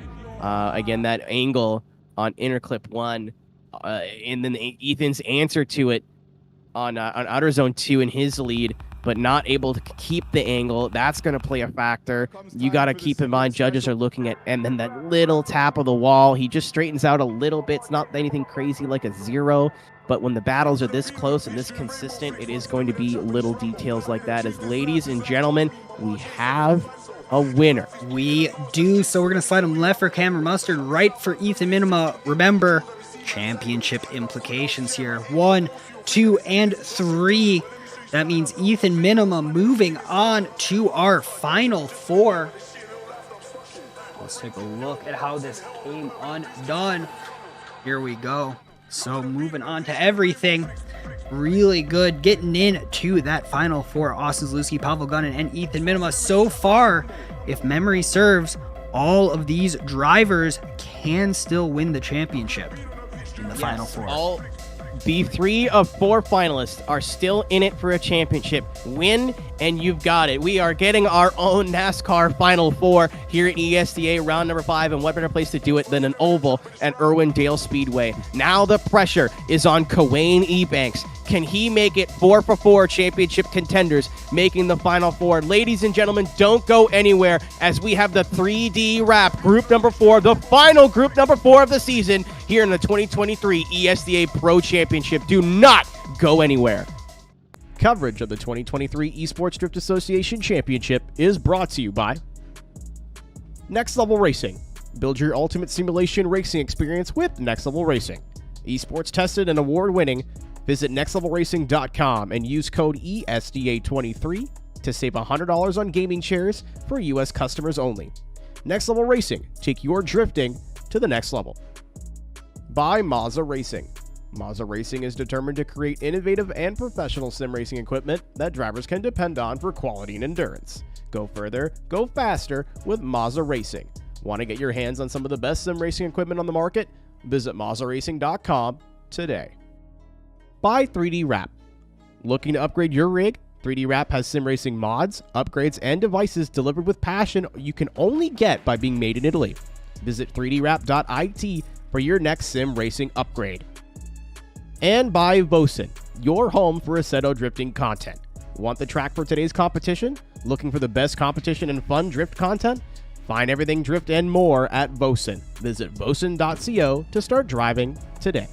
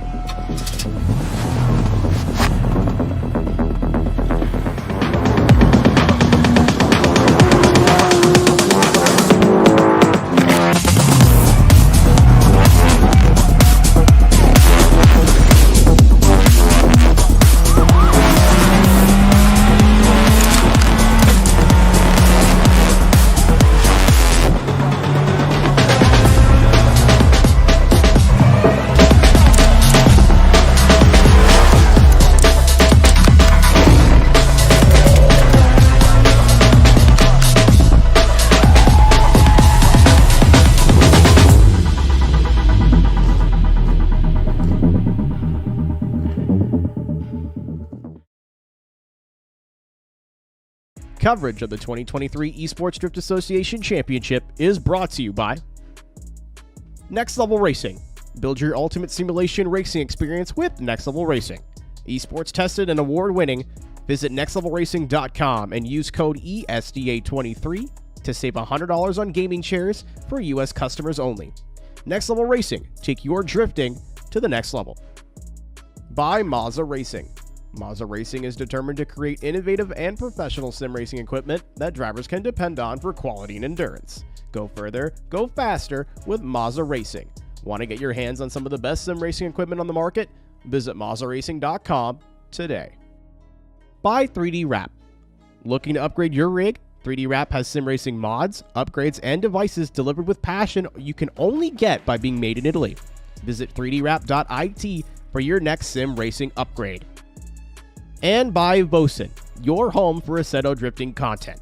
Want the track for today's competition? Looking for the best competition and fun drift content? Find everything drift and more at Vosan. Visit vosan.co to start driving today. And welcome back to the final round, the final group of the final round here at ESDA Round 5.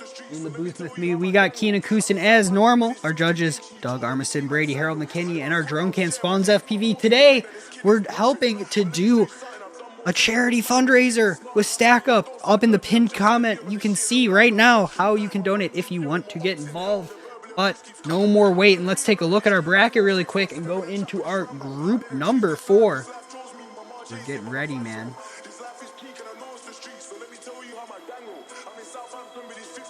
Again, looking very, very good. Mute buttons are fun. There he is. Yeah, I was typing that message out. Ladies and gentlemen, we got 7 more drivers, 7 more names that could find themselves into this Final Four. Nico Stilia has been so close all season. This could be his day. Number 3 qualifier. The kid's only 8 years or 11 years old. I keep getting his age wrong. Numbers are hard. I'm old. I forget. I don't want to think about young people. He corrects me every single time, and he will have to do that until he's 18. But he has only been getting better and better and better and better. And he has been so close at making that Final Four. He's just needed that little extra something. The Fat Nutty finally getting a solid qualifying score. I can't wait to see them in competition for the first time. Dimitri Mitten as well, making it into the top 32. Kawane Ebanks, your last championship hopeful, trying to keep that door open, that dream alive, and take it into the Final Four. This is a must-win group for him. He needs to advance to the Final Four. Marco Almeida will try and play spoiler, and then Rashandi Andrea, the teammate of William Holloway, Kyle Mohan Racing RX-8, going to be going up against last round winner in Chiang, Thailand, Vadim Abrabob. So still a stacked, super heavy set of battles for you. But here we go. So our first battle, again, Nico Stilia with that buy run. So we're going to have Nap That Nutty up against Dimitri Mitten. Going to be a great battle. So let's not even bother waiting and start getting them up to the line here.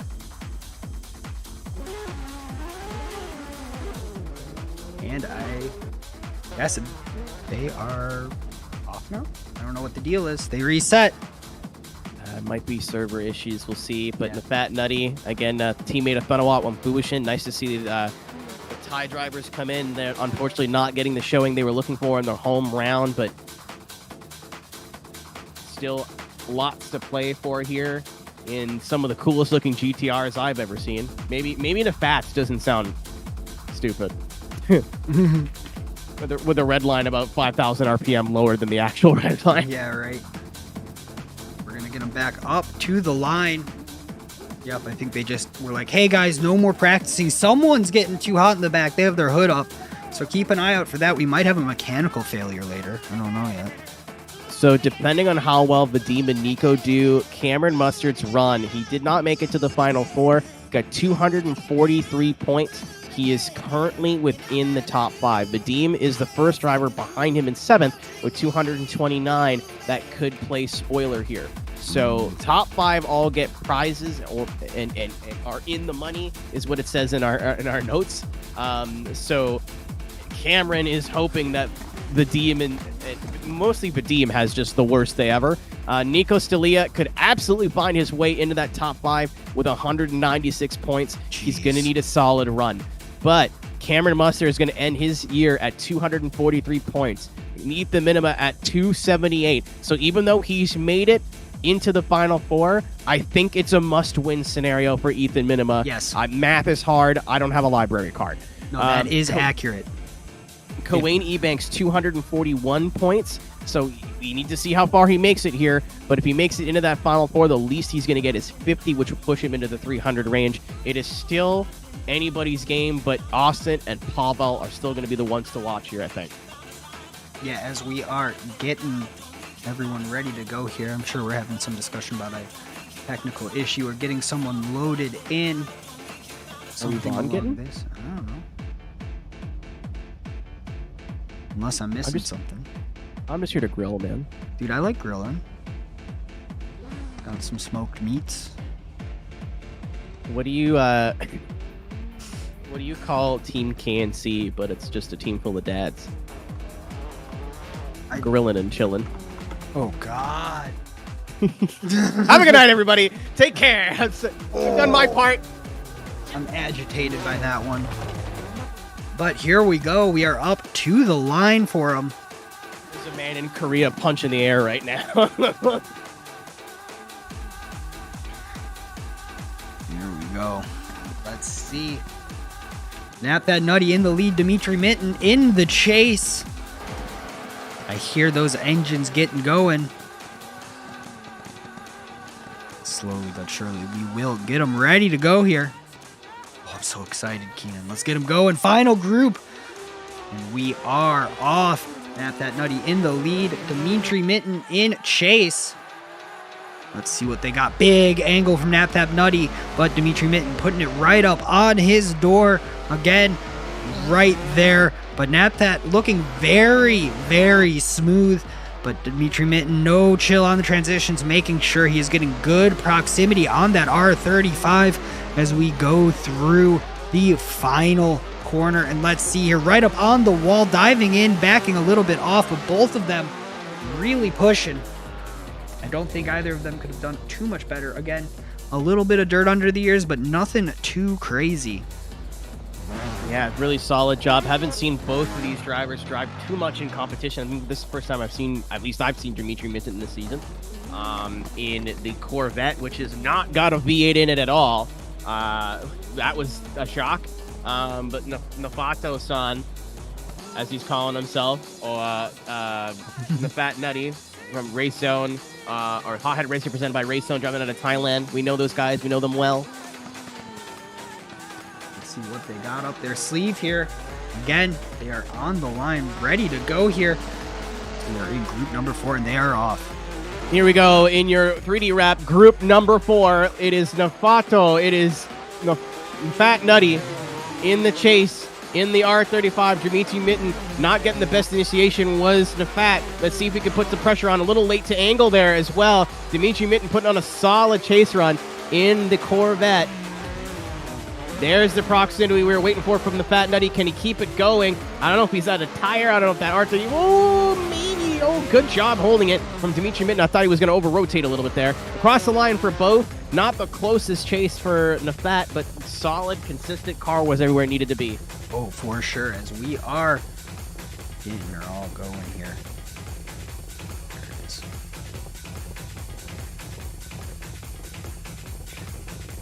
Again, why is my driver so agitated?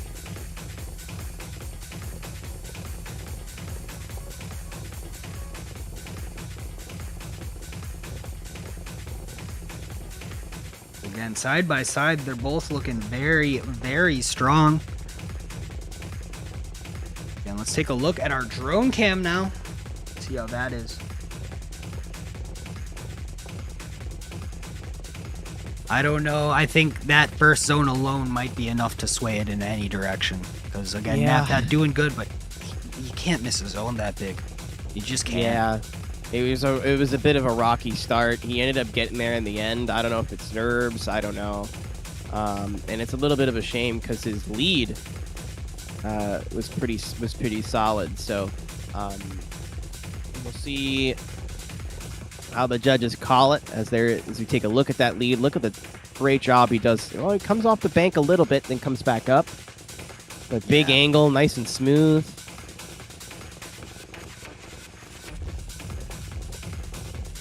Dimitri just, I don't want to say playing it safe, but maybe someone they've never battled before, never tandem with before. You don't want to, it's a big risk to go door to door, and then chasing it a little bit there. Not quite super settled. So there's a lot to look at from a judging perspective. Again, right there, that R35 just isn't in there while Dimitri's right up on the wall, just on that perfect run, And I think that would be a big part, a big deciding factor overall.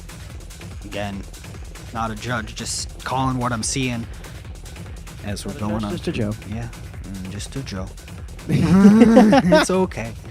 As again, our judge is asking specifically for the drone cams of this. I don't know. Overall, though, I'd have to imagine that chase run might be the deciding factor, because the other run looks pretty evens to me. Yeah, like there's little things, like little corrections and little wobbles and little whatevers, but yeah, I think that they're just judges just doing due diligence here. Again, big shout out to 3D Rap for supporting ESDA. We talked about Next Level Racing, all the gear they're giving away. We talked about Moza, all the gear they're giving away. But first place is going to get a brand new Akina handbrake from 3D Rap. And second place, we're getting a Pikes sequential shifter from 3D Rap. So two very solid things to have, especially an adjustable handbrake. As we've got a winner here. That we do. You know the drill. 1, 2, and 3. Dimitri Minton taking that win. Moving on out of the top 32 to battle Nico Stalia. But let's finish up. Let's get these final 2 top 32 battles up next. Championship implications, as I think most of the battles have at this point. Kawain Ebanks up against Marco Almeida. Kawain must go. He must win everything up into that top 4 and win the battle, I believe, if my math's right at this point. I could be wrong. Kawain must win this group, bare minimum, to get into the Final 4 against the other 4 championship contenders. Unestis Yakubelis, the only one in the top 5 that was not able to make it into the Final 4 so far. Kawain needs to win. He's got a good shot here against Marco Almeida, not to take anything away from him. Just 27 qualifier against your number 6 qualifier, and this is a track that Kawain has driven at before. He knows very well. Marco Almeida in the E46 BMW in the chase, leading in that R-Magic-inspired FD-RX-7 for Team Ascent. Kawain Ebanks, your championship. Huge implications, and we're about to find out who moves on here in just a moment. Oh, both of these drivers can definitely come out of the gate swinging as well. Kawain Ebanks has been just getting better and better and has just been consistent throughout the season. Marco Almeida, not really in on the season, but definitely wants the win, because at this point, that's all he cares about. Season be damned. I just want to do as best as I can in this final round, as we'll see what happens from both drivers as the lights illuminate and off they go. Let's see what we have. Kawain Ebanks. Okay, Marco Almeida taking the reset. Good call. If you need to take it, take it. Man, look at the lights. The reset lights are just... That's beautiful. I was sure he was going, man. I really thought he was just going to send it there. Great job for Marco. The rule's in place for a reason. For sure. And here we go, getting them up to the line one more time. Let's see. So maybe Kawain's just fast. Yeah, I mean, if he drag races him out of the, if he gets a good jump out of the line here again, but I mean, Marco's going to have to jump early here. and he doesn't. Which I don't agree with that plan, but a chase is a race, so here we go. Quayne Ebanks in the lead. Marco Almeida straight after the initiation zone. I have to imagine that is a zeroed chase run already, which is such a shame, but Quayne Ebanks does not care, making sure he's getting as many free points as he can. It's like playing basketball. If you don't get all your free throws, you're leaving stuff on the table, and that's what Quayne's doing right now, man. Turning and burning. Getting right up to the line. Let's take a look at the replay to confirm what I think I saw. Yeah, no, I saw it too. It's almost like he got gapped off the line, and then wasn't thinking about, hey, I have to initiate before this line. Yeah, he's not drifting before turn 3 here on the oval. So that, I mean, if we're smart, yeah, they're already going here for number 2. That's going to be a 0. Oh no, I'm just kidding. I got excited there. So yeah, that is more than likely going to be a 0 for Marco. Absolutely what Quayne needed. I think he should practice his starts here. I think maybe he should get close towards the back half of the run. But this is a great start in in a bunch of must-win scenarios for him today. Oh, for sure. And they are off. I'm sure Quayne is going to have no chill regardless of what just happened. Yeah, he got a great jump there on Marco, but Marco didn't get a great jump. So he had to lift, let him go. But again, he's sitting on a 0. Just has to not do anything stupid here in chase is Quayne Ebanks, and he should move on into the 8 or the top 16 here. Yep. 3D wrap, and that'll do it. Contact from Marco. Unfortunately, that beautiful BMW E36 will not be moving past the 32 here in the 3D wrap group number 4.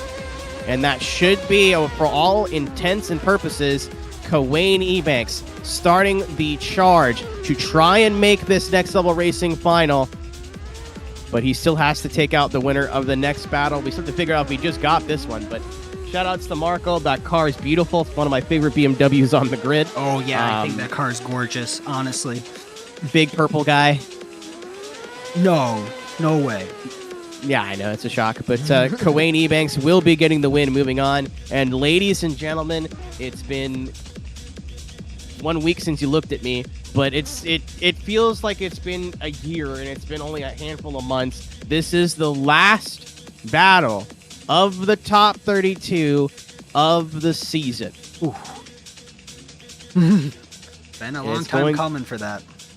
You're going off Vadim Abramov, who has got a win last year. He's got a win last round in Chang against Rushandi Andrea, who went over to Kyle Mohan Racing this year with Team Excellence. And he's been driving with William. He's been getting better and better. So he's got the qualifying advantage on Vadim, but Vadim's never really needed that. This should be a good one on paper. It's going to be a tough battle for Rushandi, and it's going to be a tough battle for Vadim as well. So this, again, your last battle of the season. Top 32 battle of the season. Yeah. I was getting there. Don't get out of here. We still got a lot of other cool battles. I was getting there. We were making it work. As we're getting on up here. Both drivers looking good. RX-8 versus Mark IV Super. Man, the more I see RX-8s, the more I like him. I'm just going to be real about it. Yeah. Shout out to Mustafa. We missed that guy. Oh, yeah. I think he's just been busy this season, but it's felt weird not having Tafa out there in the RX-8, even though I think he switched to Corvette this season. But anyways, yep, Rushandi for the Renewable Lubricants, Kyle Mohan Racing, RX-8. Trying to keep the good vibes going here. William Holloway getting a top 8 finish, so trying to keep everything trying to just keep that trainer rolling. But Vadim Abramov coming off a huge win in Chang. Rushandi Andrea ripping on out of the start gate. We do have a chase, so here we go. Vadim Abramov trying to keep on up. Rushandi Andrea with a great initiation, keeping it right up against that wall. Lots of angle as Vadim Abramov just not matching the angle, but getting pretty decent proximity and maintaining the line fairly well overall. And now we come through inside clip, and let's see through the final transition. No drama yet, keeping it right on him. But Rushandi Andrea, don't think he could improve too much. If he can make sure that car keeps up with that Supra, that's the only thing I fear. Was he just trying to manhandle that Supra to stay behind? Yeah, and I mean, we've seen Vadim's strengths are usually when he's leading. Obviously, that's not going to reflect in the qualifying positions, but Vadim, not Vadim, sorry, but Rashandi coming off that outer zone 2 a little bit. He ends up working it back into the outer zone. And man, just like boss man Kyle Mohan, these KMR vehicles always seem to find something at Irwindale. A little bit extra. But Vadim's solid chase. Maybe would like to see him pull a little bit more angle, but in a top 32 battle, he's doing everything he needs to do to keep his name on the board. Here we go. Vadim Abramov in the lead. Rashandi Andrea in the chase. Looking good, both of them, honestly. And let's see what happens here. Anyone's win here in run number 2. Let's see what happens. Here we go, ladies and gentlemen. Vadim Abramov, Sim Rider in the lead position. Chasing is Rashandi Andrea for Kyle Mohan Racing. Yanking the handbrake there for Rashandi. Maybe I'm not even sure what happened there. The camera clipped through the wall, but Vadim leading. Solid job so far. Maybe a little bit shallow, but Rashandi seems to be pushing in, getting a little bit close, spooking himself and dropping back. See a little bit of wavering, internet wavering.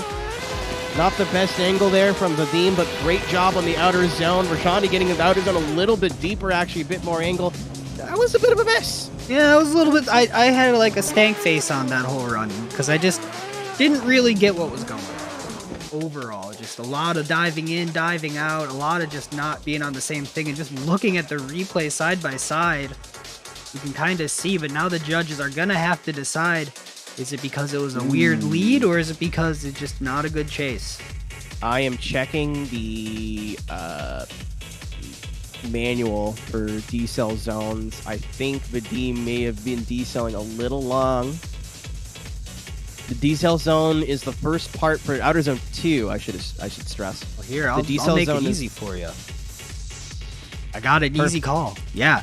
So we do have a call, and I will explain why afterwards. So slide him left for Rashandi, slide him right for Vadim, in the middle for an OMT, and 3. So they are saying Vadim was in the right, and just too many mistakes in that chase. It was all in that chase, really. Yeah, it's unfortunate. I was just wanted to do our due diligence, and I wasn't sure if Vadim was on the break a little bit long going into OZ2, but at that point, Rashandi had already made a couple of mistakes, but it stinks for him. He's had a great season. We'll really, really hope we get to see him back in 2024. I hope so. But excellent job all across the board. Ladies and gentlemen, this is one I've been waiting for. Nico Stilia, the wonder kid from Spain, going to be going up against Dimitri Mitten from Vosan, kind of an unproven factor here in ESDA, but if you make it to the grid, you are one of the best sim drifters in the world. Nico Stilia has gotten so close this season to making it out of groups. He's got 4 top 8 finishes, Joe. Yeah, it's nuts. Sometimes just being consistent is enough, and if he's looking long-term, having a season like that is nothing but an amazing stepping stone into an even more strong season. So super excited to see that happen, but let's get going. Let's get ready on this battle.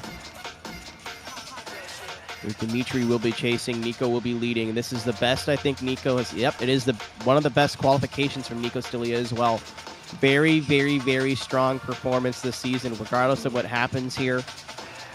Very, very stoked to have seen him come back. Really awesome to watch him progress and get better.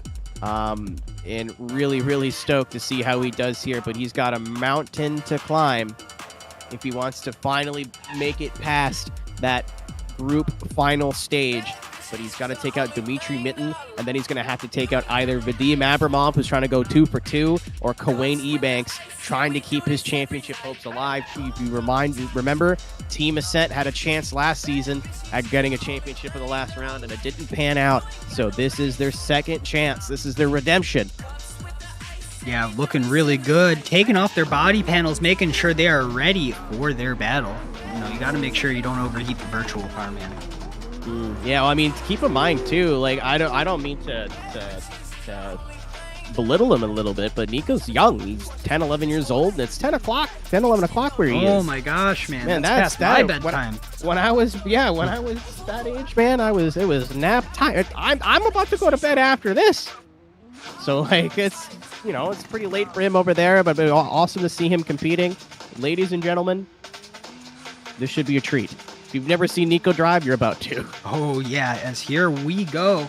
So, Nico Stalia in the lead, Dimitri Mitten in the chase. Nico, the driver who has gone the longest before doing a battle because he's been sitting here and had the bye run. So, hopefully he's not going to just get caught out by just having cold hands, That's my that is a very real thing. That's my biggest concern because every time someone gets caught out on it sometimes, and let's see what happens here. Is Nico Stalia ripping out of the gate?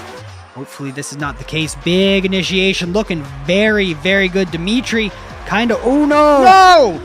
Nico into the wall multiple times, and I don't think that it was the Corvette's fault. Dimitri Mitten right now, I bet, has a smile.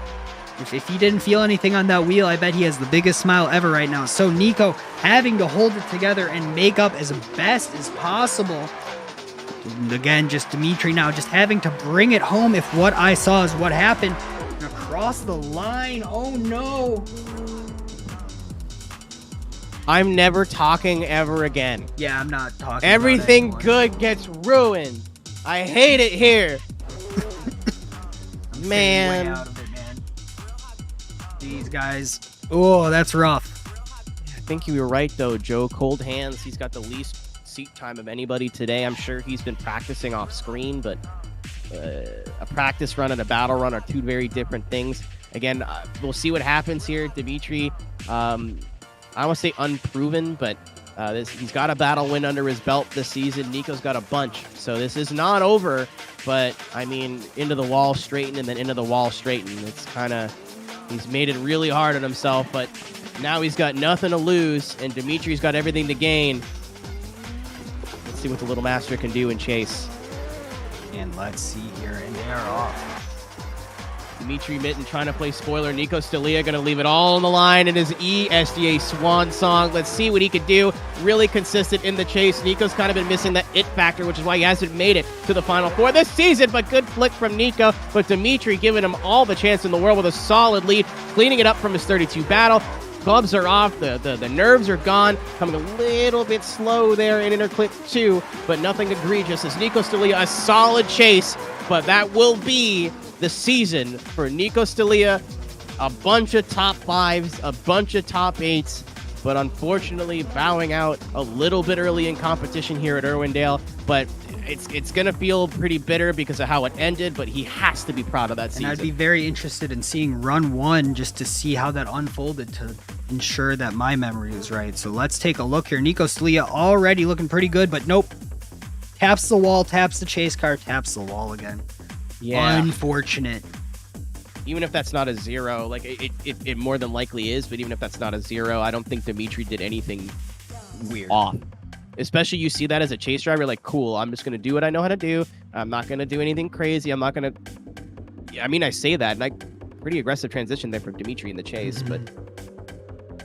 Let's take a look at the run side by side, ignoring that first corner, because to me that first corner is kind of the linchpin. Everything else is a little bit here or there. But again, Dimitri Mitten, really surprisingly, sometimes it's just about laying back and letting everything else happen around you. I mean, saw his, the back bumper of Vadim's car, the same name of the Vosan that Dimitri Mitten is driving under. So, I mean, if he's teammates, even if it's just a working relationship with someone like Vadim, they got to have some hands in that Corvette. But yeah, Nico with a super aggressive chase run. I think that's what he's kind of been missing, Joe, this season. Yes. It's just a little it factor, maybe a little bit more of an exciting chase, big aggressive flicks, something like that, as we will see Dimitri Mitten move on. And Nico Stalia, Nico, if you're listening, it sucks, it burns, I get it, but you've had one of the most consistent seasons in a sport that is very hard to be consistent in. So congratulations, Little Master. We'll see you in 2024. That is the truth. But now let's take a look at our next battle, our final top 16 battle. Here we go. Kawain Ebanks, Vadim Abramov, two very fast cars, two very fast drivers. These dudes have scrapped before, and if we, again, Vadim Abramov, 200 3 points. He still wants to find his way into the top 4, maybe even scrape into the top 3 and get on the podium for the season. Again, having a win at round number 4, even with a no-show in round number 2. But Kawayne Ebanks, absolutely, you have to think, is going, I want to do this for me, I want to do this for NA, and I want to do this for my team, my boys at Ascent. Oh, for sure. Here we go, looking very, very, just, though I like these cars a lot, man. The bulbous, roundy cars, man. That's what's up. Here we go, Kawayne Ebanks in the lead, Vadim Abramov in the chase. Let's see what they got. Joe likes it when they got back. Dude, I don't care about that so much. I don't know. I want something weird and it looks like a spaceship or something, dude. That's all I'm caring about. And here we go. Brand. Kawayne Ebanks, Vadim Abramov. Let's go. No restart on this. And here we go. Kawayne Ebanks, beautiful initiation. But Vadim Abramov showing why he's made it this far already in the season. And going on through big angle from Kawayne, hanging on to it though, as Vadim Abramov unfazed, going in hard, looking very, very good on the door of that RX-7 as we go through the transition. Final outside zone, Kawayne Ebanks again unfazed. I don't know how he could do better in the lead, but Vadim Abramov, no slouch at all in that chase. These dudes have scrapped before and they will scrap again. Ladies and gentlemen, again, this is a must-win situation for Kawayne Ebanks if he wants the shot at this championship. Boy, how did he try. Big angle there on the bank. Vadim couldn't match it till the end of the bank. Watch this transition. Bam. I don't know if that was on purpose because he has to kind of pull the handbrake there a little bit and he goes just a little bit shallow into the start of outer zone 2. But in retort, Vadim Abramov, same thing. Didn't really match the angle in the first half of the outer zone, and then they both cleaned it up for outer zone 3. This is still very much anybody's game, but Kawayne is, we know Vadim's fast. We know he's very fast. Vadim's going to have to empty the tanks, turn on the jets, hit the afterburner if he wants to keep up on the door of Vadim Abramov. Championship implications, whole season on the line here. Vadim Abramov in the lead. Kawayne Ebanks giving chase. Kawayne on the door of the Supra in the R-Magic inspired FD RX-7 for Team Ascent, but Sim Rider's very own Supra. Vadim Abramov building a gap a little bit, going inner outer zone number 2. A little bit shallow there from Kawayne Ebanks to maybe into the wall there was Vadim Abramov. We'll have to take the spawns cam on that one, but it's not over yet. Outer zone number 3. Vadim playing fast and loose with the wall once again. Kawayne dropped back there just a little bit, Joe. I don't know if he thought, hey, he hit the wall, give him a little bit of an advantage. Kawayne got a gimme in round 1 here. Is he gonna get another one? Let's take a look at the side-by-side, and then we'll go and look at that second run from the spawns cam. I don't know, man. Kawayne's lead was just so aggressive. Looking at the replay, yeah, I think he got into the wall maybe. Here, let's take a look at the spawns FPV. So this is run 2. I think this is the contentious one. It always ends up being kind of same story from Kawayne as Vadim did, just not really matching the angle at first got there. Here we go.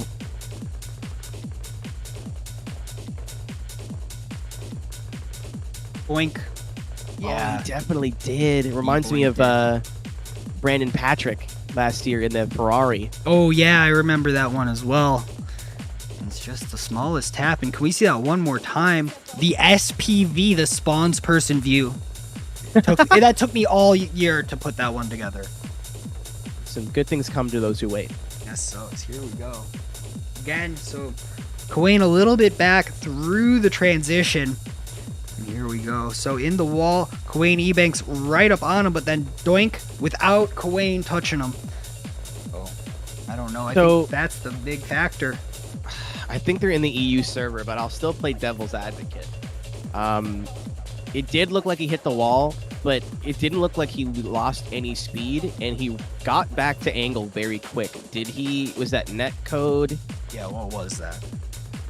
It's super hard to tell, but watch this angle on interclip 1 from Kawayne. Just Wow!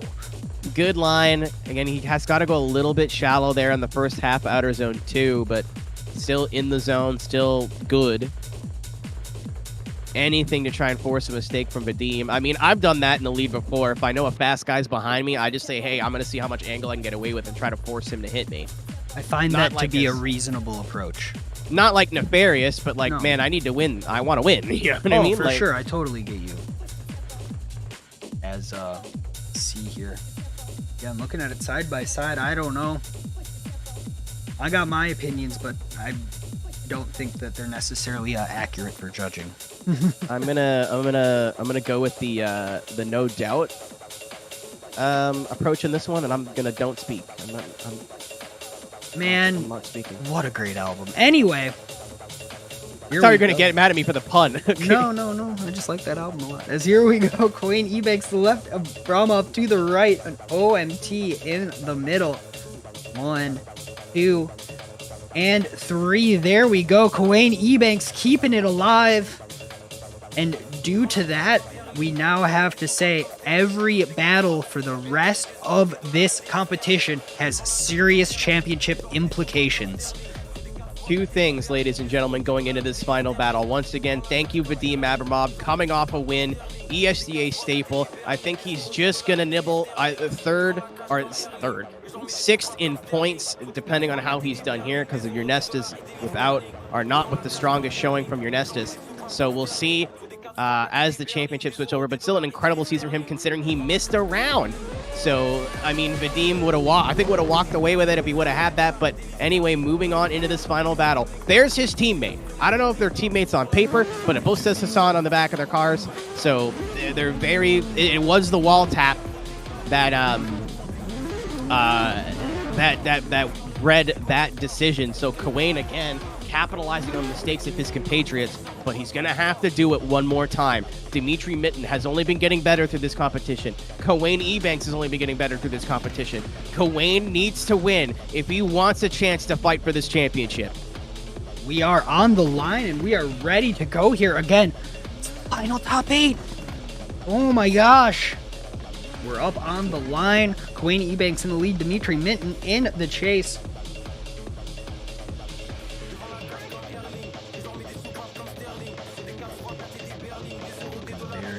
Very good. My God, boys. Starting to hear engines rev. I'm getting excited. This is going to be a close battle. And, Dimitri Mitten got lucky to get to this point. Not a bad drive at all, but he definitely had some luck. Kawain Ebanks, he wants to go to the Final Four with all the other championship contenders, and here we go. Kawain Ebanks in the lead, Dimitri Mitten in the chase. Big angle from Kawain. Dimitri having to slowly get up to that as Kawain just keeps pouring more and more on, but Dimitri, no chill on the proximity, cutting across that line, looking very, very good. I don't know if that was a tap or just net code, and I think it might have been a little bit of both, but Kawain unfazed, very good angle coming on through in this outside zone. Yeah, he definitely wants that Final Four slot. Yeah, man, he needs to. We see some of his teammates. I see Hugo in the chat cheering him on. Where we could potentially have an EU versus NA top 4 as well. Or not even. We'd have 3 NA drivers and 1 EU driver. So for once, the North American League will have North American drivers. Who would have thought in the year of our Lord? But yeah, I mean, look, a couple little bobbles there from Dimitri. Again, I'm sure his teammates in his ear like, hey man, this is what he does. Go get him. Maybe lacking a little bit of angle there you saw on the replay, but yeah. And not the best job in inner clip 1, but nothing that he can't drive out of. Kawain, again, just needs a solid showing here, and he'll be able to fight for a championship. Kawain Ebanks, Team Ascent. Okay. How did that happen? I think we might be seeing a rerun here. If I had to guess. Don't trust me, I'm just a man with a microphone, but I saw Dimitri's front look like it got hit, but Kawain was nowhere near him. Well, we'll take a look at it and see what happens. Yeah, Dimitri. Yes! Same thing. I think same thing. For the culture. Here, I'm going to take a close look from our point of view really quick, and then we're going to pop over to Spawn's. Oh, no, he did hit him. He did hit him. Oh, no. He hit him. Cowain, man. Did Cowain throw it away? Can we see the spawns cam of that initiation here? Really quick. I'm going to wait for it to restart to pop on over there. Let's take a look at this. Yep. Boink. Boink. Ooh. I almost want to see that, like, borderline frame by frame. Oh, my God. This isn't good for anyone involved. The battles are not fun to be decided like this. No matter what happened. Oh, man. Oh, he came so close. I don't know. You're going to have to look at it from the other angle really quick one more time. So here, look on the brake lights for the Corvette, too. He's definitely on the brakes, but I think he has can the right... kind of be, yeah, but not like... We are checking? We are checking. I don't know, man. Again, I want to take a look at this. Spawn says anything for me. Oh, my God. Sorry, judges. Yeah, right here we go. So, look, there. Going through it a little bit slower, and then, yeah, I don't see how it's not contact. But the question always is... Who's at fault? So a little left foot braking is allowed to keep the car near the wall is the only note that I see for Outer Zone 1 in the driver's meeting notes. There's no decel, but I don't know if you know if it was hard to say what Dimitri was doing with the decel. We didn't get a chance to see it. Mm-hmm. I don't know, man. This is rough. Anyway, that's all. I just don't like it. Either way it goes, it feels weird to me. Yeah. Because to me, that's an aggressive enough contact that you have to assign fault. Because someone. The only thing I was looking for was some sort of movement, because we've seen some people today not really get the initiation they were looking for, and the front end washed out. So it's like, was that happening before? Was there some sort of mistake? I don't know, man. Because there is braking there, but watch the Corvette. That's not... Here, I want to take one more look at it from that angle. It's hard to say, because he's braking after he gets hit, because, like, why wouldn't you? No, I get that. That's not... After there's contact, it's kind of hard to say in either direction. But looking at... Here, I wanted to loop back to the start really quick.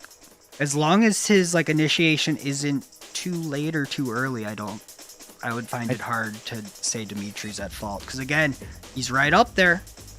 It was like legally early, if that makes sense. Like, he's in the box. Yeah, no, he blips in and out, but I think that's more on my side than anything else. As soon as he crosses the restart line here, see, like, if you're within those 3 blue lines, you're okay. Yeah, so I don't think that that's an illegal initiation at all. I don't think it's weird, or at least weird enough to justify getting hit into a 0, but even then it's the lightest touch. The only argument Cowain has, I think, is it was a little early. It was still legal, but it was a little early, which would have caused left foot braking to get back up onto the bank. But it's the contact happens so early, it's so hard. And then bam. Like, he would have been a little low on the bank, but I think the Corvette, Dimitri still would have been in the zone. It's very hard to tell, because it's like he hits him before we have a chance to watch anything develop. Yeah. And then this is just cool. You're just like, you know what? We're going to drive still, which... I hate you! Bang! Yeah, I'm fine with that. Always support more driving. I could see it. Yeah, I could see this getting called as an OMT, because, yeah. Is it net code? Is it... What? Well, I mean, it's either Cowain's fault and Dimitri wins, or it's not Cowain's fault and Cowain wins. Like, when you got a 0 on the board, there's got to be a winner. In my mind, again, we're just men with microphones. We're not judges, and I'm sure if I don't know, man. I just do not know. I knew this was coming. It was all going way too well. Yeah, I'm trying to refrain from having too much of an opinion on it in one way or another, because I could really squint at it in both directions from my perspective, but I'm only focusing really on that part because I don't know what else. I think the only way they go OMT, and correct me if I'm wrong, is if it's viewed as shared fault. But that's going to be a tough sell. How many vacuums have you sold, Kawain? Yeah, right. And here we go. We do have a call. And again, championship implications. So slide him left for Kawain, right for Dimitri, in the middle for an OMT. And here we go. 1, 2, and 3. So I guess that is how they saw that contact fall apart. So we'll see how that goes. So that is it for our group number 4.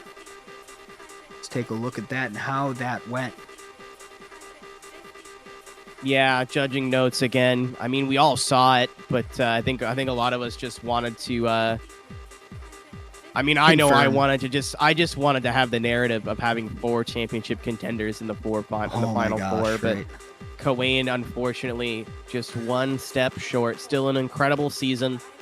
Got the win on the podium at Daytona, second place. Got a second place as well in Sweden at Drive Center, and then a couple solid finishes in between. It will not be enough, unfortunately, for Kawain Ebanks, but still a season he can absolutely hang his head held high, and I believe with Vadim getting knocked out early, he will be solidly, or should be solidly, in the top 5 and in the points. So congratulations to Team Ascent. Congratulations to Kawain. It really, really, really stinky poopy doo-doo sucks. Yeah. That it had to come down to that. But ladies and gentlemen, the good news is we are now in our next level racing final for our last final of the year. Ladies and gentlemen, your 4 drivers: Austin Zalewski, Team On the Mountain C6 Corvette, representing North America. Also out of North America, representing Team Hashira in the A90 GR86 Super. Yes, you heard me right. Ethan Minima, representing EU. Also for SMP Racing Esports in the V8 Ford-powered Supra Mark IV, Pavel Gunnin, your current points leader going into this round. And the unknown quantity, Dimitri Mitten, in the C6 Corvette, going to be joining these 3 championship contenders trying to play spoiler. Ethan Minima is going to go up against Dimitri Mitten, and the battle I think we've been waiting for since we saw the bracket, Austin Zalewski, Pavel Gunnin. This could be your moment of the season. And so Ethan Minima must go through to the final battle and win, I believe, if my math is correct. Austin and Pavel, though, if they win and Ethan loses, I believe they still take the season. So lots of championship implications, which makes this round ever so special. But what also makes this round so special is we're out here in our final battle representing Stack Up, an amazing charity, a 501c3 military charity supporting active and veteran service members from the U.S. and allied nations by promoting positive mental health and suicide prevention through gaming and geek culture. And you know what's really cool, Arrow?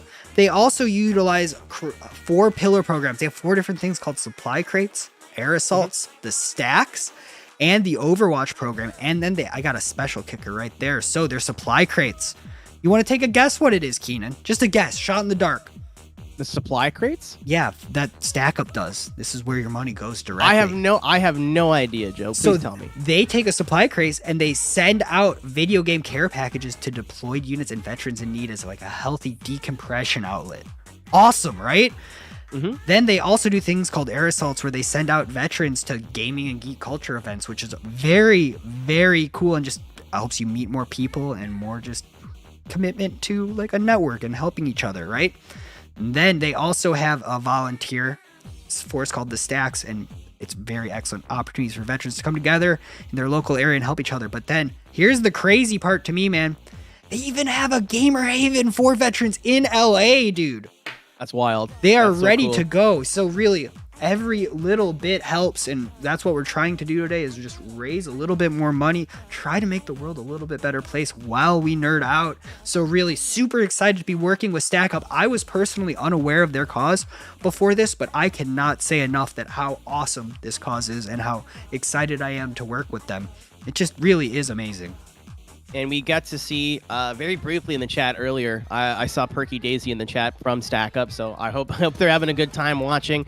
Again, a couple of our drivers and staff members, John Elgood springs to mind as somebody who is actively serving. I remember one year he was able to help us with tracks and stuff, and then like 2 days later, he's like, "Yeah, I'm deployed halfway across the world now."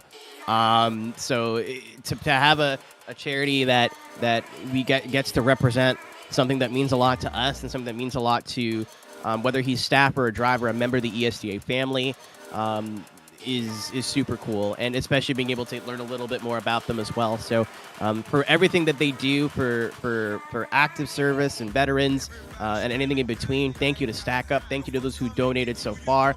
We are $150 away from our $500 goal.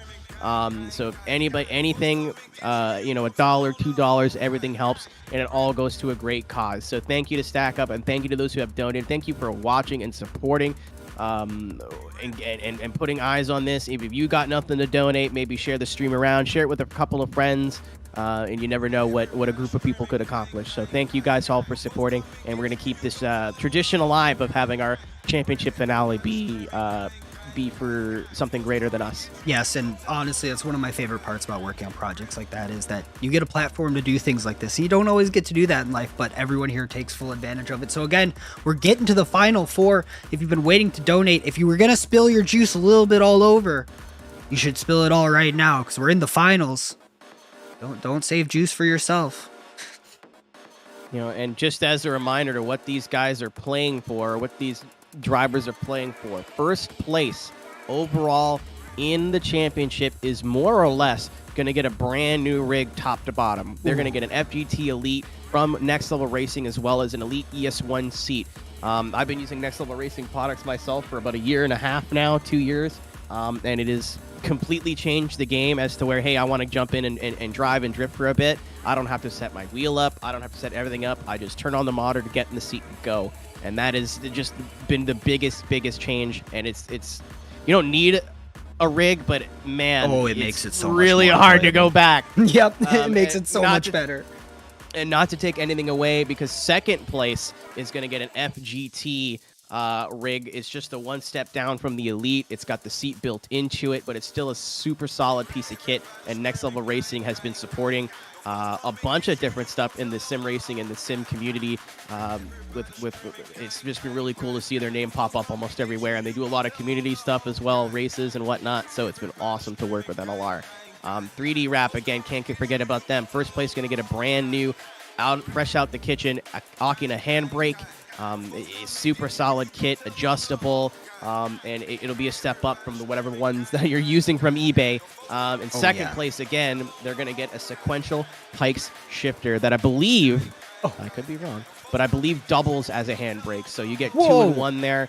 It fills your racing needs, your drifting needs, your rally needs, whatever you want to use it. So thank you to 3D Wrap, 3dwrap.it. Please go check them out. They got some awesome stuff on their website. And last but certainly not least, a name that has been popping up everywhere in the sim community lately, Moza Racing, and for very good reason. Some really solid direct drive stuff at really reasonable prices, and I've really been part of this new wave of affordable entry to mid-level solid kit. You don't have to buy the same gear-driven wheel that everybody else has anymore. There's been so many different companies and so many different choices, and Moza's kind of been leading the way on that one. And they're speaking of leading, the winner overall of this season is going to get an R9. That's their 9 Newton meter, direct drive bundle. Look what you're doing to me! Direct drive bundle. That's come with the base, the rim, the pedals, the whole 9 yards. So a brand new setup. If you take home this championship.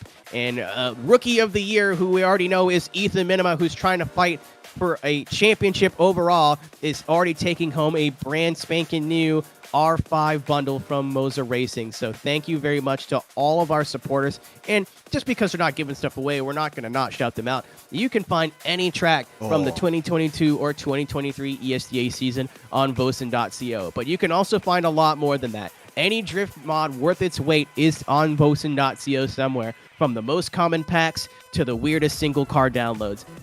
I find myself, Joe, on Vosan all the time, just goofing, looking at tracks, looking at cars, seeing what's been posted this week. If you are an Assetto Corsa drifter and you don't have this site bookmarked, you're just simply doing it wrong. So shout out to Vosan.co. Been awesome to have them as a supporter as well, and not just us, because they just want to see this it's not a sideshow, but this like niche of a niche of a niche. It's crazy. Of sim drifting grow and get bigger, whether it's us or any other competition. So I love that. Shout out to Vosan. Shout out to everybody. Shout out to Stack Up, and shout out to everybody watching. It's been a heck of a season, and it wouldn't have been possible without everybody we just mentioned. I'm out of air now. You're good, man. And I just want to take a few little notes from that one. I can't tell if you said Newton meter or noodle meter at one point. Two, both. Two, just big shouts out to Vosan, especially because wanting to be that like hub of a community, doing all of those things is really amazing. And then it's a free service too. Mm-hmm. It's so noble, and just shouts out to all our sponsors, but just really Vosan, if you're out there, just big shouts out on that. That's awesome. Again, super community focused, everything else. Again, we're in the finals.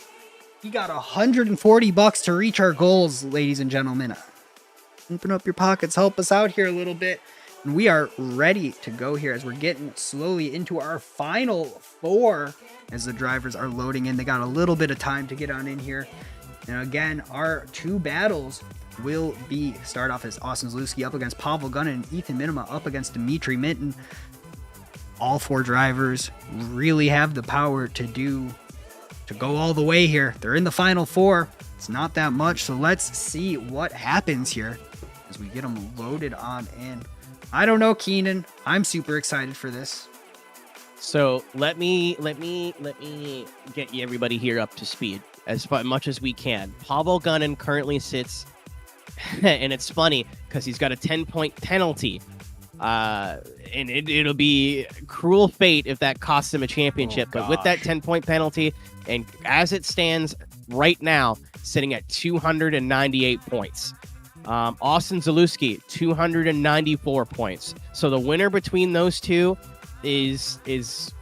does not have the championship wrapped up, but has done the best job they possibly can. Coane Ebanks is now out of competition, unfortunately, at 281, and Ethan Minima right behind him at 278. So even if he can't make a run for the chip, I think he's going to want to have a spot on the podium overall for the season. That's still huge for Ethan. Oh, for sure. But winner, 100 points. Second place, 80 points. Third place, 60 points. Fourth place, 50 points. So keep those numbers in mind, because every position here in the Final Four matters. That is true. And speaking of positions, the position of the first battle, we got Austin Zalewski up against Pavel Gunnin. This is going to be a battle. Yeah, I mean, not to take credit away from the right side of the bracket, but I think as soon as we saw the brackets, Joe, after qualifying, we saw these two names in two different groups and went, this one's going to be the one to watch. Pavel Gunnin has seemed to be on a warpath for the back half of the season, super consistent, and of course, getting a wing at our favorite track, Chang. So it's been really nice to see him with his strong back half of the season. I got Pavel redeemed, so ignore me. But Pavel's still searching for his first win of the season. He's got a second place at round number 4 in Thailand, and then a two 40 place positions, so 2 top 8s, and then another third. So he's been on the podium in both places but the top step, and it looks like more than ever to get this championship, he is going to need to win overall today. Austin, a win in Daytona, coming out of the gate super strong. Maybe not the best midseason, and then picked it up towards the end with 2 top 8 finishes, and now back in the Final Four. So Austin versus Pavel on the mountain versus Sideways Gang and S&P Racing Esports. USA versus Europe. We can't wait to find out what's going to happen with them. And again, of course, we still have a barn burn of a battle on the right side of the bracket as well. Oh my gosh, I'm just nothing but excited for this final four to get started as our drivers are just warming up right now. They're getting on in here. Come on, there it is. Again, looking very good. Again, this is just warm-ups, and they're already going this hard, man. I mean, now's the time. You got to test, see what you can and can't get away with, especially when you got to get out of jail free card here with warm-up. Very, very good. We're letting everyone warm on up, too, because, again, we don't want the other no cold hands here. Really quickly, too, we had one 3D Wrap 40% off code to give away, so we talked a little bit about their handbrakes and their shifters that we'll be giving to our first and second place drivers. But also, congratulations to Augusto Ferreira, who I know drifts in Assetto Corsa. I've seen that name before. We'll be getting a 40% off 3D Wrap code for their website. So congratulations, Augusto. Please contact us over at Esports Drift, where we can get that code to you. And yeah, again, thank you to 3D Wrap for the support, and go check them out, 3dwrap.it. They've got a bunch of stuff. And I know we've been handbrakes, shifters, add-ons, everything. Bunch of stuff. And I know we've been thanking everyone under the sun, but one person we didn't thank is all you guys out there in chat land hanging out with us, doing this watch, and otherwise this would be a very just for us type of thing. So really, thank you so much for hanging out with us, everybody. Really, it is amazing. It's been a heck of a season, I think would be an understatement. Every event has been like, other than maybe round one, which is our first time doing a all-in-one day format. It was kind of a rough go, but it's been smooth sailing for us ever since. And then after that, especially, it seems like the level of competition somehow found its way to go up and up and up and up and up. Oh yeah, really, it's been nothing but an amazing season, and if this season's anything to think about, can't wait for next season to get going too. Next year, 2024, if everyone's grown this much, I fear where we start next season, you know? Yeah, I mean, especially too, like you saw a lot of the returning names from last year. It reminds me a lot of what happened in IRL drifting this year, especially in North America. That you had some people last year that maybe were in the midfield, not having great seasons. Who Simon Olsen's the first. Yeah, I was about to start calling out the whole field team. my man whipped out his whole Norwegian hammer, and like it's not even close. But ladies and gentlemen, here we go. Championship implications. This could be your overall winner. And here we go. Austin Zalewski in the lead. Pavel Gunn in the chase. Currently first and second in points. And they are first and second out on the track as well right now. Going on through Austin Zalewski A to Z in the lead, looking very good. Pavel Gunn no chill in the chase, tucking right on in. He knows how close this is gonna need to be. Coming on through that final inside clip, through the transition. So far, no drama, just perfect driving as we get across the line. Jeez, guys, make it hard for the judges or something. You want to tell me that these two guys don't know what's on the line right now? Look at the driving. Again, we see our number one qualifier, Austin Zalewski, yawn emoji, really, really solid in the lead position. But somebody who has struggled with chases this year has been Pavel Gunn. Not to say it's been bad, it's just been what's costed him battles in the future. There's a reason he has not stepped on the top step of the podium this season. His chases always seem to be what catches him. Not this time. Consistent, nice and smooth angle. Maybe could have adjusted the line a little bit on the earlier of the run, but ended the run super solid, super close. But ladies and gentlemen, you want to know who knows how to put on a show in the chase position? Austin by God Zalewski. This is not over yet. Let's see what's going on here as they are catching on up. Let's see. I'm just speechless already, and they are off.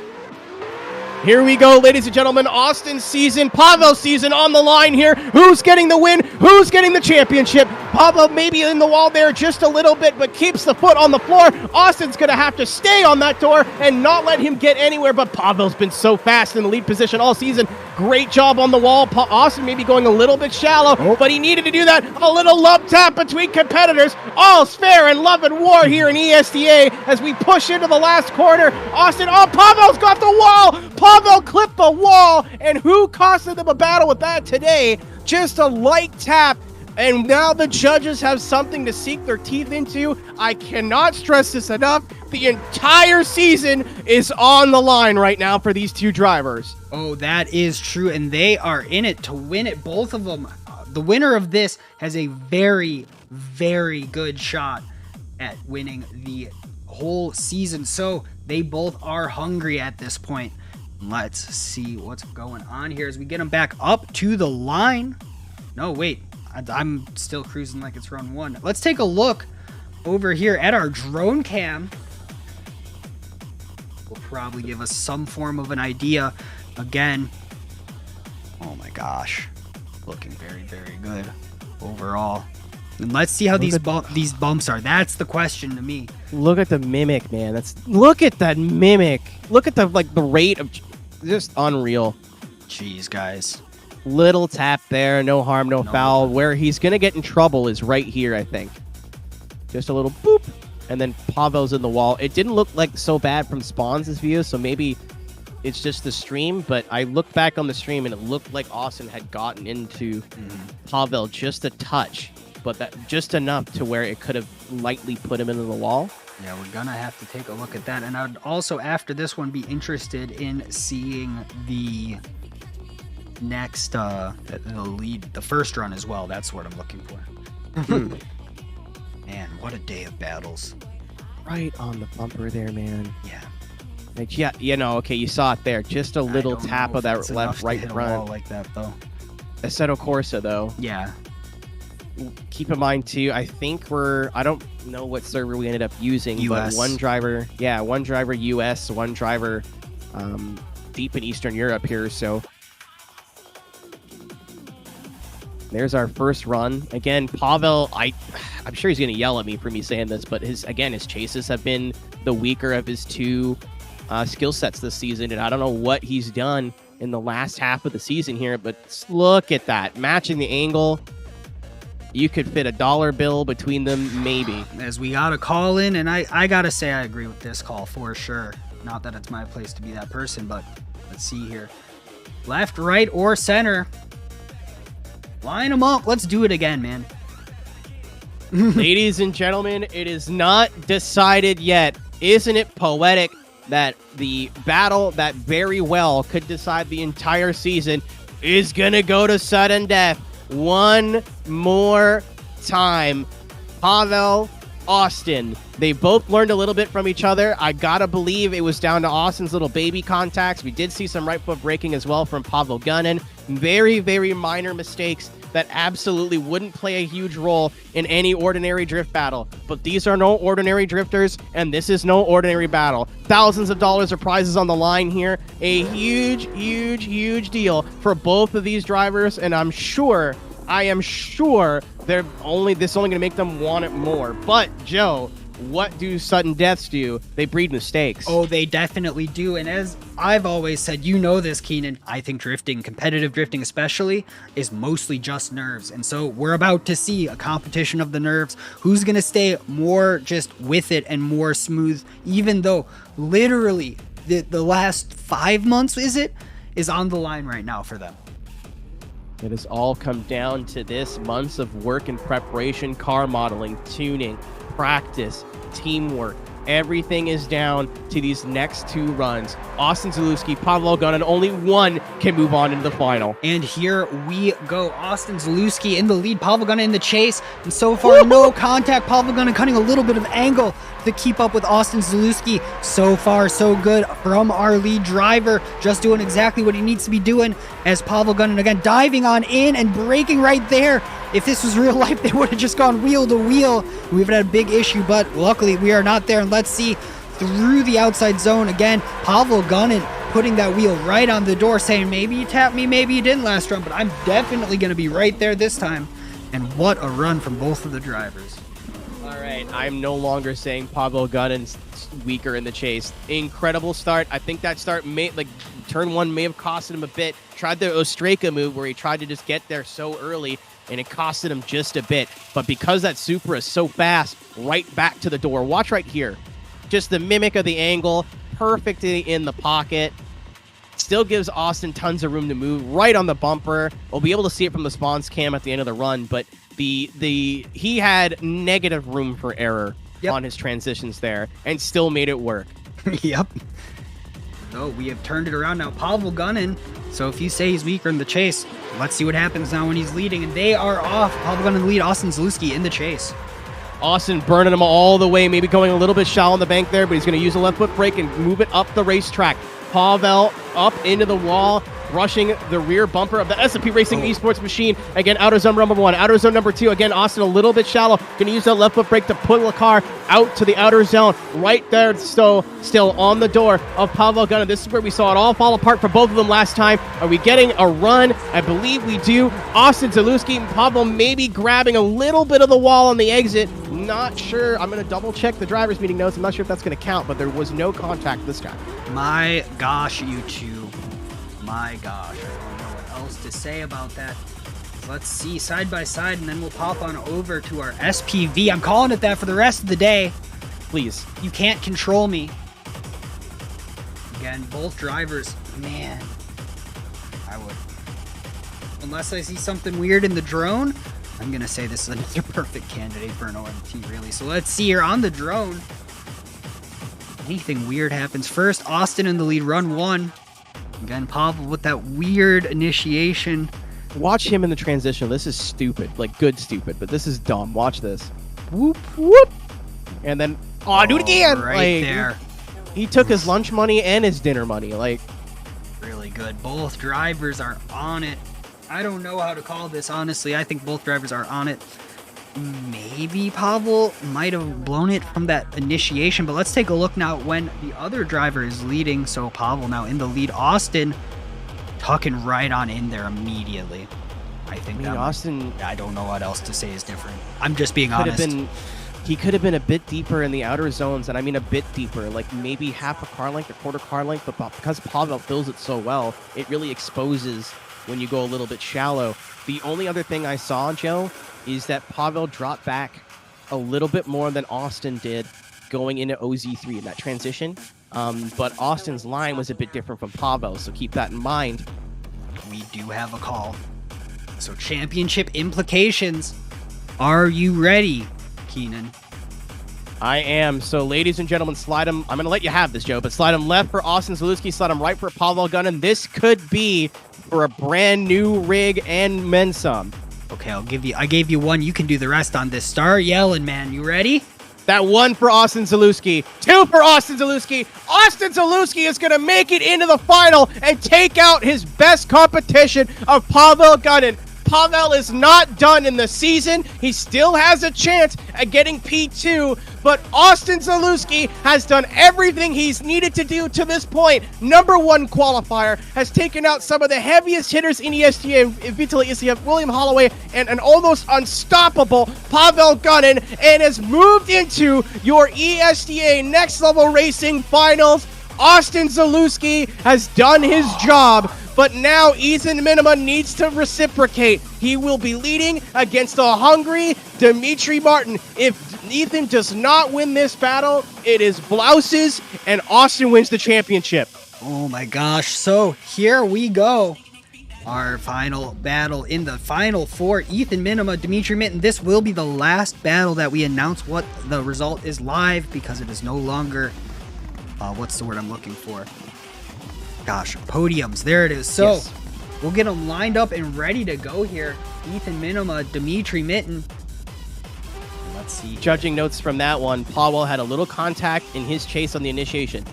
Austin had a better proximity in Mimic and was transitioning perfect with the lead. So we talked about that a little bit when we were watching the replays. Pavel dropped back a little bit more before charging in outer zone 3. Austin just did. He just never left him. And it's crazy because that's something you may not even talk about in a regular battle, but because both of these dudes, man, at their absolute peak, and sure, it's going to sting because Pavel just lost the championship based on that, but incredible stuff. Really incredible stuff. As here we go. Getting ready. Ethan Minima in the lead. Dimitri Mitten in the chase. Ethan has to go. Very Very good. Again, looking great. Goodbye Drift LOGT3. Hey man, if he's that good in a drift car, I can't wait to see him in top split iRacing instead of Corsa Competizione, whatever he decides to do. Yep, and here we go. Ethan Minima in the lead, Dimitri Mitten in the chase. And here we go. Big angle, Dimitri Mitten again, just having hairy entries no matter what he does, as Ethan Minima unfazed whatsoever. Again, coming on through, who will win? Whoa! Dimitri Mitten's really throwing it in. Again, Ethan Minima unfazed about what's going on behind him and just running his line, which is exactly what he has to do here to get into that final, and across the line he goes. Very strong over there. Solid start from both. Again, Ethan with, I think out of all the championship contenders, probably the hardest bracket of anybody in terms of how much he had to drive. But we've seen it before, Joe. People kind of like top 32, top 16, they get a bunch of OMTs. You're just sharpening the iron. You're just sharpening the sword. And look at the lead from Ethan Minima if that's not a representative of that. Here we go. Now Dimitri in the lead, Ethan in the chase. Easy to do. Let's see what happens here. Ethan's hungry. He really wants to get in it, and if he beats Austin, man, I don't know if the math works out, but he definitely wants to finish high up there. And Ethan gets the jump off the start. He's allowed to do, again, must-win battle for Ethan. It's even then, it's still going to be tight going into the final. Ethan Minima on the door of Dimitri Mitten. Dimitri with some mistakes in chase. I think Ethan just needs to be consistent, but cannot let this lead driver get away of Dimitri Mitten in the all-red everything Corvette. Really good angle in the lead position, but Ethan is right there. Again, I think just all the OMTs and the hardships he's had to face today have already sorted him and gotten him ready for this situation. Already your Rookie of the Year. He's already got a Moza wheel coming to him. Is he going to have two? We're about to find out as this goes to the judges. So let's take a look at the side-by-side, and then we will see what happens here in the drone cam as well. Really just trying to get a good eye on what's going on here. I do not know, man. Genuinely have no clue. I don't know what else to do besides yell at this point. I genuinely don't know what to do. So that will be Pavel's season over at 298 points. Austin gets minimum second place points now at 324. So we know Zalewski is in the lead with points. So Ethan's 278. I don't know if that's enough to close the gap. Let me do some quick math here, Joe. I'm going to pull up my calculator. I'm not a big math person, so take this with a big grain of salt. But yeah, of course. As we're going to get a call on in. And let's take a look over here on the spawns cam. If Ethan wins overall, he should have 328 points to Austin's 324. Okay. So if he makes it to the final, it's a must win for both of them. Okay, and again, we couldn't write it better than this. No, this is getting great. Like, this is just mind-numbing at this point that there are so many discussions about how this whole season can uncrumble in just the last few battles of the season too. We've also not had a repeat winner this season, and both of these guys have wins on their belt. Again, he's still got to make it there, but that is your situation as it stands. Let's see, man. I really don't know how to pick this apart because both of them really good. A little bit of scruff on the initiation from Mitten, but other than that, nothing really to point to. Again, let's take a look at the side-by-side one more time. So I find a mix of that and drone really gives you a good idea.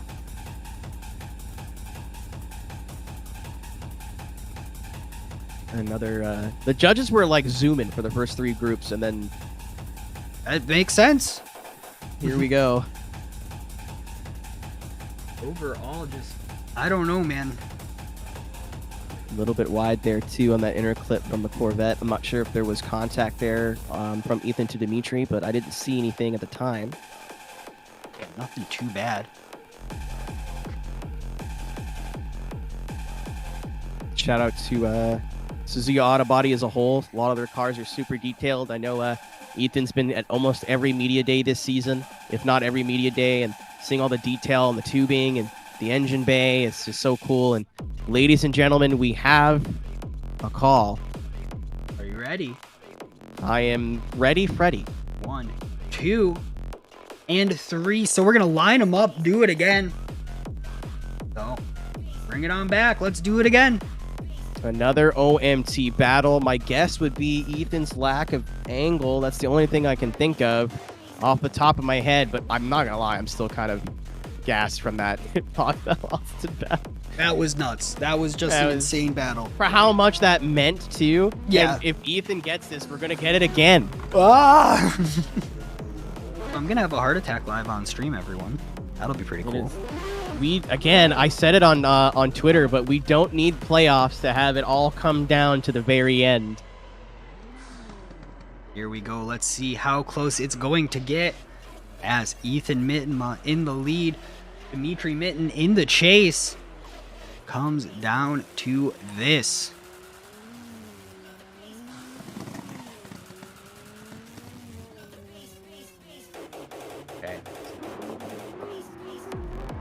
Okay, lights on, lights out, and away we go.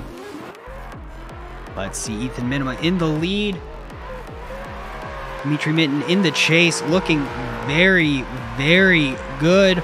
Right up on the door in that Corvette, but Ethan Minima really just dialing that angle in. Oh, is that gonna cost him? There's something. There's something. I don't know, man. And coming through. Again, just, I don't know. I think that wall might have been the deciding factor. Man, you'd never guess what car has the 2J and what car's got the V8. That's hilarious. This isn't healthy for me. So Dimitri Mitten, last round, first round in this year's competition, podium. This round, second round in this year's competition. He's fourth place. He's made the finals both times. So my own fault for not doing my own research. By that I mean remembering basic things. Hey, man, it's hard. But I mean, Dimitri with that, I know why he does it. Like, he throws it into outer zone 2 to help the car slow down. It almost killed him there. For sure. It's also been surprising to see him do it in his lead, or his chase, not his lead. You'd expect that more about his lead, but we'll see what happens here. Switching positions again, must-win scenario for Hashira's Ethan Minima. Dimitri Mitten trying to get off fourth place and get on the podium for the first time this season. Ethan right to the door of that C6 Corvette. Maybe a little bit of a wiggle there from Dimitri Mitten.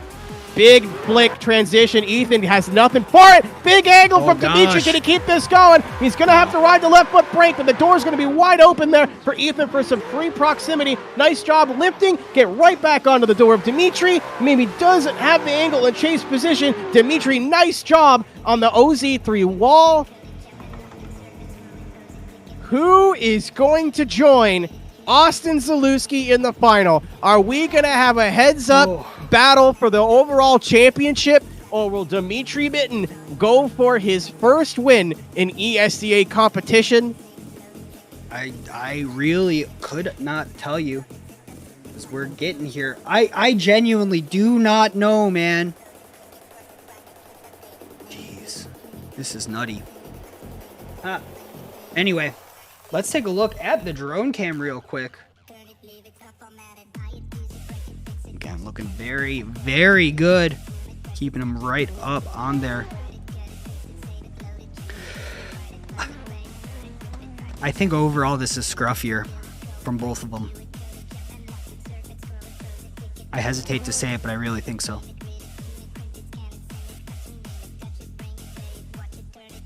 Just letting this one play out again. Ethan's, regardless of what happens here, he's got a Moza R5 bundle on the way to him.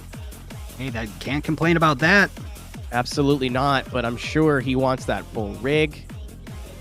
And I mean, there is still a rig on for second place, so the farther he can go here, the better.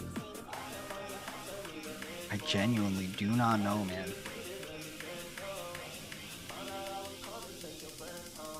Yeah, I'm at a loss for words at this point after. Yeah. Man, we've had a lot of like dramatic final rounds, but this is like to the point, like we couldn't script this better. We're getting a treat today.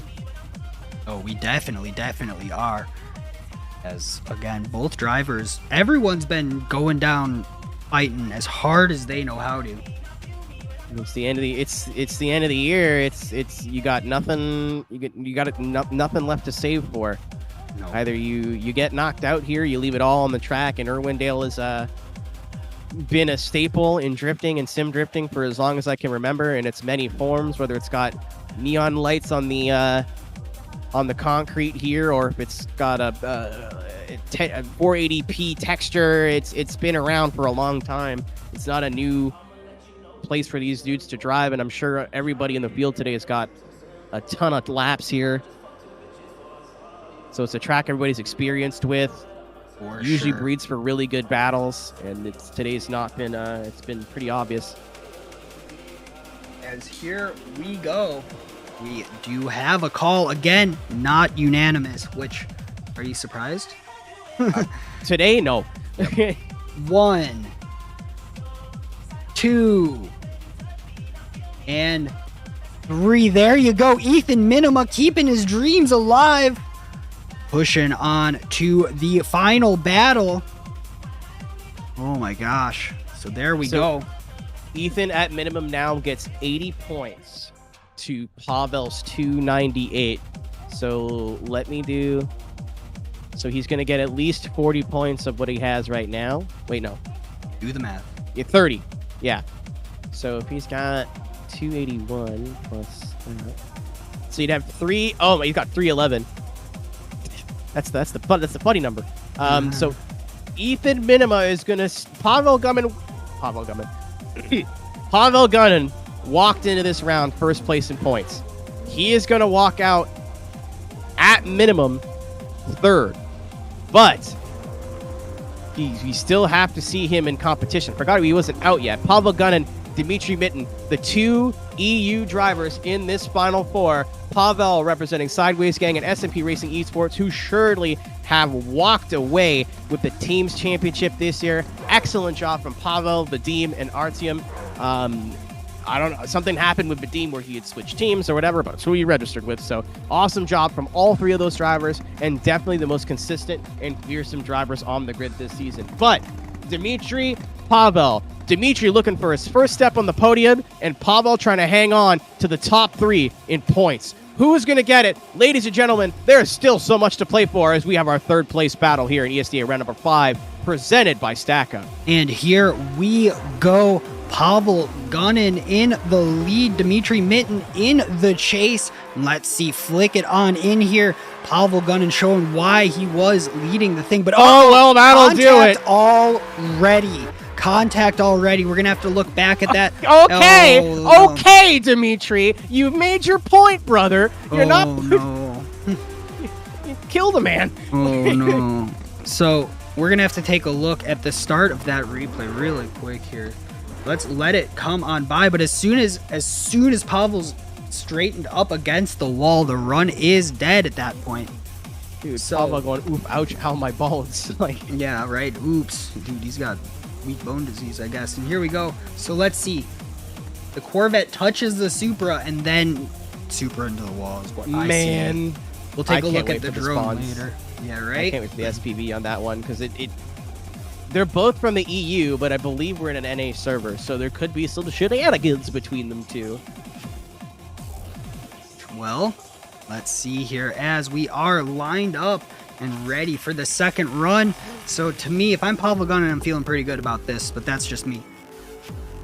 Yeah, I mean, Pavel's going to come into this pretty... I mean, I don't think he has any chill, and if this really is his swan song for drifting, he's going to make the move to sim racing. He's going to go out with a bang here, I got to imagine. Pavel Gunnan, your number 1 in points coming into this round. Unfortunately, will not be getting the championship this year, but an excellent run. Going to try to leave it all on the line against Dimitri Mitten and put on a show to end what was... It might not be gone, but if he is a stellar drift career and one of the best in the business. Pavel Gunnin, nice and consistent, wants to lock in that third place. Got to imagine he thinks he's at an advantage, and across the line against Dmitry Mitten and straight into a concrete wall. But awesome end to his season. It sucks it had to come down to that, but we'll see what happens with the replays. But yeah, and I would love to see a drone replay of a run at number 1. Oh, wow. Guess what I got? Here we go. Wow. And again, throwing it on in. And again, so I don't see any brake lights on the Supra when that happens. It just seems like the Corvette just drives over him. He had to push, man. Like this. I get it. I totally get it. I don't know if he's mad, but I'm sure he's trying to channel whatever negative emotion came out of losing that first battle to Austin. Well, watch the right front of the Corvette and the left front of the Supra. I think he just loses, like the C6 just drops the front. I thought it may have been netcode, but the more I look at it, I think he just understeered. As we do have a call in that and a reminder, so we will announce that one at the end of the battles. But we are into the final battle. Here we go, boys. Austin Zalewski up against Ethan Minima.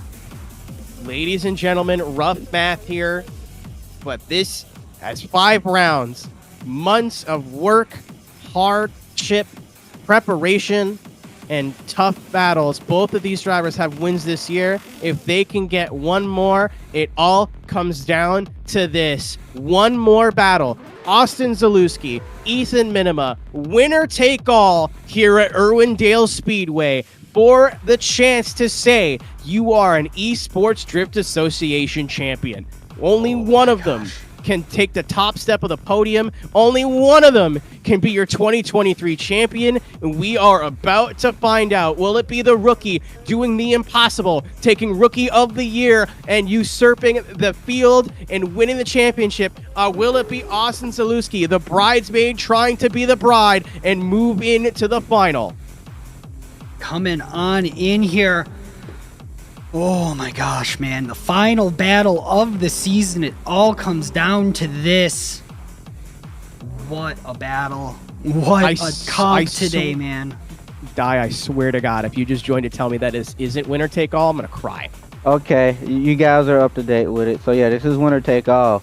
Yep. Austin wins, he has a championship. If Ethan wins, he wins the championship by 4 points. So this is a winner take all battle. Okay, cool. So let's get her going. We are ready. Like I haven't had my calculator out for the last 2 hours. And I am so stoked for this. I haven't been this excited for a video game drift battle, I think, in my entire life. No, this is definitely one of the coolest ones. Oh my gosh, as we are getting them up to the line, I think we're ready. Everyone better take a deep breath or else I might pop a vein out of my neck or something. I don't know, and here we go. I'm hearing engines. I'm seeing lights. I'm hearing that one of them is listening to Taylor Swift. That's cool. And let's go. Austin Zalewski in the lead. Ethan Minima in the chase. Both drivers in it to win it. They are both driving like a championship is on the line. Austin Zalewski, so much aggression. Ethan Minima just trying to keep on up and definitely is doing so. Doing a great job of matching angle. Both drivers definitely driving 11 tenths right now. There is nothing left. I don't think that they can do much more. And they're just keeping it nice and tight across the line. No drama. No nothing. You know? Can Austin Zalewski make it a perfect event? Number 1 qualifier and top step of the podium to win his first ESDA championship. Ethan Minima in the chase position, a driver that has only been getting better and better and better every time that Hashira Suzuya Auto Body GT86 Supra hits the track. It is still anybody's game. This is not over by a long shot. Oh, we are ready for run number 2. Here it is. Do or die. Oh my gosh, man. What a season, how to bring it to a close. Here we go, potentially the final battle of the season. Lights are on, cars are off, and let's go. Here we go, ladies and gentlemen. This is your final battle of the 2023 season. Winner take all. The winner is your champion. Austin Zalewski to the door of Ethan Minima. Ethan kind of lacking a little bit of angle there to keep that car out of the wall. Austin Zalewski, your number one qualifier, using what he does the best. Really good mimic there from Austin. Right, oh, Ethan tapping the wall a little bit, but he stays in it. He's going to have tons of angle of the inner clip there. Transitioning right across the bumper, maybe a little bit off the ideal line from Ethan Minima, but Austin Zalewski right there on the door. Austin Zalewski doing everything he could do and more to try and win himself a championship. Both of them doing everything they can and more. Really, it's really hard for me, especially like me. I can't keep an eye. I don't see any, like both drivers just sent it.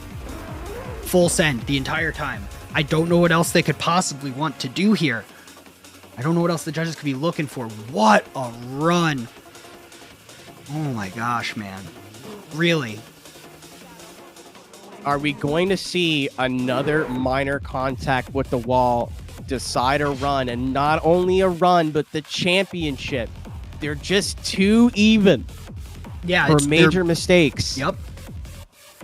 It comes down to super minor things. I wonder if Spawns, after this run finishes up, has anything to say about it. But let's see again. There was, what was it, a wall tap in outside zone number 2? It seems? Yes. Yeah. Just brief. He doesn't really lose a lot of angle, but what the heck did either of these guys do wrong? And then because of that contact, he's not on his ideal line for inner clip 2. And again, it's not a judge zone, so watch Ethan when he gets to inner clip 2. But it's not a judge zone, but in the notes from the drivers meeting, they want you to stay to the left after inner clip 2, and Ethan kind of comes off a little bit. So it's not a judge, it's not a zone per se, but there's still an ideal line there. So here we go. Okay. See, just a tap. That's the most minor tap ever. And then he's a little wide here, which is going to mess up his run. Let's see the left foot brake. I don't know, a little tap on the wall as well, and I would be interested to see the other run from the bird's eye view as well. I'm standing up. Dude, I am holding my knees to my chest and rocking back and forth about it. I don't know how else to deal with it. I am on my feet, and I'm lazy and old. That doesn't happen often. Dude, that's why I just throw fireworks through the window randomly. Here we go. Criminal. You criminal! Don't worry about it. It's fine. We're getting going, and let's take a look at run number 1 as well. There we go. So Austin Zalewski really strong in the lead, but both of them really strong in the lead. That's the thing. I have to be careful about what I say because both of them are just on it. And we are going to announce third place before we announce the winner. You're just tuning in. Welcome to the final battle of our 2023 ESDA Pro Championship presented by Next Level Racing, 3DRap.it, and Moza Racing and Vosan.co, and today specifically by StackUp. StackUp is a huge veteran gaming charity. We talked about it a little bit before we got into the Final Four. We have people from staff, people in the tournament that are veterans that are actively serving. So if you could support StackUp, that would support us and support a great cause. There should be links everywhere in the chat. Please, we've killed it already today, but I think we can go a little bit further. Ladies and gentlemen, again, this is a winner-take-all scenario for the championship. A season has come down to this, and we have a winner. We do have a winner, so let's get our drivers lined on up here and ready to go. Over by the banner. Ooh. Will it be Austin? OTM 8 to Z on the mountain. On the mountain, a huge name in the Assetto Corsa drifting community. And Austin, a 2 strong showings. Or will it be the rookie? Ethan Minima, wrapped up Rookie of the Year, but can he do the impossible and take this championship away from the veterans that he's had to slay to get here? Drivers trying to park up and look nice. They don't have their license. They have never parallel parked in their lives. They don't. Yeah, they ESDA license. We don't test for parallel parking. We should. Yeah, we should start, man. What color is the reverse light? So, Keenan, I think we're ready to start announcing some wins here, right? I think we are. I think we're going to start with third place. We will, and I got that one. So here we go. Third place battle. This was, in fact, a unanimous call. We have Pavel Gunnin taking that third place battle. And there he goes, looking good. Congrats to Pavel Gunnin. And now, Keenan, would you do the honors for us? So this should be for first and second in the championship. Once again, ladies and gentlemen, winner take all.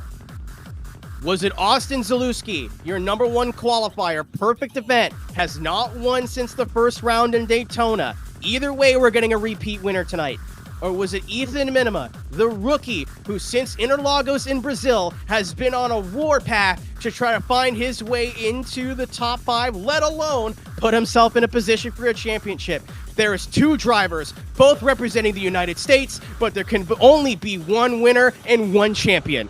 Ladies and gentlemen, your 2023 ESDA Pro Champion in a winner-take-all format is A to Z Austin Zalewski, number one qualifier, runs his whole way through the bracket and in dominant fashion takes the win and the championship away from Ethan Minima, but Austin Zalewski, his first ever ESDA championship, the only repeat winner of the season, and Austin Zalewski of A to Z of Team OTM will be at the top step of the podium of here in our awards banquet. Ladies and gentlemen, your 2023 ESDA Pro Champion. What an amazing day of battles. Oh my gosh, really.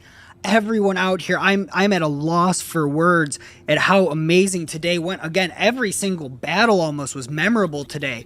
Really, really, really just, I don't know what else to say about that besides just today has been amazing, really. For every reason, today has been amazing. I've been in the ESDA ecosystem in one form or another since I was like 16 years old. I'm turning 30 this week. I've been around here for a long time, and yeah, it wasn't the longest season we've ever done, but to have it all come down not only to the last round, which is already a treat, but a winner take all final when both drivers had such a narrative coming into this final. Austin trying to keep the perfect event going, Ethan working his tail off and fighting and scratching and clawing just to get himself a chance. He still walks away with second place. He still walks away with Rookie of the Year. He's still going to get a shifter. He's still going to get a rig. He's still going to get a Moza wheel. But ladies and gentlemen, I can't wait to talk to him. Austin Zalewski is your 2023 ESDA Esports Drift Association champion. What a battle it is, and I'm sure that they're having a discussion up there just between them because I'm sure that there's yelling. I'm positive yelling. If I know Austin, my man's like, yeah, the car was pretty good. The car's pretty good. So I'm going to hit Ethan up here. Ethan Minima coming on in here, Rookie of the Year. You got yourself a rig. You got yourself a very, very, very good season finish. How are you feeling, man? I'm feeling great, man. I don't really know how to describe it in words, I guess. I had very low expectations going into this, and just being able to show up was kind of all that I needed to do, and that's what I did. And show up you did. Second place in the season standings as Rookie of the Year. You get a rig. You get a lot of stuff, man. I don't know, man. If I could just grab your corner like an exhibit, you've been pimped. As here we go, man. So really, congratulations so much on your driving, dude. Do you want to thank anyone? Do you have anything to say about the season? The floor is yours, man. Dude, crazy season, top to end. I had ups and downs, top 32 finishes. Like, some of it was going up, some of it was going down, but just like teammates, family, friends, everyone just keeping me going, just saying, you can do this, you know, just like even when I had my doubts, sitting like 5th in the championship with all these world-class drivers above me. So I'd just like to thank them, my spotter, livery designer, Damon, Suzuki Autobody, everybody. It's been a crazy season. It really has. And again, congratulations to you, man, on Rookie of the Year. Just watching you get better over the season has been amazing. So I cannot wait to see you up here next season. Thank you, man. Yeah, of course. And we will talk to you later. But up next, we got Austin Zalewski. Keenan, you got some questions here for Austin, our season winner and event winner.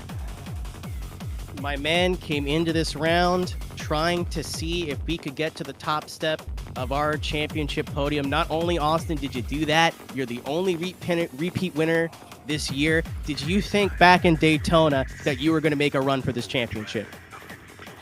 Honestly, I thought it was possible. I was feeling really confident in the Corvette. A nice change of scenery compared to the Toyota with the 2J. I just needed that good old American horsepower. Yup.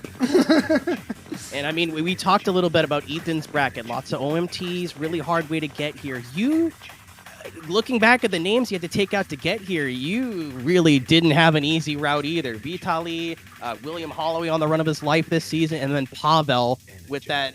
I don't think I've seen a closer drift battle in my entire life. Where was the nerves for you, or did you just stay cool the whole time? The nerves were there. They were not gone.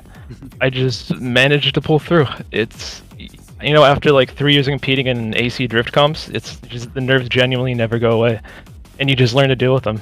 So that's what I did. And as a champion, again, we talked about it a bit. You've got basically a whole new rig, top to bottom, headed to you. What are the plans, man? What are we gonna do with all that new gear? Plans is to obviously drive a whole ton and hopefully come back next year and win it again. Now we're talking. I like that attitude, man. Man, Dai's gonna come in here and correct me, but I don't think we've ever had a back-to-back champion, at least not in Assetto. So really stoked for your 2024 campaign. I'm sure our 2023 champion will be invited back into the 2024 format. Austin, hell of a season, hell of a show you put on for us, especially today. The floor is yours, my dude. Congratulations. I hope you have a cold adult beverage or like an apple juice. I don't know what you're into near you here, but congratulations. And the floor is yours, sir. Thanks. I just want to shout out my team OTM and my teammate Connor, even though he didn't show up for a few rounds here and there. But yeah, just thanks everyone. Thanks Ethan for an amazing finals, and Pavel. It was just some of the best battles I've ever had. Awesome. Congratulations, brother. And again, you said it yourself, but we'll see you in 2024. Yep, see you then, man. See you guys then. Wow, Keenan, we find ourselves on the other end of a ESDA season for the second time now. Yeah, I mean, Joe, it's been new for me and you to be here, but somebody who I'm getting pretty sick of seeing, honestly. Harold McKinney, our CEO. Dai, I mean, at the beginning of the season, did you think it was going to come down to a winner take all at anywhere else but Irwindale Speedway? Honestly, no. I mean, we did do the point stand, like the points, like fix in between the all season to see how we can make things much closer and competitive, and I think it did a good. The point standing did a great job. I never would have thought coming into the round, 11 people would have had a shot to win the championship. That's if top 5 would have lost in top 32. But even then, throughout the whole how the day played out, we still had like 5 people still in the running. Then coming down to the very last battle where a possibility second place could have won by 4 points, would have been crazy. But Austin sealed the deal. He came into this event in 3rd place behind 7 points, and he got the job done. So I felt like stuff that we did in the off season, retaining the points, like to rework the point standing, it worked really well. So yeah. First year of a bunch of changes for us this year. First year on a one-day format. It started off a little bit rough, but it's only 5:30. We got there in the end, here at the end of the season, and gun to your head. Well, water gun to your head. Sorry, sponsors. Water gun to your head. Battle of the day for you. I would say battle of the year, but that's kind of hard to pick one out of pocket. But there was a lot to choose from just today. Oh yeah, battle. Kind of hard for me to. You were choose. judging. Come on. Yeah, it's really hard for me to choose. I mean, we had a lot of good battles today, man. That's true. But That's true. I'm trying to go in and see here. I'm trying to think. I do know Ethan's side of the bracket was pretty tough. I mean, man, neither of them had, like, Ethan had a bunch of OMTs, but look who Austin had to go through. I honestly think the battle of the day came down to Cameron and Ethan. I think that was I think that was one of the best battles that we had the entire day. The top 8 battle between them two. It was close and it was a hard to call. I almost went double OMT. So, I don't know if the floor is mine. I don't know if you guys, but I want to give my thanks to a lot of people and everything. Do your show, stuff. brother. Yeah. I just want to start off with the sponsors. I would definitely like to start off first off with Stack Up. I'd like to appreciate you all for help, trusting us and putting this on to want to support y'all. I'm also going to be donating $150. Swirly's taking his pay. I'm taking my pay and doing an extra $30 in to meet that $500 goal. Awesome. So thank you. And I know they've been hyped the entire week because they've never even knew this was a thing until we I hit them up. So to my main sponsors, Next Level Racing, I'd like to thank them for being supportive for the past 3 years since I've been over here. They've been really supportive.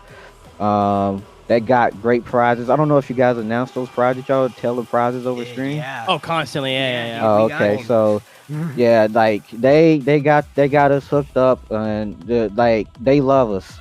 Next off is to Moza Racing.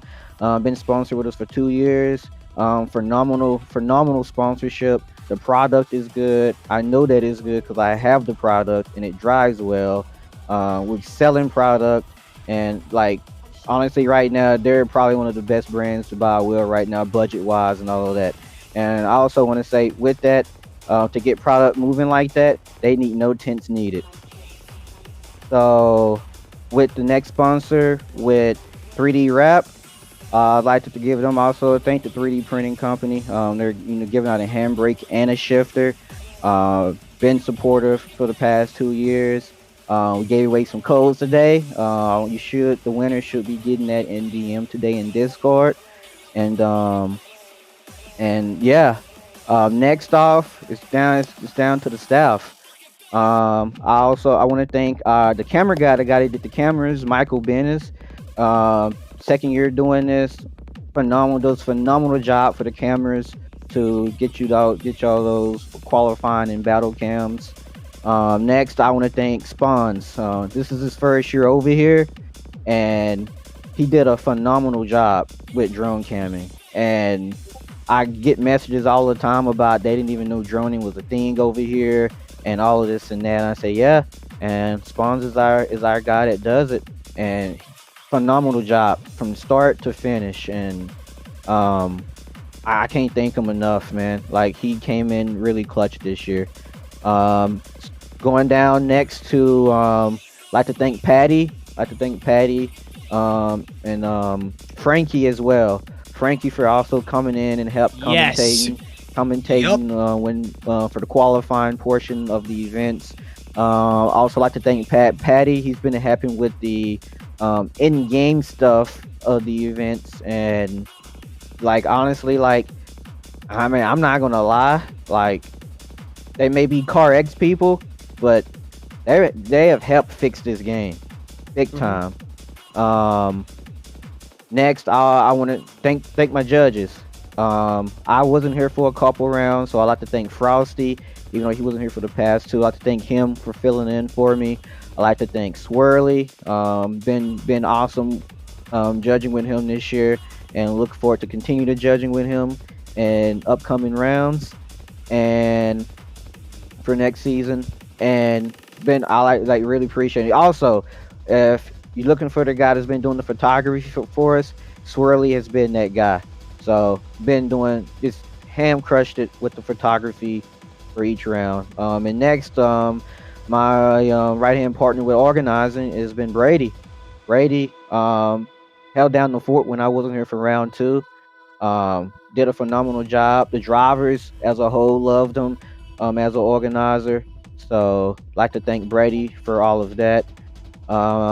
Next off, to my main to the main commentators, to you, Joe and Keenan.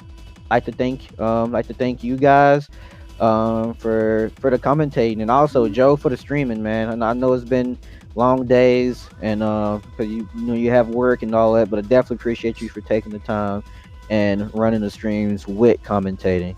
So I want to see if I missed anything. Yeah, also the audience this year. I'd like to thank you guys for watching, tuning in every round, and also for most part the drivers. I'd like to thank the drivers. I had a good talk with them in the drivers meeting today.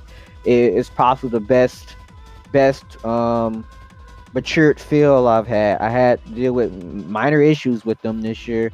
They were professional, win or lose. They were, they took the win, took the L, went on, moved on, came back, figured out what was wrong with their car, came back and competed. So I'd like to thank the drivers from first to last that showed up, that competed. Thank you for being on good behavior, because that's really what it's mainly about and everything. I'm thinking of anything else before I head into the more fun stuff. You hit everything you need, my guy. Also, off season stuff. This is just a build up. Like, this season here is just a build up. We got a lot of things coming in the off season. I can't share with you now, but yeah, this is like this 2023 season is just a build up to what we got planned coming down the road here. Some in a couple months, some going in the next year. Can't announce it, but we got things coming, and we're coming strong. So all I can say, I'm gonna put Joe's terminology: be ready.gg. Oh my gosh. So Keenan, we did it. Thank you, Di, for having us here. Man, I think it's time to just say adios for the season. And Keenan and I are gonna go cuddle and hibernate for the rest of the year. And you speak for yourself. I'm staring down the barrel the last 4 days of my 20s. I'm gonna drink a lot of beer. Like, dude, I mean worry. a lot of beer. Your like, joints I mean just whatever hurt beer more. you're thinking of, more than that. Oh. Like, I'm thinking, like, if there's a keg, like, double it. Like, I'm gonna commit crimes against barley. Like, that's my plan, personally. But man, I'm not gonna waste too much of your time, Joe, because I feel like we both want to get some food and get out of here. But am I in trouble for saying I was gonna drink beer? Die? Are you gonna yell at me? I forgot actually two important appreciations. Okay. Strix, I'd like to thank Strix for doing helping you with the B-roll, Keenan, and I also like to thank Matthias and Josh. I mean, it's been rude for me not including them in here. So I like to thank Matthias with the highlight videos every round, and I like to thank Josh. Yeah, I ain't like this past video that he did yesterday. Probably the best video he's probably ever edited. And I agree. I like to thank him for putting in that effort every round. Honestly, he's been my editor since 2018, 2019, since Forza, and dude's been crushing the edits. So I like to give him a big thanks. I think that fully caps all the appreciation. So I'll let you guys try to wrap up here. Okay. Well, Keenan, I think that we've said all that there is to say, so there's only one more thing to do, and that is make like a tree and watch the intro video again one more time and see everybody in 2024. Yeah, again, I'll keep it quick, but it's been a long road here in ESDA, and it seems like everything gets better and better and better every season. No disrespect to anybody who wasn't on staff this year, but from our end, we've got a solid group of people now that everybody loves what we do. Di said it to you, Matt stayed on doing highlight videos for us, didn't need to do that.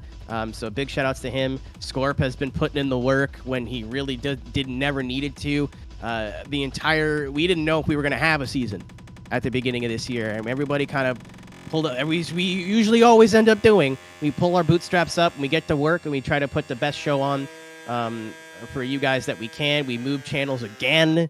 It was a rough end of the off season, but look at the product that we produced, and everybody, whether you watched, drove, helped with media, helped with tracks, helped with physics, tires, whatever, you're all a part of this. So thank you guys very much. Sim drifting is in such a wonderful place right now, and we can't wait to tell you what we're working on for the off season, and we can't wait to see you in 24. So on behalf of the entire Esports Drift Association team, on behalf of my fellow commentator Joe and Frankie, my name is Keenan Kuz, and ladies and gentlemen, we'll see you in 2024. And congratulations to Austin Zalewski for being your 2023 ESDA Pro Champion. Until next time, we'll see you on the track.